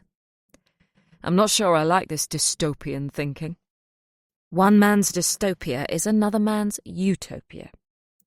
Without family, I wouldn't have my dad tormenting me. And I wouldn't be tormenting myself about my dad. Foley blew out his cheeks. This is getting a little heavy for me. Can I show you something? Is it going to be violent and gory? I'm afraid so. I'll pass, thanks. I really think you need to see this. Olivia looked up at him. She sighed. If I must. Get your coat. We're going out. I want to show you the Greenacres house. Olivia didn't want to see the Greenacres house. She sat in silence in the front passenger seat of Foley's car, with the file heavy on her lap. He apologised for the smell of wet dog, but she didn't notice it. Apart from that, the journey was conducted in silence. She could feel the weight of expectation on her shoulders, the closer they got to Wembley. Foley parked on the driveway, and Olivia climbed out of the car. She felt a shiver in the cool night air. She looked around her and took in the neighbourhood. It was dark, but it wasn't late. Houses were bathed in light from within as families went about their usual evening routine. Olivia wondered if they were still devastated by the events of what happened in this house 20 days ago, or whether they'd put it behind them and moved on. Tragedy always happened to other people. Opposite Linda Greenacre's home were trees, behind which was Elmwood Park. Olivia looked back to the house. Had the killer left by the front door, crossed over the road, gone between the trees and escaped over the park? Or had he brazenly parked somewhere on the road and simply walked back to his car and nonchalantly slipped inside and driven away, as if he was meant to be here? I'm guessing none of the neighbours saw or heard anything. You'd be guessing correctly, Foley said, as he dug into his jacket pocket for the front door key. Should you still have that? Yes, it's an ongoing investigation.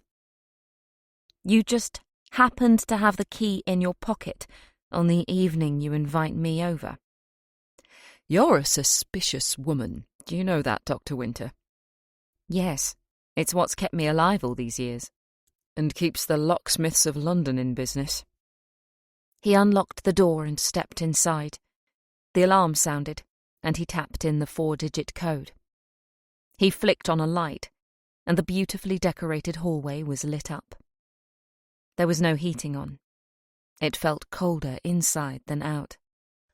2 entrances to the house, front door and back door in the kitchen. No sign of forced entry. Foley said. Who had a key?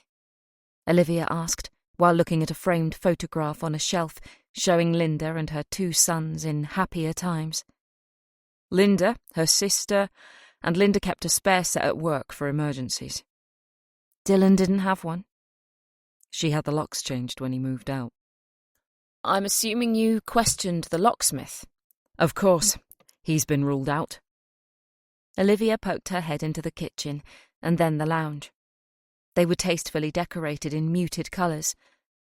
They were family rooms, with postcards and reminders stuck to the fridge with magnets, and magazines open and cushions plumped in the living room. She was picking up a warm, homely vibe from the place. It's upstairs that I want to show you, Foley said, heading for the staircase. I had a feeling it would be. She walked up slowly, gazing around her as she went. The carpet looked newish. The wallpaper was rich. This was a home decorated by someone with taste. The landing wasn't huge, and 4 doors led off it. The one to the bathroom was ajar. The bedrooms belonging to the 2 boys were obvious by the names being on them in colourful wooden blocks. Foley was waiting outside of the master bedroom, his hand already on the handle. He pushed open the door and disappeared inside. Olivia felt sick. She could feel the pizza and garlic bread sitting heavy in her stomach. Why does it always have to be the bedrooms? She asked herself quietly. She knew the bodies would no longer be in there. They'd been removed on the first day of the police investigation. But this house had been locked up since the forensic people had finished their fingertip searches looking for evidence. Who did it belong to now? If Linda and Dylan's divorce was finalised, he was no longer Linda's next of kin. Had she left a will? Would her sister now own the house?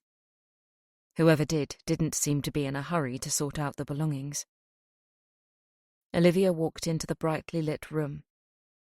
Foley had closed the curtains. Her eyes went straight to the far wall and the bank of fitted wardrobes.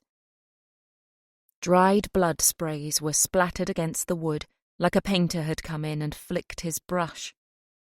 The pink carpet was saturated with the blood of 3 dead people. Olivia remained in the doorway. She couldn't bring herself to enter the room any further. Olivia, come in. It's just a room.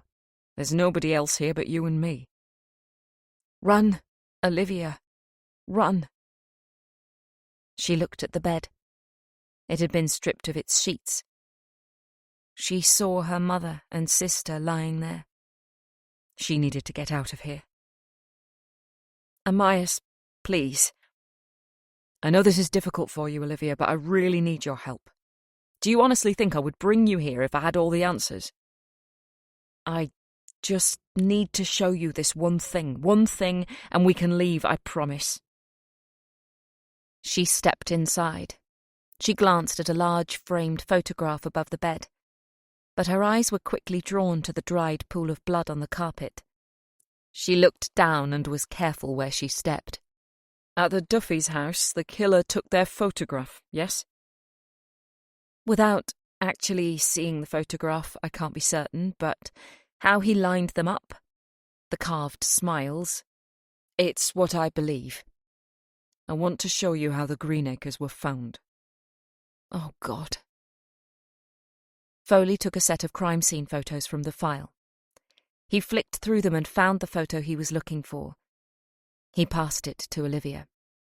Reluctantly, she took it. When Olivia's eyes fell on the photo, she immediately turned away. She had to steel herself to look back. Linda Greenacre was sitting in the middle, her boys either side of her. Her arms were around their shoulders. Their smiles, their carved, red, dripping, rictus smiles. Jesus Christ, Olivia said. Now look at the photograph above the bed. Olivia turned. It was the exact same pose. Linda Greenacre sitting in the middle, a son either side, with her arms wrapped around them. All 3 were smiling into the camera. She looked back at the crime scene photo, down at the floor in front of the wardrobes, and back up to the framed picture above the bed. He copied the photograph, Foley said. Why? She shook her head. I honestly don't know, Amias. This is sick for sickness's sake. He's toyed with them, tormented them, tortured them, killed them, then he's played with their corpses, lining them up, posing them. This is someone so far detached from reality that he is physically and mentally able to play around with dead bodies. Who is he? I don't know, she said. There has to be a connection between the Greenacres and the Duffys. There isn't. There is. The killer has chosen these 2 families for a reason. We've been through everything. There is nothing that connects them. The way... Olivia paused. She took a breath and unbuttoned her coat. Despite the cold, she was sweating. The way he killed them is personal. To him. There is a reason he chose these 2 families. This isn't random. There is a strong connection between the killer and the victims. A random killer would come in, kill them, then leave. The fact that the killer went back for Brandon Duffy at the hotel tells us there's a connection. He could have left him, but he didn't. He wanted the whole family dead. But why didn't he kill Dylan Greenacre too? Because he didn't know Dylan, Olivia said. I think his connection with the Greenacres came after Dylan had left. The killer knew these families, but not in a way that enabled him to know Brandon would be in New York. Yes, it was a last-minute thing, but those closest to Brandon knew about it. His wife, kids, his mother, his colleagues. The killer isn't one of them. It's someone on the outside looking in. The same here with the Greenacres. It's someone who knows Linda, Alex, and Sean, but has only recently met them, and didn't know about Dylan. There are no photographs of him around the house. Maybe the killer knew nothing of the recent divorce and custody battle. Maybe he thought it had always been Linda and her 2 sons. So I'm looking for someone who has recently entered both of the families' lives. Yes. One person? Yes. Can I go home now? No, Foley said. Olivia turned to look at him. She had a daggered look on her face.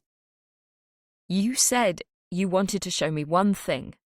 I want to go home, Foley, right now. She didn't call him Amias. The friendliness had gone. I'm not taking you home. Why not? Because you've left Stanley at my house, he said, a smile in his eyes. Olivia's face softened. Oh, yes, I forgot. He put his arm around her shoulders and pulled her towards him. You need to come to terms with him, he said. Who? You know who. Every time you enter a crime scene, every time you look at a set of photos, I can see it in your face. You're back to being 9 years old again and seeing your mum and sister die. Whether you like it or not, Olivia, you're working active crime scenes now. You're going to be seeing a lot more of this. On any of my cases, I'm happy to shield you as much as I can, but other SIOs won't be as respectful of your needs. Do you really want the Home Office pulling your funding? I hate the government, she seethed. So do I. But they pay our wages. Come on, let's go and pick up Stanley and I'll drive you home. Can you give me a few minutes? On your own? Please. Sure, I'll be downstairs. Olivia waited and listened to Foley's footsteps as he descended the stairs. She looked at the blood-soaked carpet. Her eyes travelled up the walls, following the sprays to the ceiling. She looked at the photograph above the bed, showing a smiling Linda, Alex, and Sean. I will get help, she said to Linda, because I need to get whoever did this to you. Chapter 21. By the time Olivia had got home, had a quick shower, changed for bed and made herself comfortable, it was almost midnight. She looked at her phone and saw she'd received a text from Ethan at 5 o'clock, asking if he could come over this evening. It was a simple question, with a simple answer. But Olivia knew if she'd seen it when it was delivered, she would have agonized over it. Yes, she wanted Ethan to come over. Right now, in fact. After the day she'd had, she wanted him to ride up on his motorbike, keep his leathers on, throw her down on the bed and fuck her hard and deep, bite her, scratch her, wrap her hair around his fist and pull her head back as he pounded her into oblivion so she could forget her father, forget Florence Marks, forget the Greenacres and the Duffys. But that's not what Ethan wanted. Ethan wanted to come over with a bottle of wine and a takeaway and watch a documentary together, curl up on the sofa, wrapped in each other's arms, then go to bed together, kiss, make love, and fall asleep with her head on his chest. He hadn't been to her new home yet. In Modbury Gardens he had a spare pair of running shoes in the cupboard under the stairs and a toothbrush in her bathroom. What next? Matching dressing gowns? When she moved, she made an excuse about the house being untidy, and she was still finding her feet.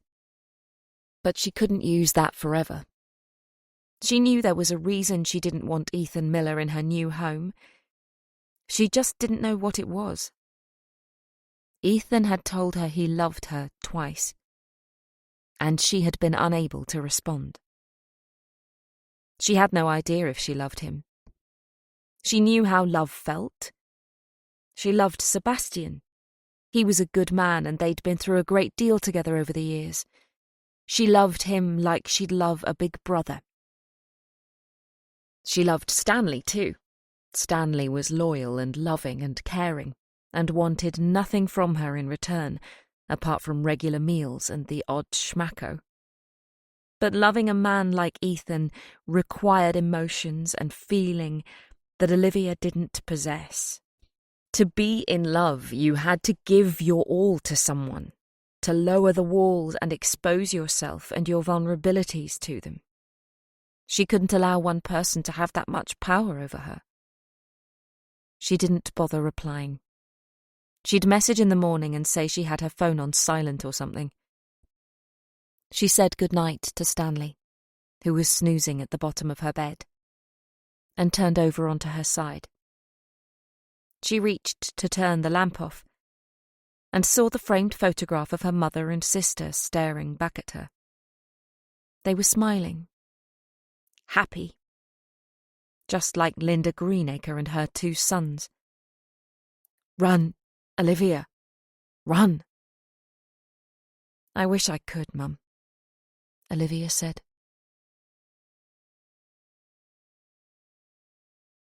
Chapter 22. Right then, phones off, tablets on, thinking caps on, coffee mugs filled, Olivia said as she closed the door to the meeting room behind her. Fortunately, the guys working on creating Ryan's office out of the storage room were having a day off. Olivia wasn't afraid to admit that she needed help when it came to looking for the killer of the Duffy and Greenacre families. She hoped that by using Sebastian's analytical brain and Ryan's knowledge as a former detective, they should be able to come up with something between them that could help Foley and his team find the person responsible before another family was wiped out. Olivia caught Ryan looking at his watch. "I'm aware you have therapy later this morning, Ryan. We won't keep you." "Sorry, just a bit nervous." "Understandable. Oh, by the way, before we begin, what do you think about us having a media wall in this room?" "If you tell me what a media wall is and how much it will cost, I will let you know my polite refusal in 5 working days," Sebastian said. "It will make us look more professional. We can put it on expenses and charge it to the government." "I like your thinking. I vote yes." "Me too," Ryan added. "Excellent. Now we have 2 families. To all intents and purposes, they're completely unknown to each other, yet they've both been killed in exactly the same way. They've both been posed after death, their photographs possibly taken, and there is no evidence of forced entry into the house. What does that tell us?" "The killer was known to the victims," Ryan said. "Yet there's no evidence linking the victims," Olivia said. "Maybe it's a link so tenuous that it only means something to the killer." "Such as?" "I don't know," Ryan said, folding his arms across his chest and sitting back in his seat. "Maybe, I don't know, maybe he's a delivery driver and he's delivered parcels to both their houses." "How long does a delivery guy spend at each property?" Olivia asked. "It isn't long. Certainly not long enough to get chatting to the homeowners." "And you rarely get the same delivery guy more than once or twice," Sebastian added. "So it has to be someone who has spent time in the house with the family, but not close enough to be told that Brandon Duffy was going to New York. I still can't believe he went back for Brandon," Ryan said. "It was so risky. How did he know there wasn't any police protection? Why did he want to kill the whole family?" Olivia shook her head. "I was thinking about this last night after the kids had gone to bed," Sebastian said. He leaned down and pulled his tablet out of his bag. "You might not have heard of him, Ryan, but in 1994, Patrick Maitland killed a family of 5 in Southampton. Mother, father, and 3 daughters were all slain. I didn't know much about it, But as I was reading up on it last night, I discovered some similarities to the two cases we've got here. Such as? Olivia asked. The 3 young girls were all killed in their own beds. They were suffocated with their pillows. Both parents, however, were literally hacked to death. There were so many stab wounds they couldn't count them. All 5 were placed in the parents' bed and tucked in, as if they were sleeping. I think I remember that now, Olivia said, frowning. Didn't one of the girls' teachers discover them? No, a teacher went to the house after the girls hadn't appeared at school for 2 days. She thought something looked suspicious at the house and called the police. They forced entry and found them decomposing in bed. That couldn't have been a pleasant sight, Ryan said, pulling a face. So this Patrick Maitland, why did he do it? That's the million-dollar question, Sebastian said. Despite the evidence against him, hairs found under fingernails, skin samples, fingerprints in 2 of the girls' bedrooms, a stray pubic hair among the mother's pubic hair, he pleaded not guilty. To this day, he maintains his innocence. He was up for parole last year for the first time, having served the 30-year minimum term, and it was denied simply because he refused to admit his guilt. What was his connection to the family? According to statements from friends and family members, they had never heard of or spoken to Patrick Maitland in their lives. It seems the only time they met him was when he killed them. Stranger murder is rare, though, isn't it? Ryan asked. Stranger murders make up about 20% of the total number of murders, Olivia answered. And what about a stranger murdering a whole family? Even rarer. Playing devil's advocate for a moment, Ryan began. Is it possible that this Patrick Maitland is telling the truth? That he is innocent? And that the murderer is back after a 30-year gap and has started again? Of course it's possible, Olivia said. But I think it's highly unlikely. The forensic evidence against Patrick Maitland is very strong. How else could his pubic hair have got on the mother? True. So why lie? And why for all this time? Some people maintain their innocence, despite their obvious guilt, for the attention, Olivia said. The police will have been hammering away at him during the interviewing process to get him to admit his guilt. During the trial, he was the centre of attention, and he'd have loved that. Even in prison, I'm sure he will have been questioned, and possibly even the family of his victims might have contacted him on a regular basis to get him to admit his guilt. He will have absorbed that attention and craved more. But that's going to wear off pretty quickly, isn't it? These past 30 years will have really dragged, Ryan said. Sebastian held up his iPad and showed Olivia and Ryan a photograph of Patrick Maitland. What do you see here? A young bloke, late 20s, early 30s, I'd guess, Ryan said. No, really look at him, Ryan, Sebastian urged.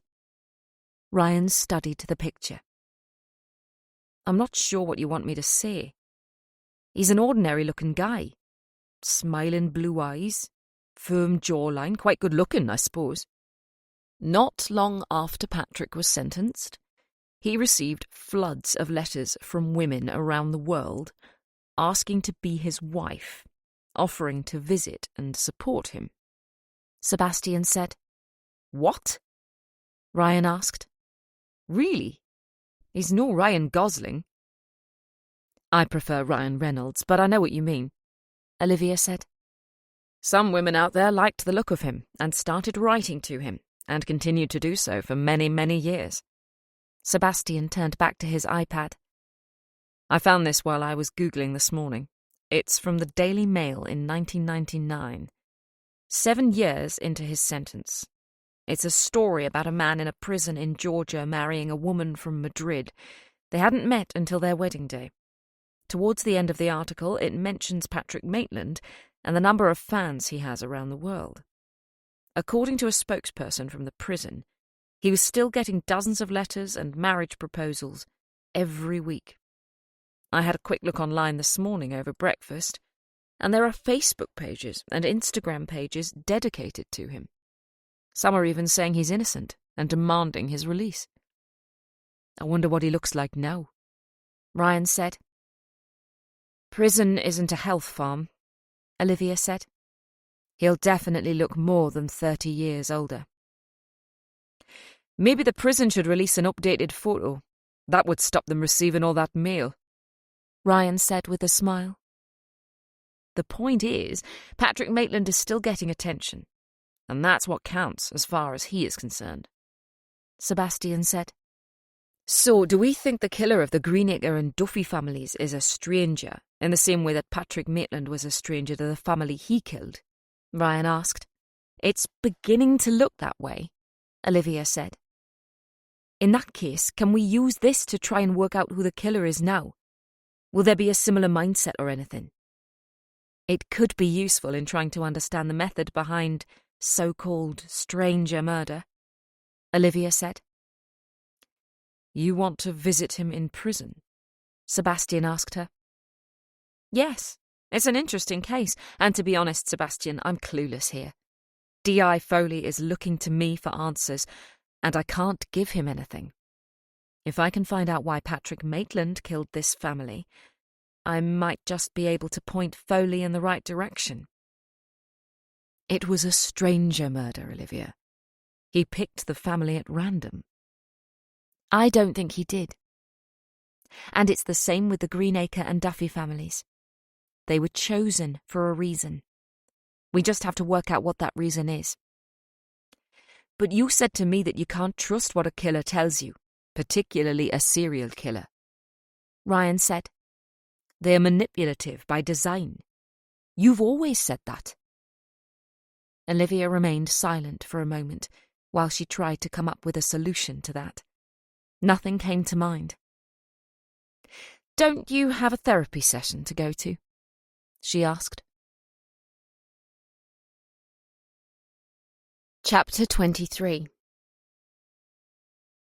Ryan had been visiting psychotherapist Dr. Lawrence Schindler since early summer.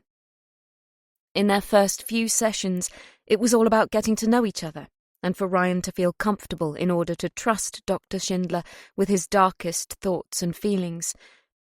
And while they had connected, Ryan was struggling to understand his feelings towards the doctor. Dr. Schindler knew so much about Ryan, yet Ryan knew absolutely nothing about him. This was not a relationship of equals.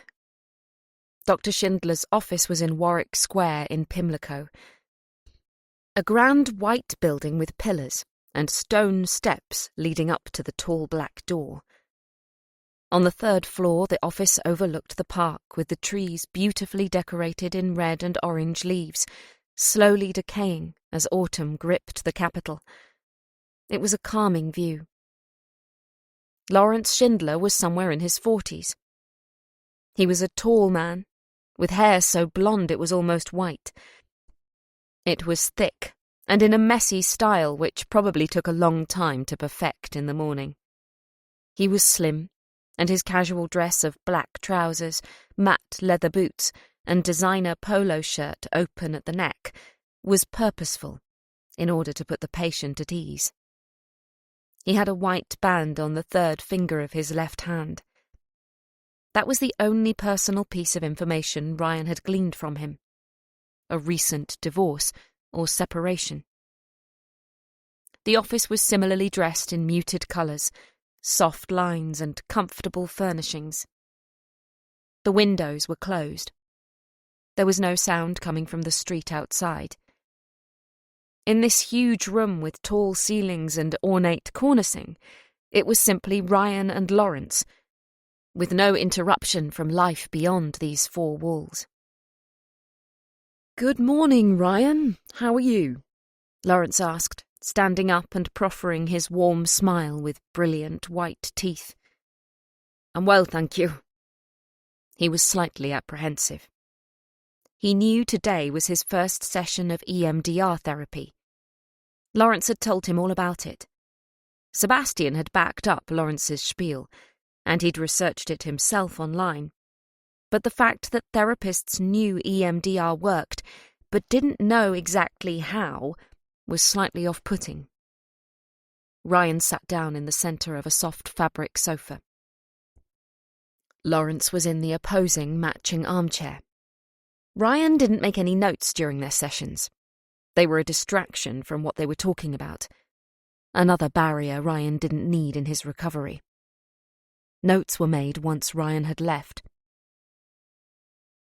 Last time we spoke about this being your first EMDR session. Are you still okay to go ahead? Ryan nodded. Yes, fine. He looked nervous. He was sitting with his knees together, his hands wedged between them. Yes? Before we begin, can I ask you something? Of course. Is it possible to lose time? I'm sorry? Ryan began to play with his fingers, a tell of nervousness Lawrence had already made a note of. I've noticed that I can be sat at work reading, and an hour or more can have gone by and I haven't done anything. Last week I was in a coffee shop, and I was reading on my tablet. The next thing I looked up and the coffee shop was full and my drink was stone cold. I hadn't touched it. I hadn't even read what I'd been reading. It's like, I don't know, it's like my mind went somewhere else, but I don't know where. Ryan, it is possible that what you're experiencing is linked to the trauma you suffered in January. This is what I'm hoping the EMDR will help with. Your mind is replaying the trauma to try and make sense of what happened. But the memory is stuck. To try and protect you, it's causing you to space out, as it were, so that you're not reliving it and causing even more pain. There was a confused frown on Ryan's face. I suppose that kind of makes sense, he said slowly. But what am I doing while my mind is on some kind of trip? What do you mean? Last weekend I went for a walk. I remember leaving the house, but the next thing I remember, I'm literally in the middle of the park and I don't have a clue how I got there. What if I walked into a busy road and got knocked down? That wouldn't happen. How do you know? Because you are still aware of your surroundings. Ryan licked his lips and looked down. He took a breath and slowly blew it out. He looked back up at the doctor. Is it possible to do something and not know you've done it? Like what? I don't know, he said, looking away. You do? What do you want to ask me, Ryan? Is it possible to commit a crime and not remember doing it? Do you think you've committed a crime? No, I don't know. But is it possible? What type of crime are we talking about? I don't know. Ryan? He took a deep, shaking breath. Murder? Murder? You think you've murdered someone? No. Do you want to murder someone? No, No, I'm not saying that. I think... Ryan, calm down. Take a breath. I think your trauma, mixed with the job you do now, has caused your mind to go on a flight of fancy. It's perfectly understandable. It's also perfectly treatable. Would you like a drink of water? Please. Lawrence went over to the small fridge in the corner of the room. He took out a bottle of water and handed it to Ryan. You seem more tense and frightened than our last session, Lawrence said. Has something happened? Ryan shook his head. Is there something you want to talk about? Something you want to tell me? Ryan unscrewed the bottle and took a lengthy sip before screwing the lid back on. Go on. Can we do the EMDR thing? We don't need to do that today. We can postpone it for another time. If you want to talk about anything, we can do that now. No, I want to do the EMDR. Right, okay, Lawrence said. He remained silent as he watched Ryan. "Do you want me to go through everything again, one more time?" "Yes, please," Ryan said with a faint smile. EMDR stands for Eye Movement Desensitization and Reprocessing. What we're trying to do is replicate the movements of REM sleep in a safe and controlled environment in order to process the traumatic event you suffered, to put a stop to the nightmares and flashbacks. We can't take away your memory. What happened to you really happened. We can't change that. But we can make your relationship with the event as calm and relaxed as possible. Does that all make sense? Yes. REM stands for Rapid Eye Movement, and it is the stage of sleep associated with dreaming and memory consolidation. During REM sleep, your eyes move rapidly behind your closed eyelids. Your heart rate speeds up, and your breathing becomes irregular. Your brain is highly active during REM sleep.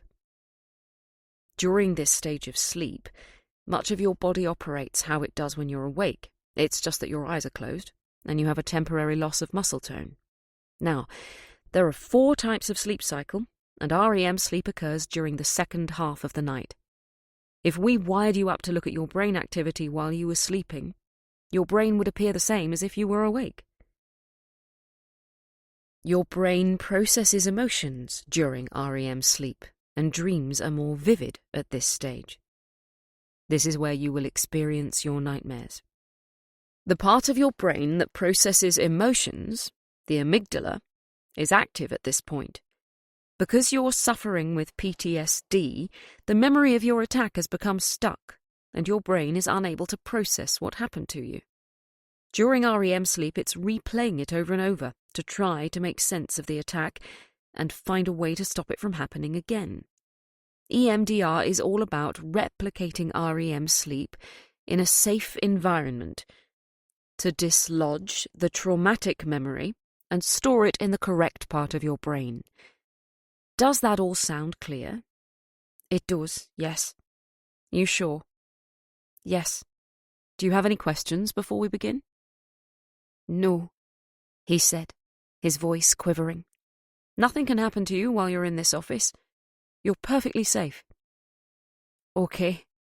Ryan offered a weak smile. Now the movement of my finger from left to right is going to mimic the movement of your eyes during REM sleep. I want you to follow my finger with your eyes, but not moving your head. From the beginning, I want you to talk me through the event of your trauma from when you entered the garage. You ready? Ryan swallowed hard and nodded. He placed the bottle of water on the table in front of him, next to the box of tissues. Are you comfortable? I think so, yes. Lawrence sat forward, held up the index finger of his left hand, and began moving it rapidly from left to right. Ryan watched it. He took several short breaths. Don't move your head, Ryan. Sorry. Okay, that's good. Keep following my finger, that's it. Don't take your eyes from my finger. Now, in your own time. It was a while before Ryan began. The garage of Isaac's house was connected to Leslie's next door. I'd been in Isaac's garage a few times, we all had, but nobody had noticed there was a false door in the brickwork. I went there on my own to check something. There had been something niggling away at the back of my mind about the layout and size of the garage. I noticed the door. He faltered. Take your time, Ryan. Breathe slowly. In and out. I walked through the door and I saw red. I saw body parts. Don't rush this, Ryan. We've got plenty of time. I saw Leslie Quinn. She was on her knees on the garage floor. She was taking apart the man who lived across the road, Hal Garfield. I don't know how he'd come to be there, but she'd killed him and she was taking apart his body. How was she doing that, Ryan? She used to be a nurse. She hid so much of herself from us. She knew how to cut tendons and muscles that held bones together. That's how she and Isaac disposed of their victims. They took them apart. Keep following my finger, Ryan. What happened when you entered the garage? Leslie told me to help her. She said she needed my help with Hal. I couldn't move. I couldn't take my eyes away from...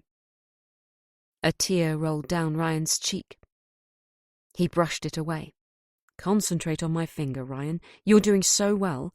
Keep breathing. Nice and slow. She hit me. Leslie hit you? Ryan nodded. I didn't see her. I didn't see her get up. I don't know what she used, but she hit me, and the next thing I remember is waking up, and I'm on the floor, and I'm dazed and confused, and I feel... Calm down, Ryan. Take your time. She said she thought she'd hit me too hard. She was so calm. I asked if she was going to kill me, and she said yes. Ryan started crying. Lawrence handed him a tissue with his free hand. I was so scared. I didn't want to die. I looked at Hal. He was in so many pieces. I knew that was going to be me. I knew she was going to take me apart. And I didn't want to die. I didn't want to... Ryan was panicking. He was reliving the trauma. He was back in the garage. He could feel the coldness of the winter air blowing through the gap at the bottom of the steel door. He could see the sea of blood in front of him. He could smell it, taste it. He snapped, his eyes closed. Ryan, open your eyes. Lawrence said. She cut off my foot. I didn't feel anything. He cried. Ryan, you're doing so well. Open your eyes. She talked me through the whole process. She told me the names of the tendons and the muscles she was cutting. She told me she was tying off veins to stem the blood flow. Oh, God. She showed me my foot. She was taking me apart. Lawrence moved over to the sofa and put his arm around Ryan's shoulders and offered him the comfort he needed. It's all right, Ryan. You're safe. You're in my office. You're in London. Leslie Quinn is in prison. She can't get to you anymore. You're perfectly safe. I promise you. Chapter 24. Olivia was sitting at her desk in her office. She was looking at the photographs of the Greenacre and Duffy families in death on her computer. Linda Greenacre and her sons had been positioned, to match a photograph on the wall. That was cruel and unnecessary. Why had he done that? Her mobile rang, making her jump. She looked at the screen and saw Amias was calling. She swiped to answer. You were right and wrong in equal measure, he said. Nice to start the conversation with clarity. What's wrong? She asked. We've got the forensic results back on the pillowcases. On the inside of the pillowcases we found lacrimal fluid, salivary secretion, and nasal mucus, or tears, spit and snot to us. Thanks for that, Olivia said, pulling a disgusted face. However, there is evidence to show that the Duffy family had the pillowcases placed over their heads, then had them removed, then placed on again. How do you know this? Two were mixed up. The mother, Chloe, and the youngest boy, Jonah, had their pillowcases swapped around at some point. Olivia leaned back in her seat. The killer removed the pillowcases so he could take their photograph, then put them back on again afterwards. Why? Because in the beginning, while they were blindfolded, they would have been scared out of their minds. They wouldn't have had a clue what was happening to themselves or each other, and that promotes fear. When they were dead, he took off the pillowcases, lined them up, posed them, cut their mouths, took their photographs, then put the pillowcases back on. He didn't need to do that, though. No. He could have left them as they were, but he covered them back up again to add to the shock value when whoever found them took them off. Do you think he was expecting Brandon Duffy to find them and remove the pillowcases? I'm not sure. Possibly. If not him, then the next in line is the police or forensic team. He wanted you to be impressed. Impressed? Not in a congratulatory way, but by his level of horror. He wanted whoever found them to remember this for a long time to come. It's not something I'm going to be able to forget. Olivia sighed. No. It's going to be something I'll be seeing for a while, she said, looking back to the photos on her screen. Did he mix up the pillowcases with the Greenacres too? Not to my knowledge. I'm sure I would have been told, but I'll check to confirm. Why did he make a mistake with the Duffys? There could be any number of reasons. Maybe he simply threw the pillowcases to one side and picked them up at random. Don't forget there was so much blood. It's not going to be easy taking off and putting on a pillowcase when your hands are covered in blood. I suppose not, said Foley. How's Lola doing? Olivia asked after a long silence. She's struggling. She keeps calling me, asking for an update. Her sister has come up from Brighton to spend time with her. Poor woman. Listen, Amias, I think these might be stranger murders. I don't think the killer chose them for any particular reason that is obvious to an outsider. They'll mean something to him, however. Do you remember a murderer from the mid-90s, Patrick Maitland? Vaguely. He murdered a family of 5. He was sentenced to a minimum of 30 years. He was up for parole last year and was turned down. He's always maintained his innocence. The family he killed was unknown to him. I've made an appointment to interview him next week. What's that got to do with the Greenacres and Duffys? I've no idea. Perhaps nothing. But it will give me more of an insight into stranger murder. If he is a stranger to the families, it's going to make him harder to catch. It's unpredictable, isn't it? Yes and no. What does that mean? Look, Amias, I have far too many thoughts and ideas running around my head at the moment. Can you let me interview Patrick and sort things out? I suppose, he said, sounding downcast. In the meantime, let's hope the killer doesn't strike again. There was a 20-day cooling-off period between the Greenacres and the Duffys. I think you're fine for another couple of weeks. That's reassuring. Don't work too hard, he said, before ending the call. Is there any other way to work? Olivia asked herself. There was a knock on Olivia's door. Sebastian walked in. He tossed a biscuit to Stanley, who waited expectantly in his bed for a snack. I've had a text from Ryan, he said. Sebastian's face looked grim. Is he all right? He's asked if he can take the rest of the day off. Ah, I'm guessing EMDR didn't go so well.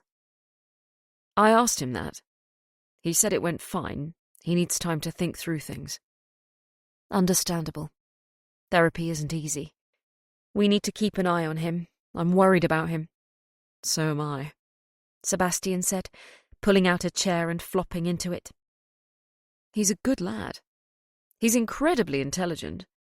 He has the book smarts, but not the street smarts to make sense of everything he's learning. I'm starting to wonder whether offering a job here with us was a good idea in the first place. Why? He's settled in well, I think. Oh, don't get me wrong, I think he's doing sterling work for us. His level of research is intense. But he's filling his head on a daily basis with serial killers, their deeds and the psychology of their makeup, and it's not been a year since he almost lost his life to one. I don't want him turning into... She paused and swallowed hard. I don't want him turning into me, Sebastian. Her voice broke as she struggled to maintain her emotions.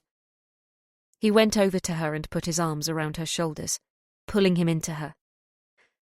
Olivia, you need to stop seeing yourself as a negative. You have so many good qualities. I wish you could see them like everyone else can. Promise me, Sebastian. Promise me Ryan won't turn into me. Olivia closed her eyes as she rested her head against Sebastian's chest. Every time she thought about herself, she was back in those woods on that cold December evening, aged 9, her father looming over her with a knife in his hand. She wished he'd done it. She wished he'd killed her so she could be with her mum and Claire. She missed them so much. It was minutes, literally a couple of minutes, since Olivia had been talking calmly and professionally with D.I. Amias Foley. She'd been confident, precise, and had spoken with ease. Now she was a crumpled mess in the arms of a close friend and colleague. How could one person switch emotions so readily and swiftly? Chapter 25. It was dark by the time Ryan left the gym. He'd struggled with his emotions following his first EMDR session. He hadn't quite known what to make of it. How long would it be before he noticed a difference, if any at all? How many sessions would he need? That was the problem with EMDR. There were no answers to those questions. He would only know it had worked when the nightmares stopped. When he stopped thinking every unknown doorway was going to open up, and he'd see Leslie Quinn looking up at him with a scalpel in her hand and blood spatter on her face. From the therapist's office, he went for a coffee and something to eat. He needed comfort food to take his mind off things and help him to relax.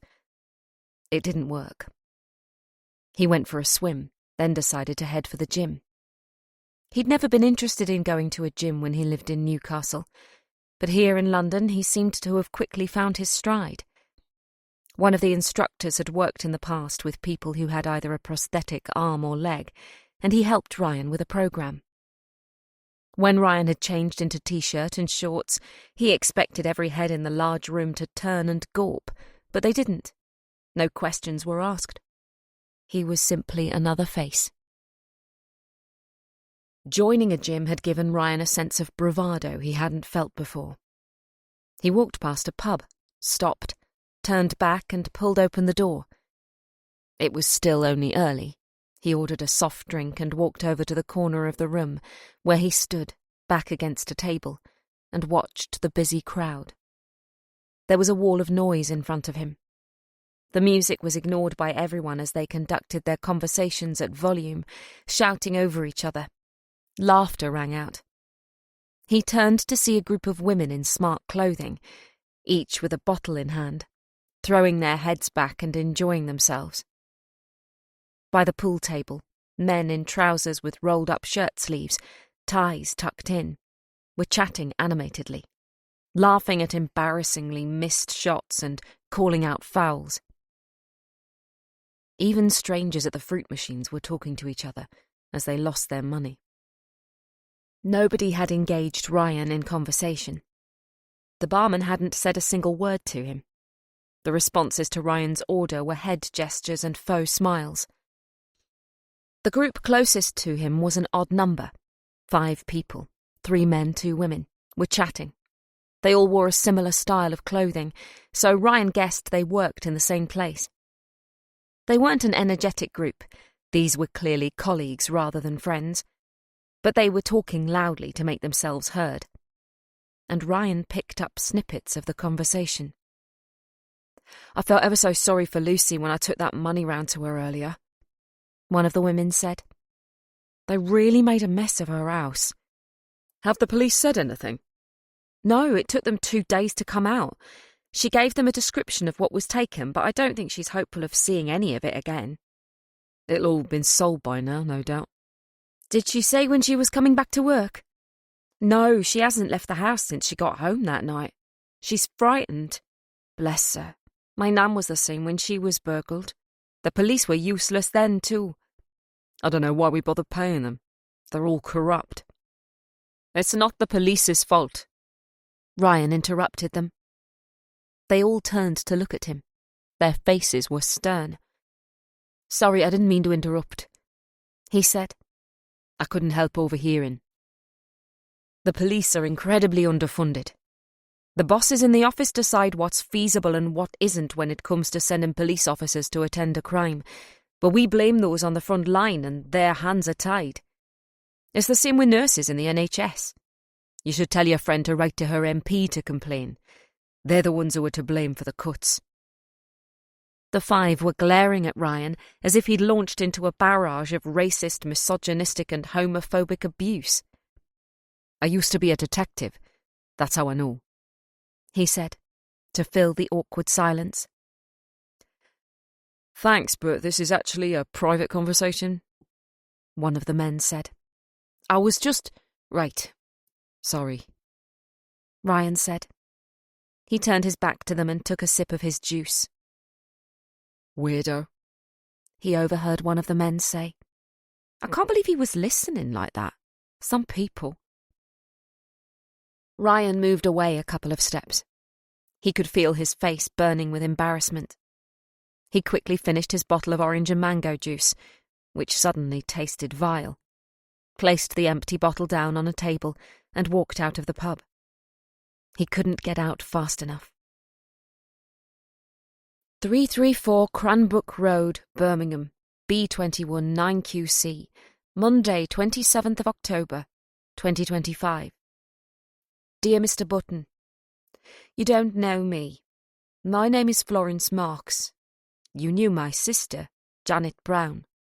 You gave information to your daughter telling her the whereabouts of her body. 2 weeks ago we buried her in a grave in Birmingham, next to our parents.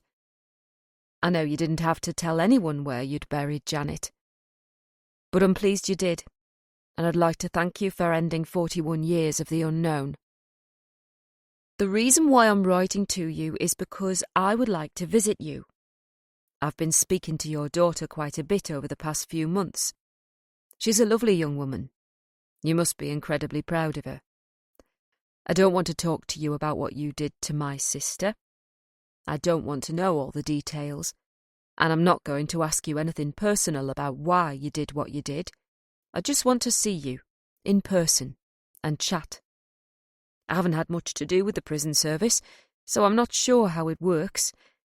I'm assuming you have to put my name down on some kind of list and invite me in to visit you. Please consider seeing me. I really would like to talk to you. Regards, Florence Marks.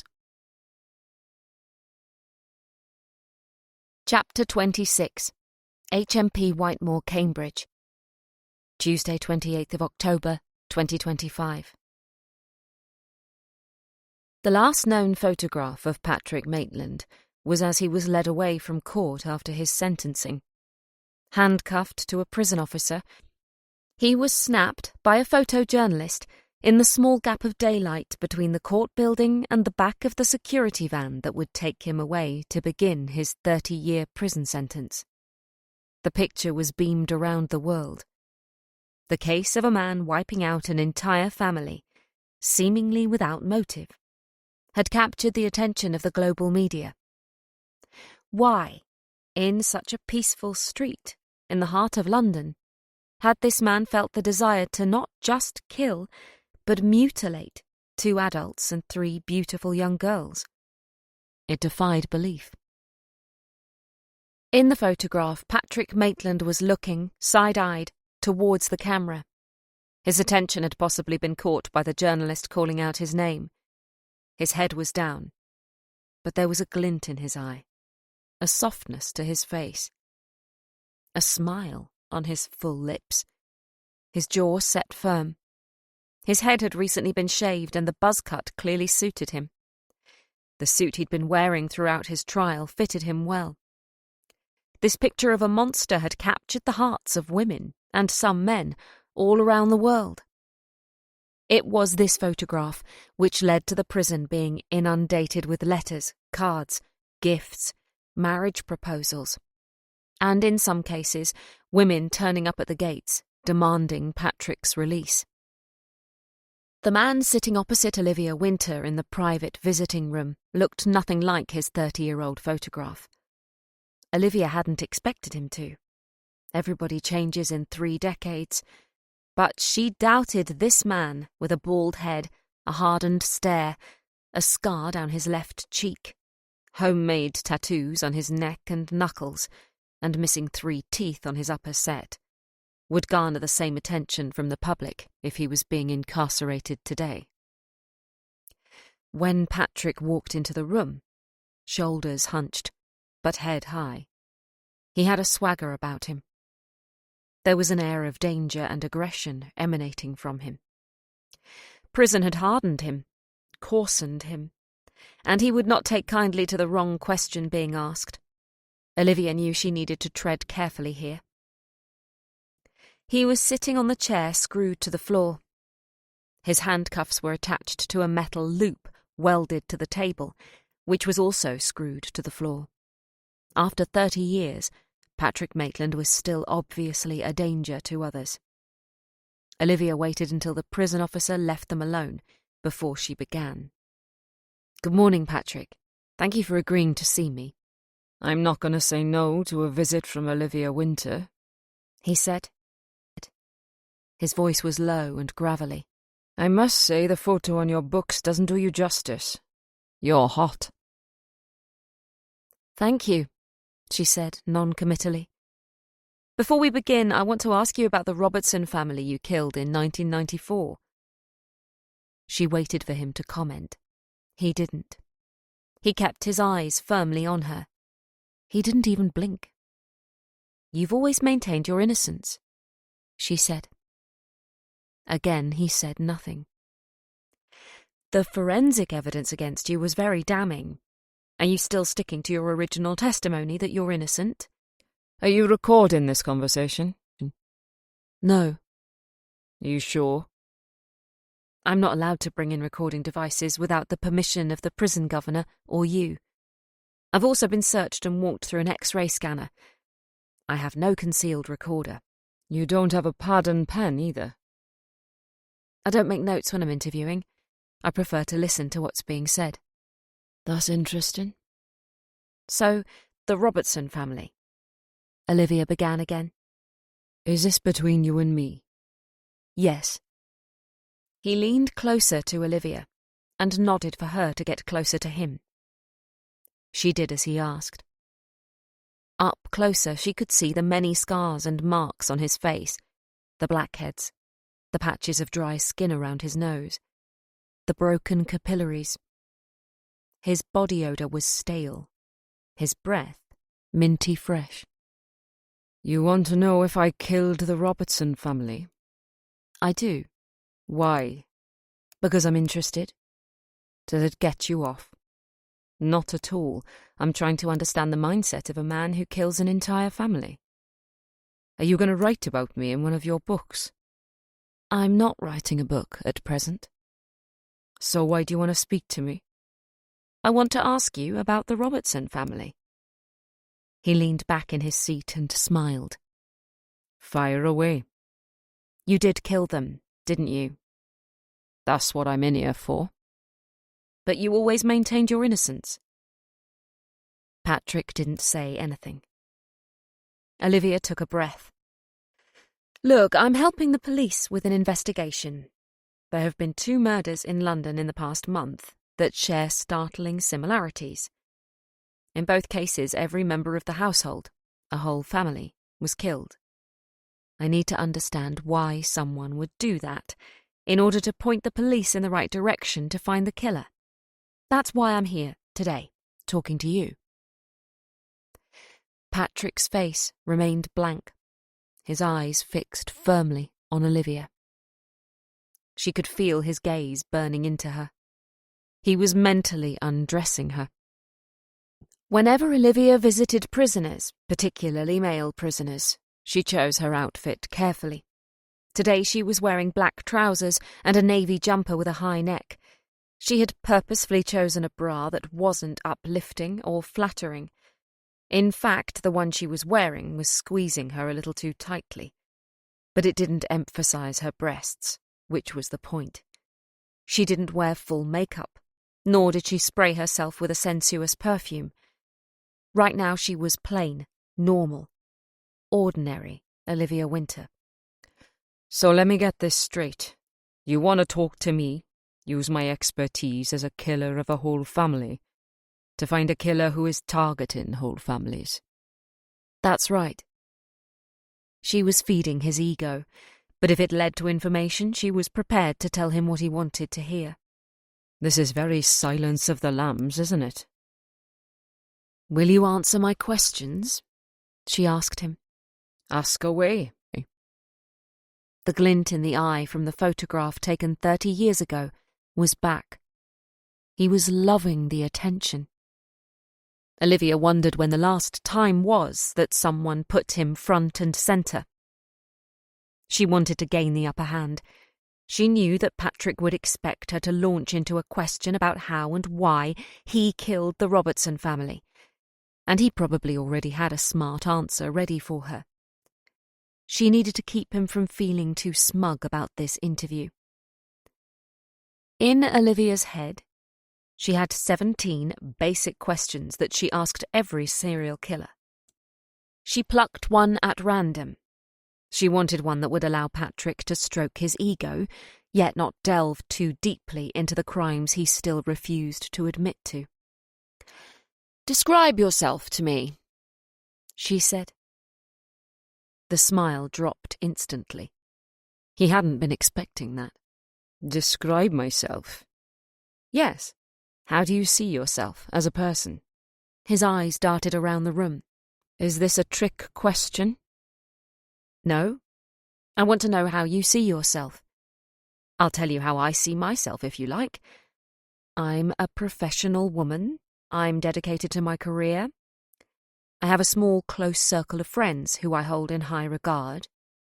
I'm friendly, a bit of a clean freak, and I have a slight obsession with buying shoes. The last part was a complete lie, but she wanted Patrick to see her as someone he could talk to. Someone with flaws, though nothing major, just a regular woman who wasn't here to judge. My mum liked shoes, he said. She had her own shoe shop. Oh, wow, she said, sounding surprised, though she did know that, having read all about him before the interview. Rule number 1 of interviewing a serial killer: never go into it unprepared. It did really well. She bought the shop next door when it came up for sale and sold kids' shoes. What did your dad do? He was a butcher. He had a half share in a shop bang opposite where my mum had her shoe shops. I used to alternate working in each one at the weekends. Which did you prefer?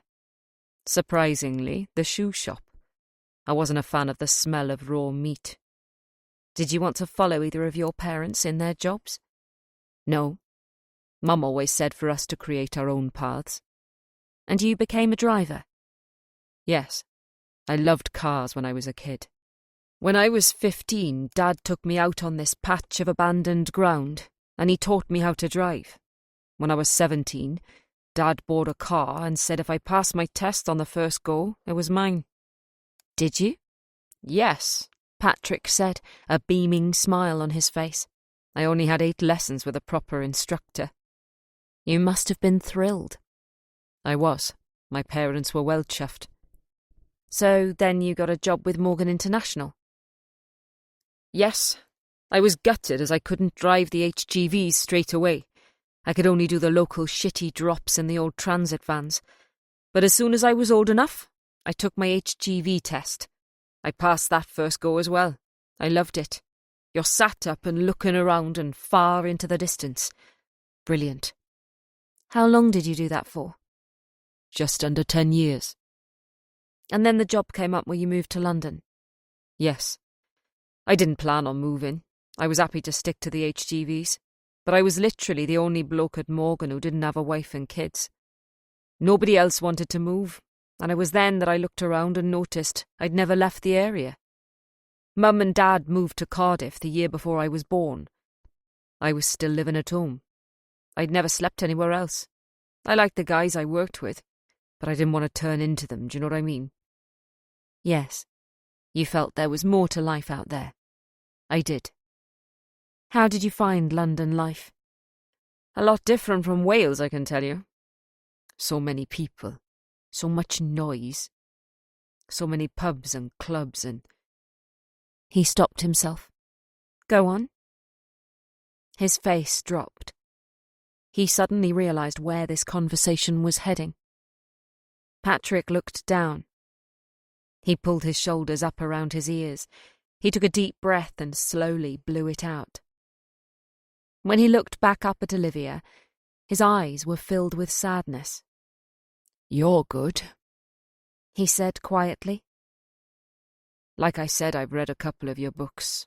I know you're a doctor and you got letters after your name, but I didn't see where you were leading me. You took yourself there. You pointed me in that direction. Do you want to tell me about the Robertson family?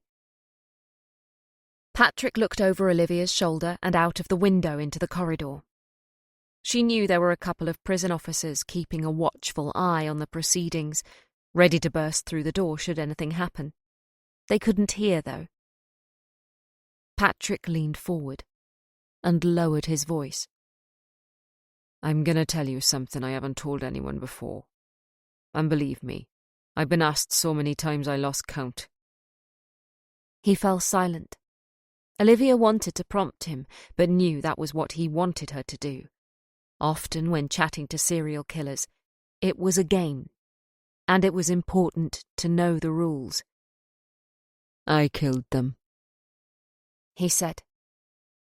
A short sentence, only 3 words, and Patrick hardly opened his mouth to say them, but it was a statement loaded with energy. You're finally admitting to your crime, Olivia said. I am.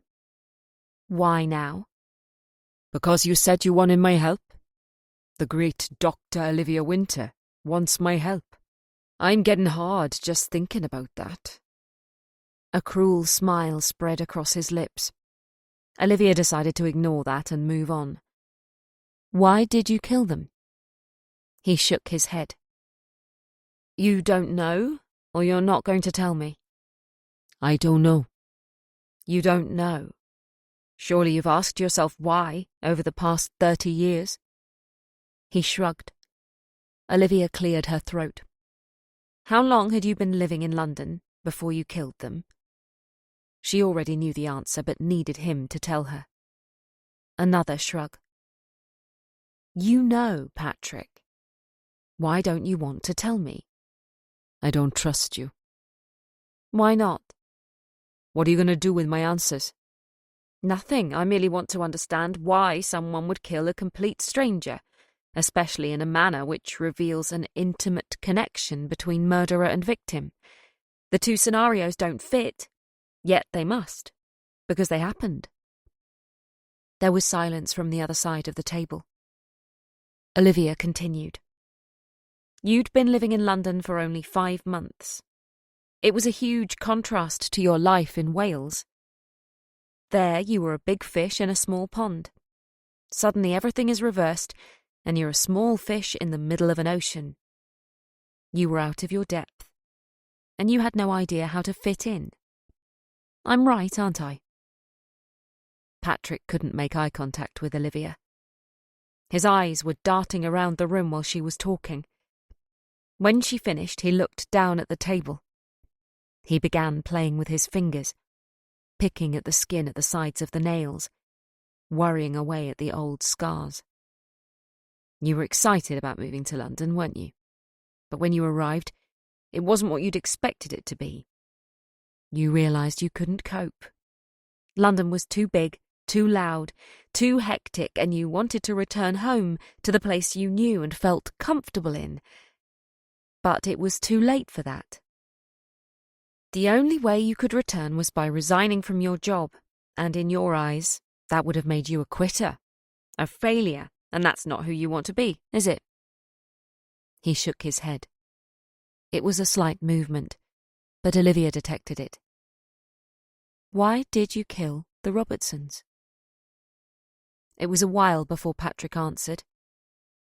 He swallowed hard a few times, and when he looked up at Olivia, his eyes had taken on a softer glare. He no longer looked dark and threatening.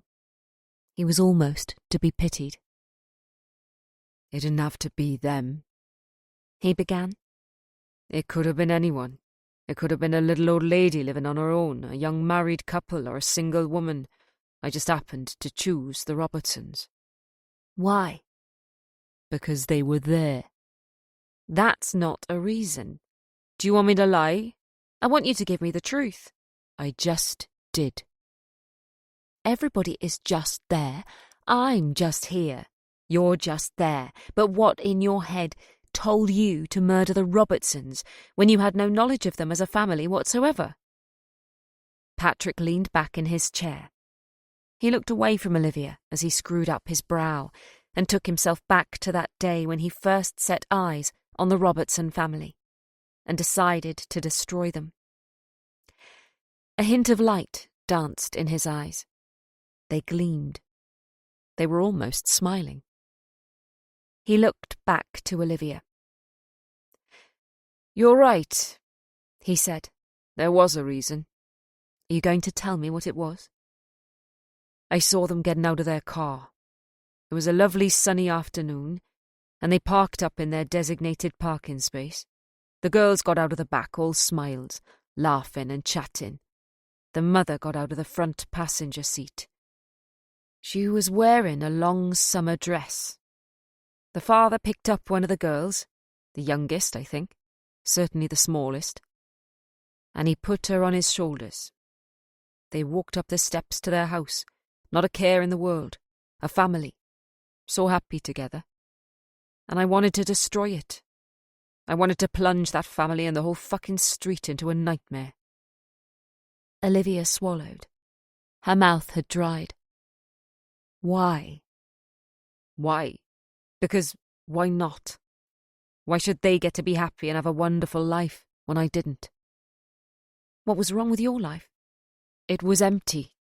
I had nothing, and they all had each other, all 5 of them. And I hated them so much. I hated every single one of them, and I wanted them gone, obliterated, annihilated, ripped apart and fucking torn to shreds. Do you know, while I was doing it, I felt untouchable. I felt like a fucking god, and it was the best feeling in the world. I'm only sad I got caught. If I'd planned it, I could have made sure there was no forensic evidence. I'd have loved to have done it again. And again. And again. I hope you never catch the killer you're looking for. I hope he carries on and kills and keeps killing, because there really is nothing like it in the world." He stood up, grabbed his trousers and pulled them down. "Look how hard it's making me just talking about it. Jesus Christ," Olivia said. The sudden change in Patrick Maitland, almost as if he was back in the Robertsons' bedroom at the scene of the murders, was so dramatic it was frightening. Patrick stood tall and started masturbating. The door behind her burst open and 2 prison officers came running in. They grabbed Patrick Maitland by the shoulders and threw him down onto the table. Olivia stood up and backed away, heading for the open door. "You should try it yourself sometime, Olivia," Patrick screamed. "Treat yourself. Kill someone. Spill some blood. Fucking enjoy yourself." Chapter 27. "Bloody hell, you've gone mad with the perfume," Foley said. "I've had 3 showers and I can still feel Patrick Maitland on me," Olivia said. She had called Foley on the train back from Cambridge and told him all about the interview. He offered for them to meet and take the dogs for a long walk. It might help clear both their heads after such a difficult day. It was early evening, 7 o'clock, yet it was dark, and the temperatures had taken a tumble. The sky was clear, and anywhere else in the country it would be lit with an infinite number of stars. However, this was London, and light pollution put paid to anything regarding natural beauty. Foley walked at a slower pace than usual with Max and Dexter, as Stanley, being a miniature dachshund, only had tiny legs and struggled to keep up. Even walking at a snail's pace, Stanley's legs were a blur of movement. At least he finally admitted to the killings, Foley said. True. Someone from the police in Cambridge is going to take a statement from him. Whether he admits it to them or denies it, I've no idea. Has speaking to Patrick given you a better insight into who I'm looking for in the Greenacre and Duffy murders? No, not at all, Olivia said. She paused while Stanley squatted, then rummaged in her pocket for a poop sack. I think the killer now is of the same mindset as Patrick Maitland. The level of violence is similar. I suppose it is possible to have such strong feelings towards a complete stranger if all you're seeing is what they're projecting, and it rankles with you for whatever reason. Patrick hated the Robertsons because they looked like such a happy family. And, right at that moment, he wasn't happy, and felt they were rubbing his nose in it. He was full of resentment. So the killer now hated Linda Greenacre and her sons, and the Duffy family, so much, that he wanted to obliterate them. Olivia stopped and rested against a wall. That's what I can't get my head around. If he hates two families, why isn't there a connection between the two? How can one man have such a powerful hatred towards two different families who don't know each other? There has to be a connection. Foley sighed. Olivia, trust me when I say there isn't. We've been through everything more than once. There is no link between the Greenacres and the Duffys. Then how does our killer know them? Maybe it's random. It's not. How do you know that? Because nothing anyone does is random. It may seem that way, but it's not. She stopped herself. Go on, Foley prompted. I just had a flash of something in my head. And? Olivia bit her bottom lip as she thought. It might be possible that this man has a problem with family. Remember when we were talking the other week, and I mentioned about the killer hating his own family? And you mentioned your utopian world of being separated from the mother at birth and building connections on shared interests rather than bloodline. Olivia smirked at Foley's sarcasm. Not quite, but yes. It's just possible that the killer has come from an incredibly dysfunctional family, and he's come into contact with Linda Greenacre and seen how idyllic her life was with her two boys. The same with Brandon and Chloe Duffy and their almost perfect lifestyle. And he's felt as if they were delighting in the very thing he doesn't have, but wants more than anything. But Linda wasn't living an idyllic life. She was going through a bitter custody battle. But the killer didn't know that. He only knew Linda and her sons. If he'd known about... what was the husband called again? Dylan. If he'd known about Dylan, he wouldn't have killed them. All he saw was Linda raising two boys on her own and doing a wonderful job. He saw the Duffys and their amazing life and killed them. That's why he went back for Brandon, because he wanted to slaughter the entire family. Not wanting to piss on your fire or anything, Olivia, but we've interviewed family, friends, colleagues, neighbours, school teachers, pupils, the cook, the thief, his wife and her lover, and we can't find anyone who comes close to being a suspect. No, and I don't think you will do either. What do you mean? This killer is damaged and broken. If someone knew who he was, they would have reported him by now. I was talking it over with Ryan, and he asked if this killer is a psychopath. I said that he was, but he's an organised psychopath. I think he's a fully functioning psychopath who can adapt his persona, depending on the situation. He'll be his regular normal self at work, mingling with colleagues, having a laugh and joke, but when he's alone, that's when he flips sides. Right, well, that's as clear as mud. Basically, I'm looking for someone who doesn't stand out and is practically a chameleon who can change at the flick of a switch. I'm sorry, Amias. I wish there was more I could tell you. How do I catch a man like this? I'm sorry to say this, but you don't. Unless he leaves any evidence of himself behind at the scene, like Patrick Maitland did, you're going to struggle to find him. Olivia turned around and looked at the vast view of London. Lights were on in skyscrapers, and below, at ground level, life was continuing as normal. It was early evening on a weeknight. Workers were in pubs, sharing a drink with colleagues, moaning after another day in the office. Maybe it was a co-worker's birthday, and they were having a celebratory bottle of wine. Families were sitting down to evening meals and talking about their day. It was simply another regular, normal, boring night. And it wouldn't matter what any family did to keep themselves under the radar of violence. Every single one of them was a possible victim. Chapter 28. Sitting on his own in the corner of a late-night coffee shop, Ryan Sweetland was scrolling through his phone. He'd enjoyed another session at the gym, where he'd plucked up the courage to make small talk with a young man at the water station. They hadn't chatted for long, and it was hardly a scintillating conversation, but it was a start.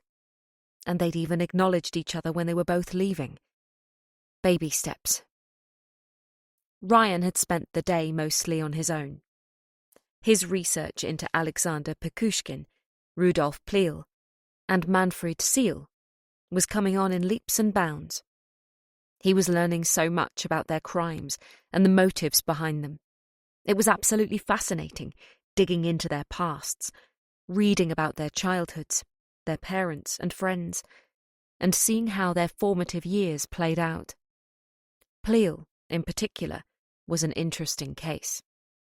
Born in Germany, in a small village close to the border of what used to be known as Czechoslovakia in 1924, he had no formal education, and from the age of 9 he had to support his parents, which he did via smuggling items across the border. His brother died young, and his sister was submitted to forced sterilization due to her epilepsy, under Nazi law. Rudolf had his first sexual experience with a prostitute at the age of 13. Pleel found a job as a cook in a labour camp, where he cooked and ate cats. Ryan had winced when he read about that, thinking about the 2 cats he had as pets as a child. Following the invasion by the Russians, he worked as an auxiliary policeman in his home village, where he claimed to have killed a Soviet soldier who was trying to rob him. He managed to escape punishment for the crime, as the local residents helped him to bury the body in a nearby forest. What was the mindset of this man? He seemed to have no filter. He had sex with a prostitute at the age of 13. He killed and ate animals, and the whole village conspired to cover up his murder of a Russian soldier. He must have thought he was invincible by this point. Between 1946 and 1947, he worked as a frontier worker and helped people, most of whom were women, cross illegally between East and West Germany. He was paid, of course, and he took advantage of his position.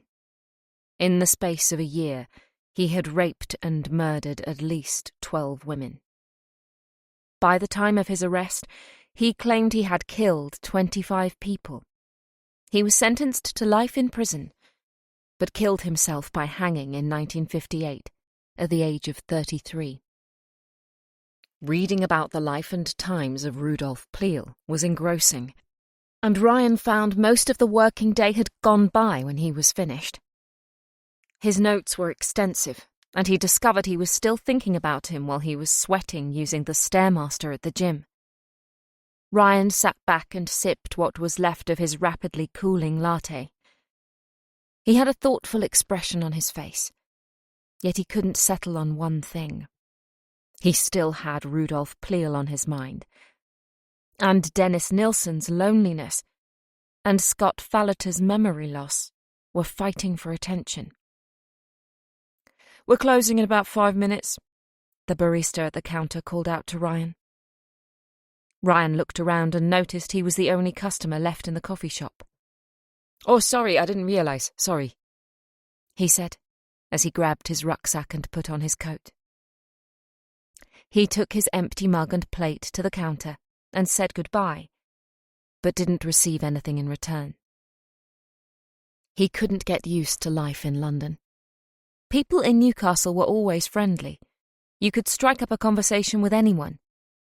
It seemed that people in London made a point of avoiding social interaction at all costs. He stepped out into the street. It was fully dark now, and a chilly wind was blowing. He paused and zipped up his coat.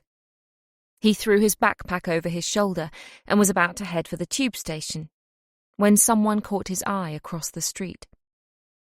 A tall, slim man in a well-cut suit and a shock of brilliant white blonde hair. He bore a striking resemblance to his therapist, Dr. Lawrence Schindler. Ryan crossed the road at the traffic lights and followed, keeping a safe distance. He was almost certain it was him. It was strange seeing him out of context. Dr. Schindler knew so much about Ryan, yet he knew absolutely nothing about him in return.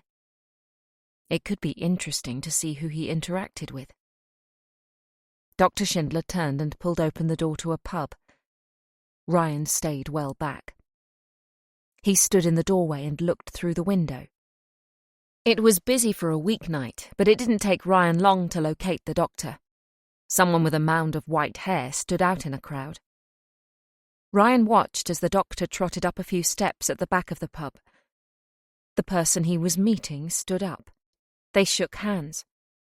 As Dr. Schindler sat down, his companion was revealed. Ryan's mouth fell open.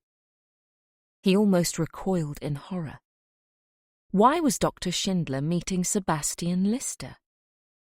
Sebastian hadn't said he knew Dr. Schindler on a personal level, just that he was an eminent psychotherapist with an excellent reputation.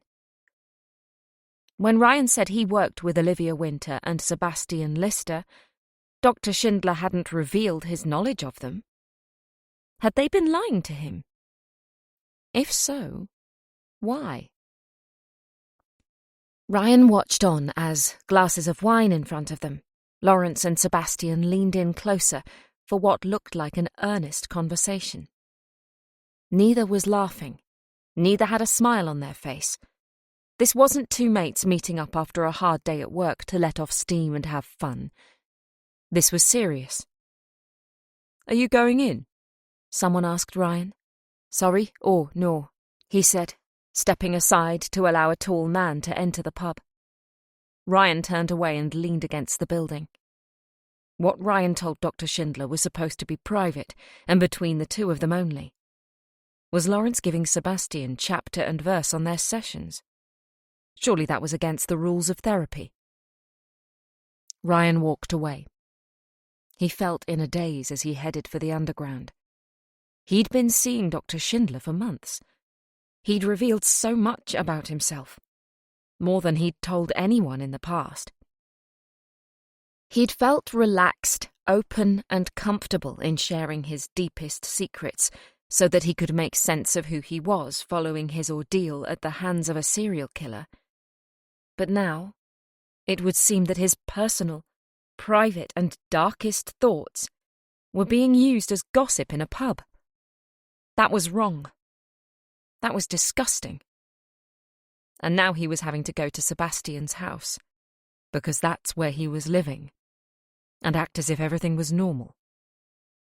He trusted Sebastian and Olivia. How could they betray him like this? The next morning, Ryan was awake before his alarm sounded. He sat up in bed and listened intently to the sounds of the early morning routine in the Lister household. Alistair was complaining he couldn't find his football boots and was blaming Catherine for moving them. Robert was moaning that he wanted chocolate cereal, reserved as a treat for the weekends, and porridge tasted horrid. Catherine was whining because her new winter coat hadn't arrived and she hated her old one. Meanwhile, in the background, The sound of the radio completed the cacophony, a mixture of dated songs and news reports. The only voice Ryan couldn't hear from upstairs was Sebastian's. He always kept a calm and low voice. He didn't believe in shouting at his children, even when they were whinging and getting on his nerves. Ryan waited until he heard the front door close with a slam. The silence that replaced the chaotic start to the day was deafening.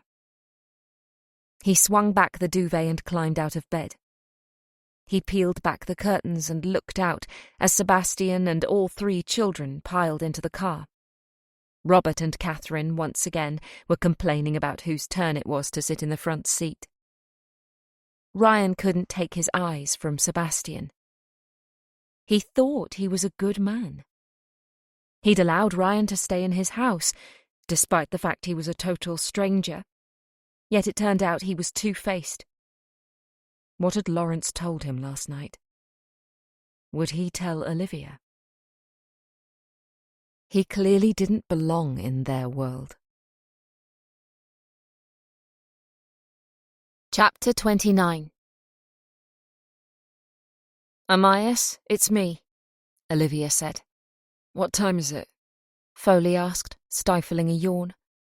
"It's a little after 5. "In the morning?" "Yes." "Jesus Christ, woman, don't you ever sleep?" "Not much, sorry. Would you like me to ring you back at a more convenient time?" "No, it's fine. Both dogs are at the bedroom door anyway. Hang on, give me a couple of minutes." Olivia had woken an hour earlier.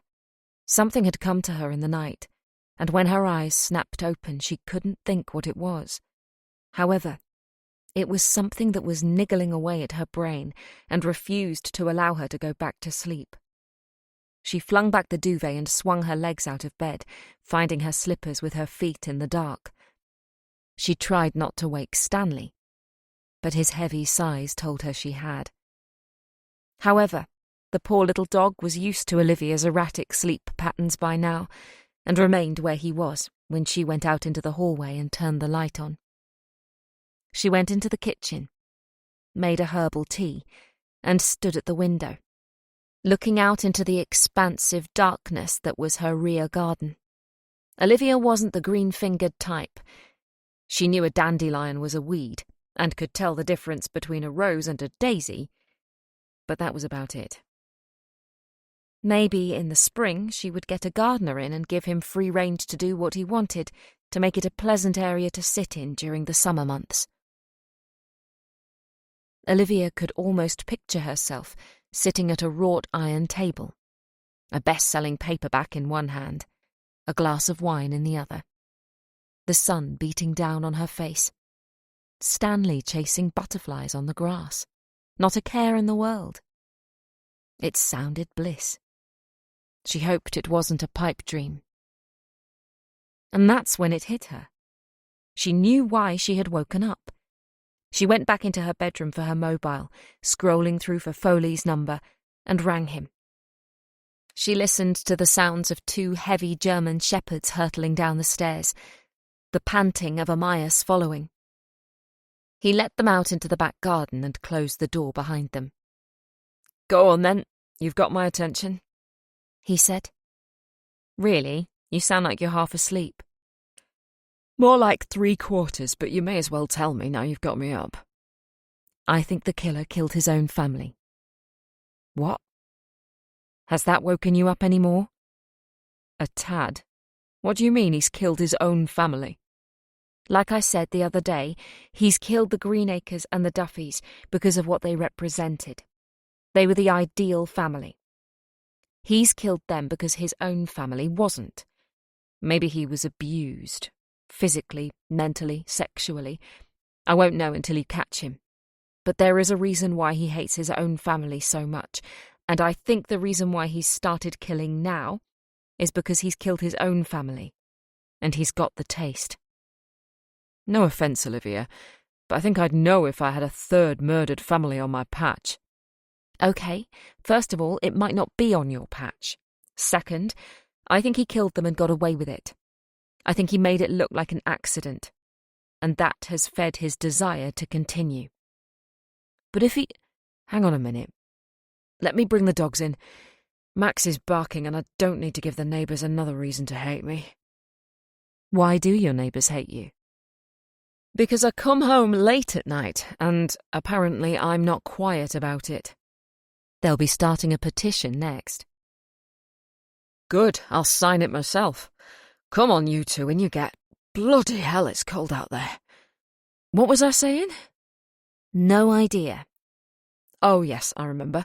I was going to ask, if he's killed his family, the family you say he hates, then that's it, the torment is over. Why go on to kill 2 other families? The torment isn't over. He's killed his family, but he's still living with the horror of what he's been through.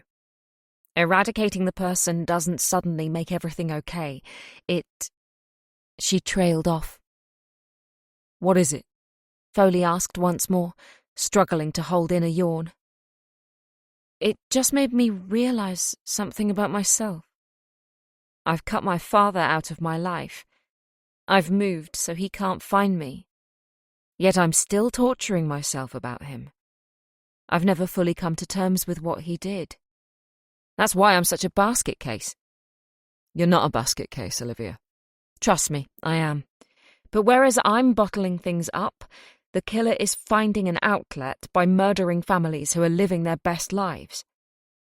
You're still not giving me any clues as to how to find the bastard. Sorry, if I knew his address, I'd tell you. So I have to look throughout the entire country for a family who simply died. That's not going to take long at all, is it?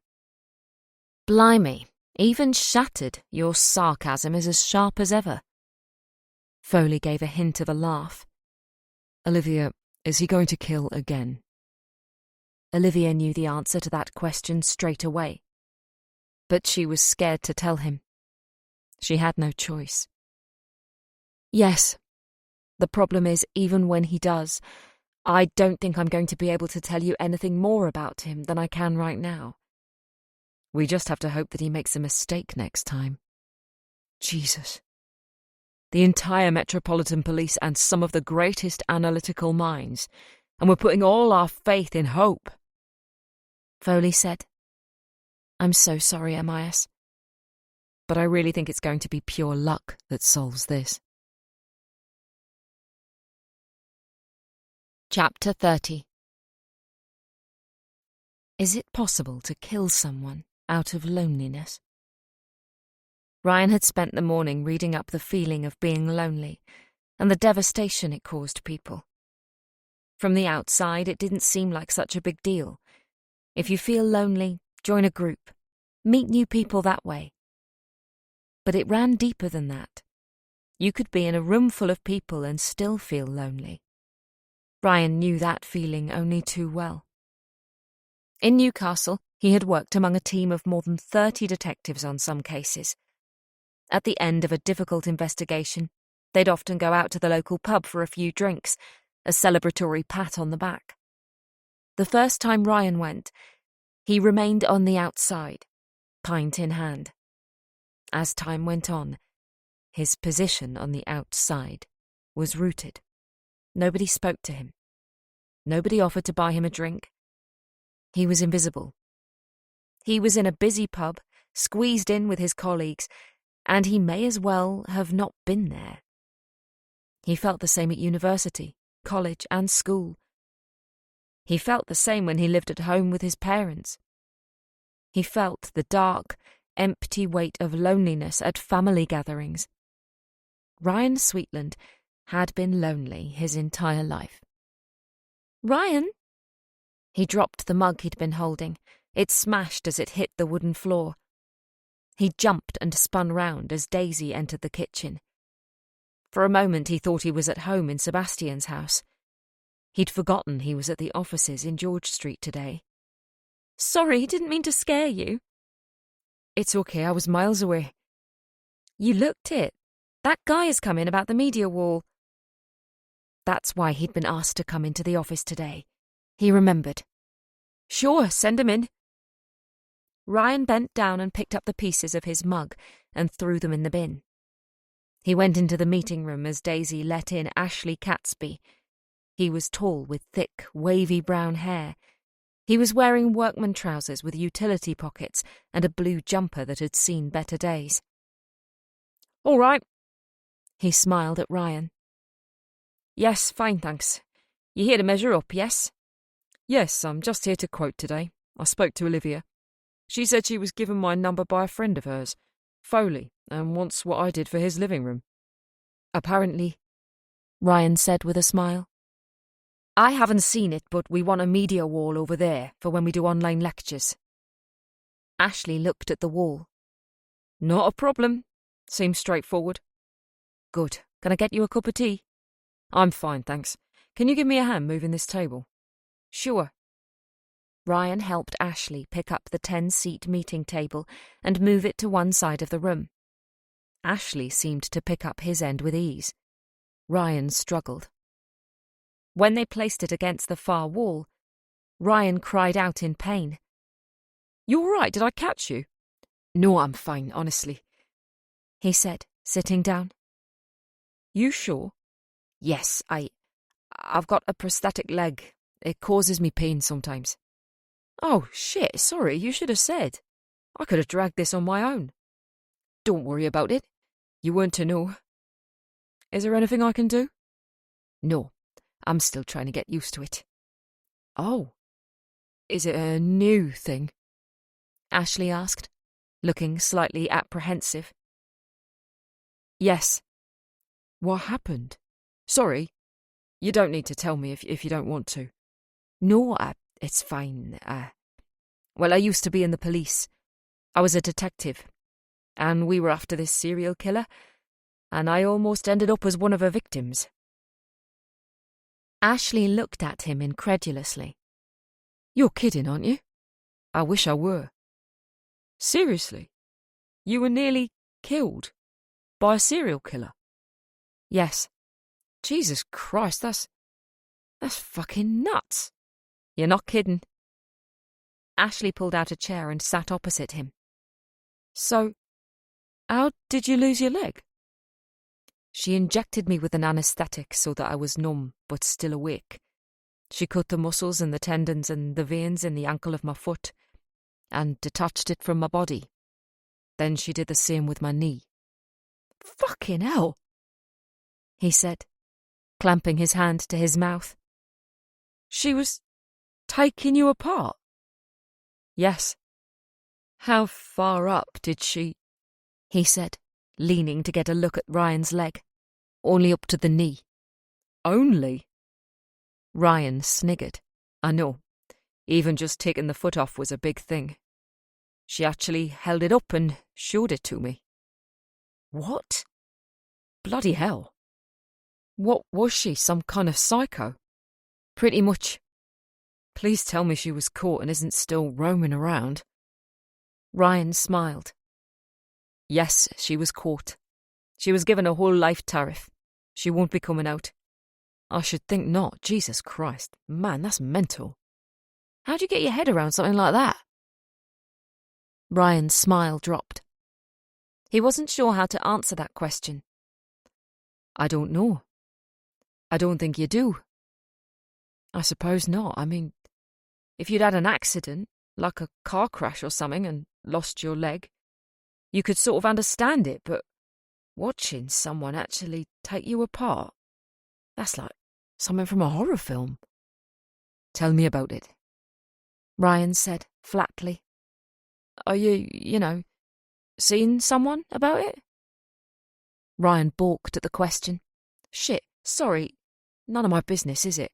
I've only just met you. No offence," he said, jumping up from his seat and going to his bag, where he pulled out a digital tape measure and went to the far wall to begin the work he was invited here to do. Ryan remained silent and watched him work. "I was seeing someone," he said eventually. Ashley looked over his shoulder. "You're not now?"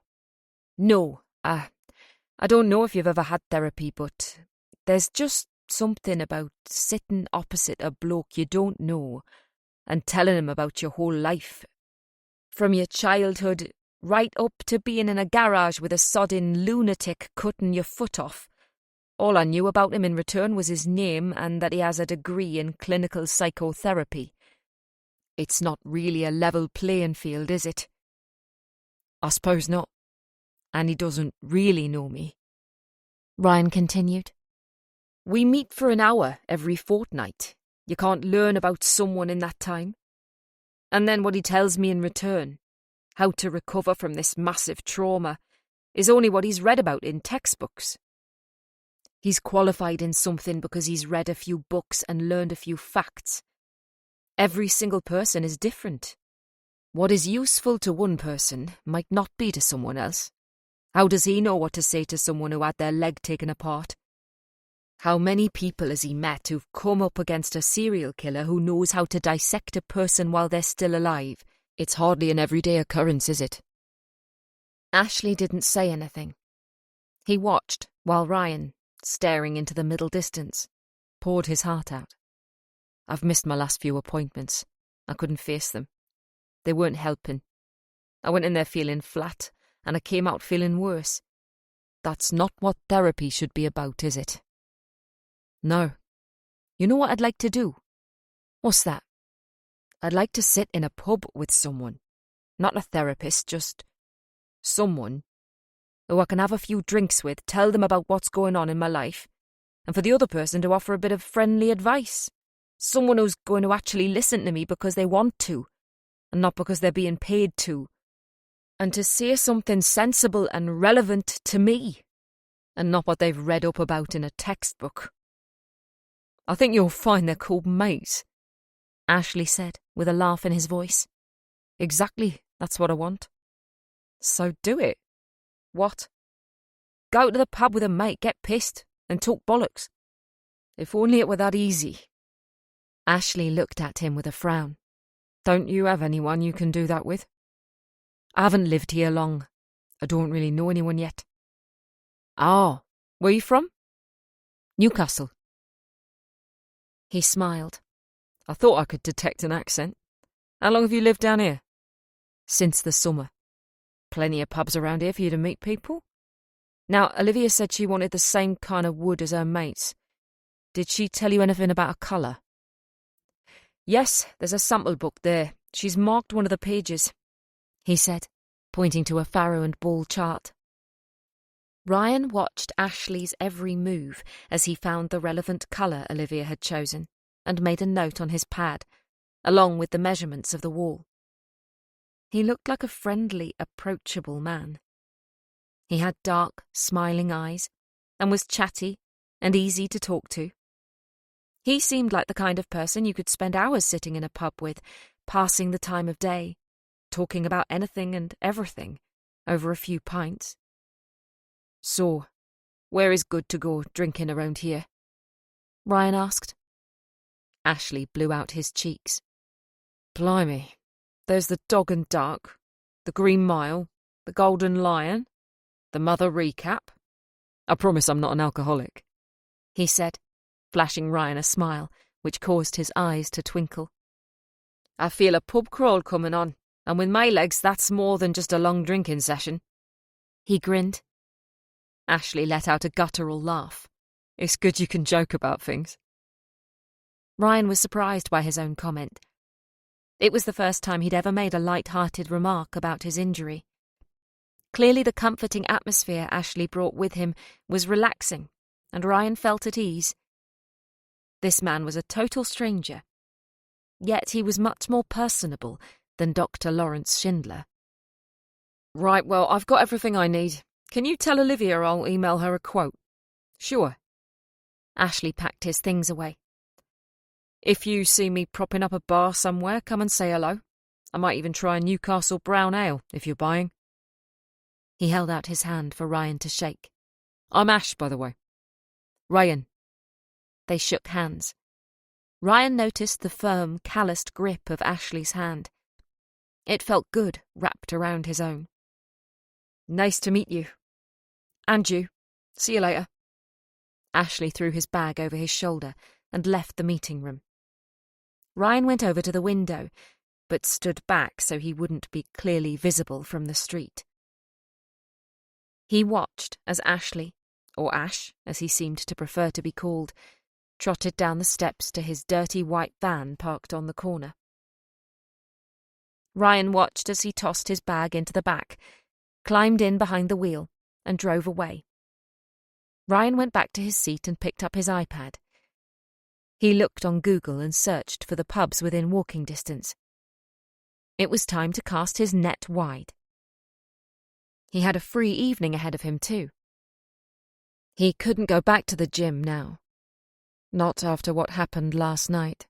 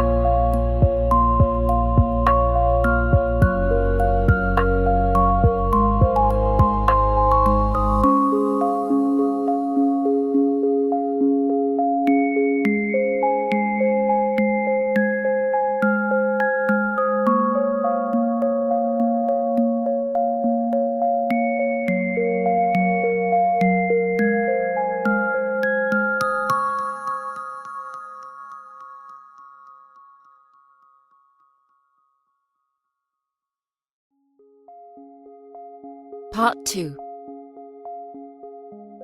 Chapter 31. Gordon Avenue, Stanmore. Wednesday, 12th of November, 2025.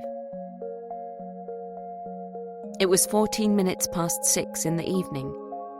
Lorelei Wishart and her 2 children, Roman and Honor, were waiting patiently at the dinner table in the kitchen. In front of them were empty plates. The delicious smell of chicken keeping warm in the oven tempted all of them to start eating. As soon as they heard a key in the lock, they struggled to hide their smiles. All 3 knew exactly what was coming. 17 minutes late, that train was. 17 minutes, can you believe that?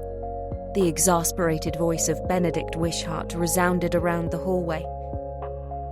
That's 3 minutes later than last night. Roman leaned into the table and said in a whisper.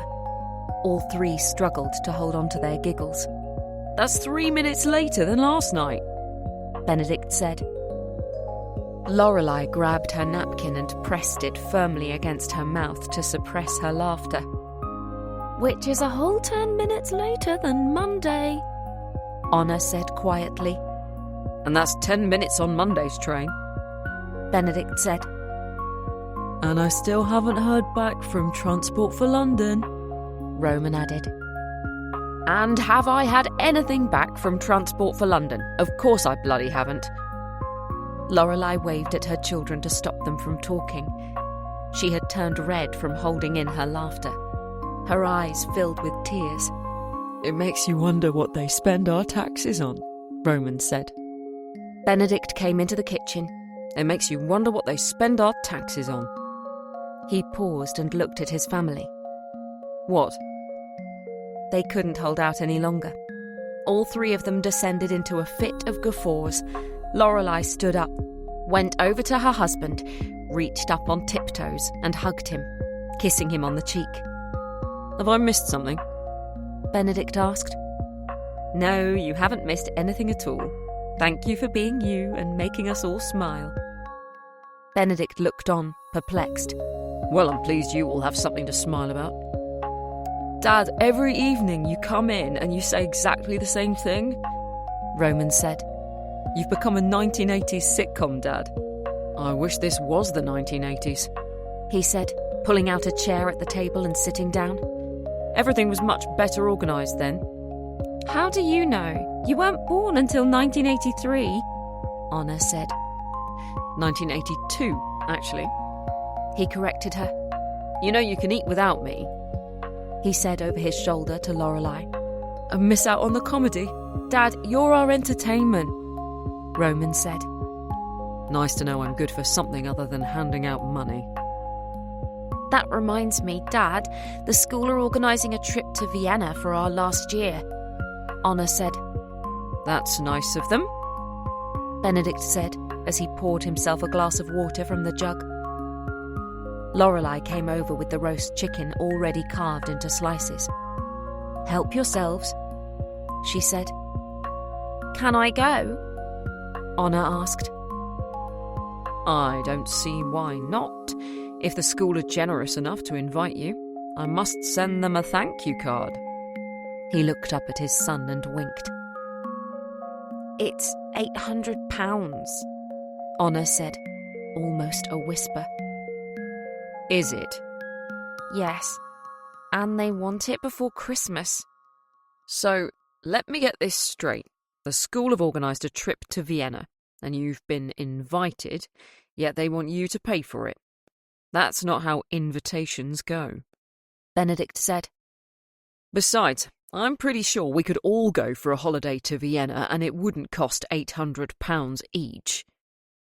I don't want to go to Vienna, Roman said. Dad, I really want to go, Honor said. How much do you have in your ISA?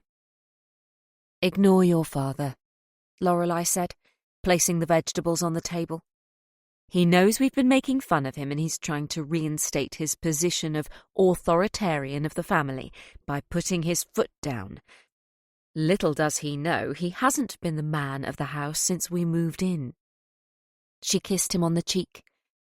Who's the great organiser of the family? That would be you, sweetheart, Benedict said, his cheeks reddening. Honor, if you want to go to Vienna, you can go, providing we see an improvement on your grades in English and maths when we go to parents' evening in a fortnight, Lorelei said. Roman, take more veggies. I'm not having you filling up on biscuits later. Ben, as much as I love you, if you insist on leaving your shoes on the floor in the hallway, I will find a new home for them by inserting them inside you. Now, shall we eat? Wow, that's us told, Benedict said. Meal over, dishwasher stacked. The two teenagers left the kitchen to spend the rest of the evening doing whatever it was they did in the privacy of their own bedrooms. Lorelei headed for the study, where she was going to have a Zoom chat with her mother in Cornwall, leaving Benedict to finish clearing up and take the rubbish out to the bin. Benedict loved this kitchen. It was what sold the house to them in the first place. Walk-in pantry, spacious utility room, central island, bifold doors leading out onto an expansive south-facing garden. In the summer it was perfect for alfresco dining and hosting parties for Roman and Honor, who both had their birthdays in August. He lifted the black bag out of the bin, tied the handles, and left the house through the door in the utility room. Tomorrow was bin day, and the wheelie bin was already at the curbside. When he placed the rubbish in the bin, he rolled down his shirt sleeves to keep his arms warm. Evening, Ben. He turned at the sound of his name being called. The man from 3 doors down, whose name escaped him, was walking his golden retriever. He raised an arm in greeting and returned to the house. He closed the utility room door behind him and locked it with the key. He walked into the kitchen and stopped dead in his tracks. At the central island, a man in a hooded jumper was sitting on one of the stools. He was dressed in dark clothing, wore heavy walking boots and gloves. His hood was up. His head was down. From this angle, Benedict couldn't make out any features. Excuse me, Benedict said. The man didn't look up. He didn't move. Who are you? How did you get in? Benedict looked out into the well-lit hallway. In the distance he could hear his wife laughing on her Zoom call to her mother. Are you a friend of Roman's? Benedict asked. The man didn't move. Did someone let you in? No reply. Look, I'm sorry, but this is my house. If you're a guest here, then I think you should be more solicitous when you're being spoken to. Slowly, the man lifted his head up. He turned and looked at Benedict. Benedict saw for the first time that this man couldn't be any friend of Roman's. He was much older than his 16-year-old son. Who are you? Benedict asked. Fear was creeping into his voice. The man reached inside his hooded jacket. He grabbed something and slowly pulled it out. It was a knife. The downlights from the ceiling caught the stainless steel. He jumped down from the stool, charged for Benedict, grabbed him by the throat and slammed him into the fridge. He held the knife to his throat. What do you want? Benedict asked. If it's money, I can get you money. Just, please, don't hurt us. Where are your family? The man asked quietly. What? Your family. Where are they? They're upstairs, I think. I need you all together. What? Why? Because it's more fun if you're all together. No, please, don't hurt my children. They're good kids. Benedict pleaded, tears rolling down his face. I know they are. They're very good kids. You have a lovely family, Benedict. To be perfectly honest with you, Mum, I haven't given Christmas any thought at all, Lorelei said. She was sitting at the desk in the study, leaning back on the leather chair, her feet up, sipping from a mug of tea. Well, that's not like you. You're usually so organised. Gloria said from her living room in Padstow. "I've been rushed off my feet since September, between moving offices and finding a maths tutor for Honor and taking Roman to his tennis matches. I haven't had a minute to myself, and now it's the middle of November." "How's Honor doing?" "Parents' evening in a fortnight. We'll find out then. I hope she's improved. She's trying so hard, bless her." "I'm sure she'll be fine. Listen, I'm going to have to go, sweetie. It's poker night tonight, and the girls will be around any minute." "Okay, Mum." Lorelei smiled. "Try not to lose too much." "I won £75 last week. I'm hoping I'm on a winning streak." "Bye, Mum. Give my love to Harry." "Will do." Lorelei ended the Zoom call and finished her tea. She turned off the computer and looked at the clock on the wall. It was 7:30. She had some work to do, but she was in the mood for curling up on the sofa with her husband and watching a scary film. She opened the study door and walked out into the hallway. She stopped dead when she saw Benedict coming out of the kitchen. A man was behind him. His left arm was holding on to Benedict, and in his right he held a knife to his throat. "Ben?" Lorelei asked. She froze to the spot. "It's all right. It's okay." He tried to appease his wife, but his voice was shaking with fear. "What's happened? What's going on?" The man had his head lowered. He waved with the knife to the stairs. Lorelei looked up. Her children were up there. "No. Please, don't hurt us. Do you want money? We can get you money here," she said, frantically taking off her watch with quivering fingers. "It's Cartier." She held it out to him. "Take anything you want." She wiped her eyes. "Upstairs, now," the man said. "Ben?" she whimpered. "It's all right, Laurie. Everything's going to be fine if we do what he says." Lorelei was shaking. She slowly headed for the stairs. She had to grip hold of the banister before she dared take one foot off the ground. As she ascended, she kept stealing glances over her shoulder. She saw the hooded man with his head down and the knife pointing to her husband's throat. Benedict nodded and attempted a placatory smile. He was trying to remain calm, to reassure her everything was going to be all right. She wanted to believe him. The closer they came to the first floor, the louder they could hear the noises coming from the children's bedrooms.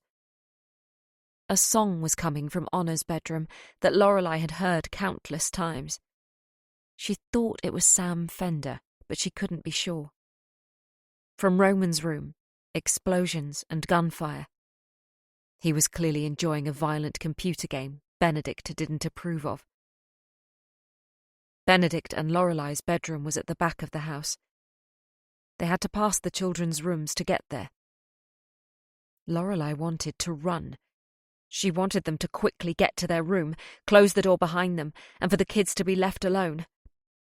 But her legs wouldn't cooperate. She could barely move. She could hardly see through her blurred vision. She heard a noise. A bang. She stopped dead in her tracks. She turned to see the hooded man was banging on the door of Honor's room. "No, please!" Lorelei cried. "She's only 14. Please, leave her alone."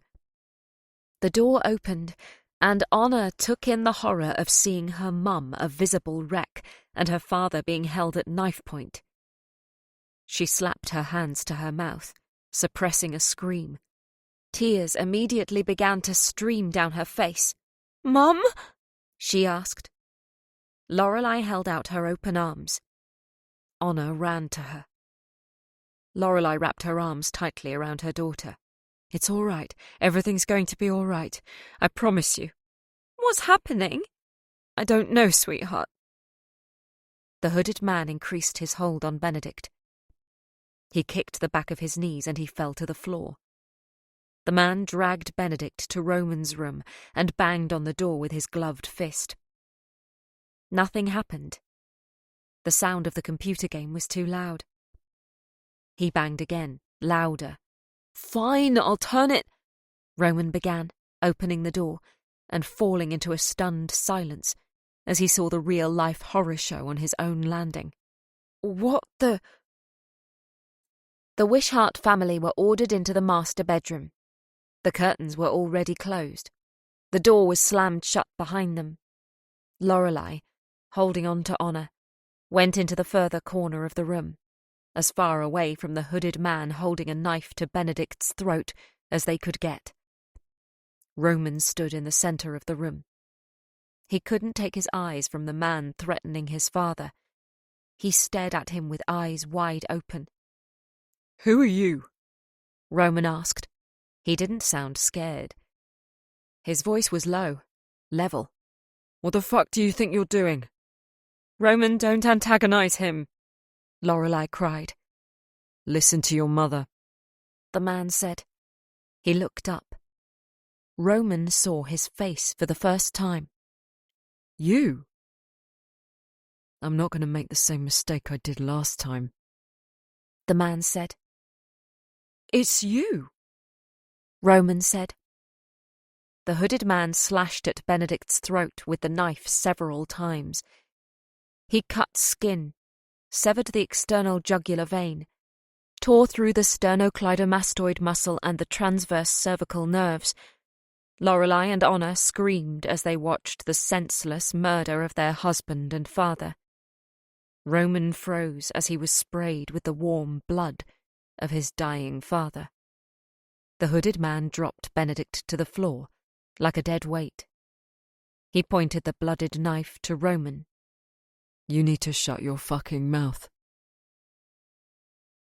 334 Cranbrook Road, Birmingham, B219QC, Thursday, 13th of November, 2025. Dear Mr. Button, I'm assuming you received my last letter and have chosen to ignore it, for whatever reason. However, I've decided to keep writing to you. I really do need to see you. As I said, I don't want to ask anything deep and psychological. I don't want to know why you killed my sister, or what made you decide to kill people in the first place. I want to talk to you as a woman who is looking for closure. Please, just one visit and I'll leave you alone. I'm retired now, Mr. Button.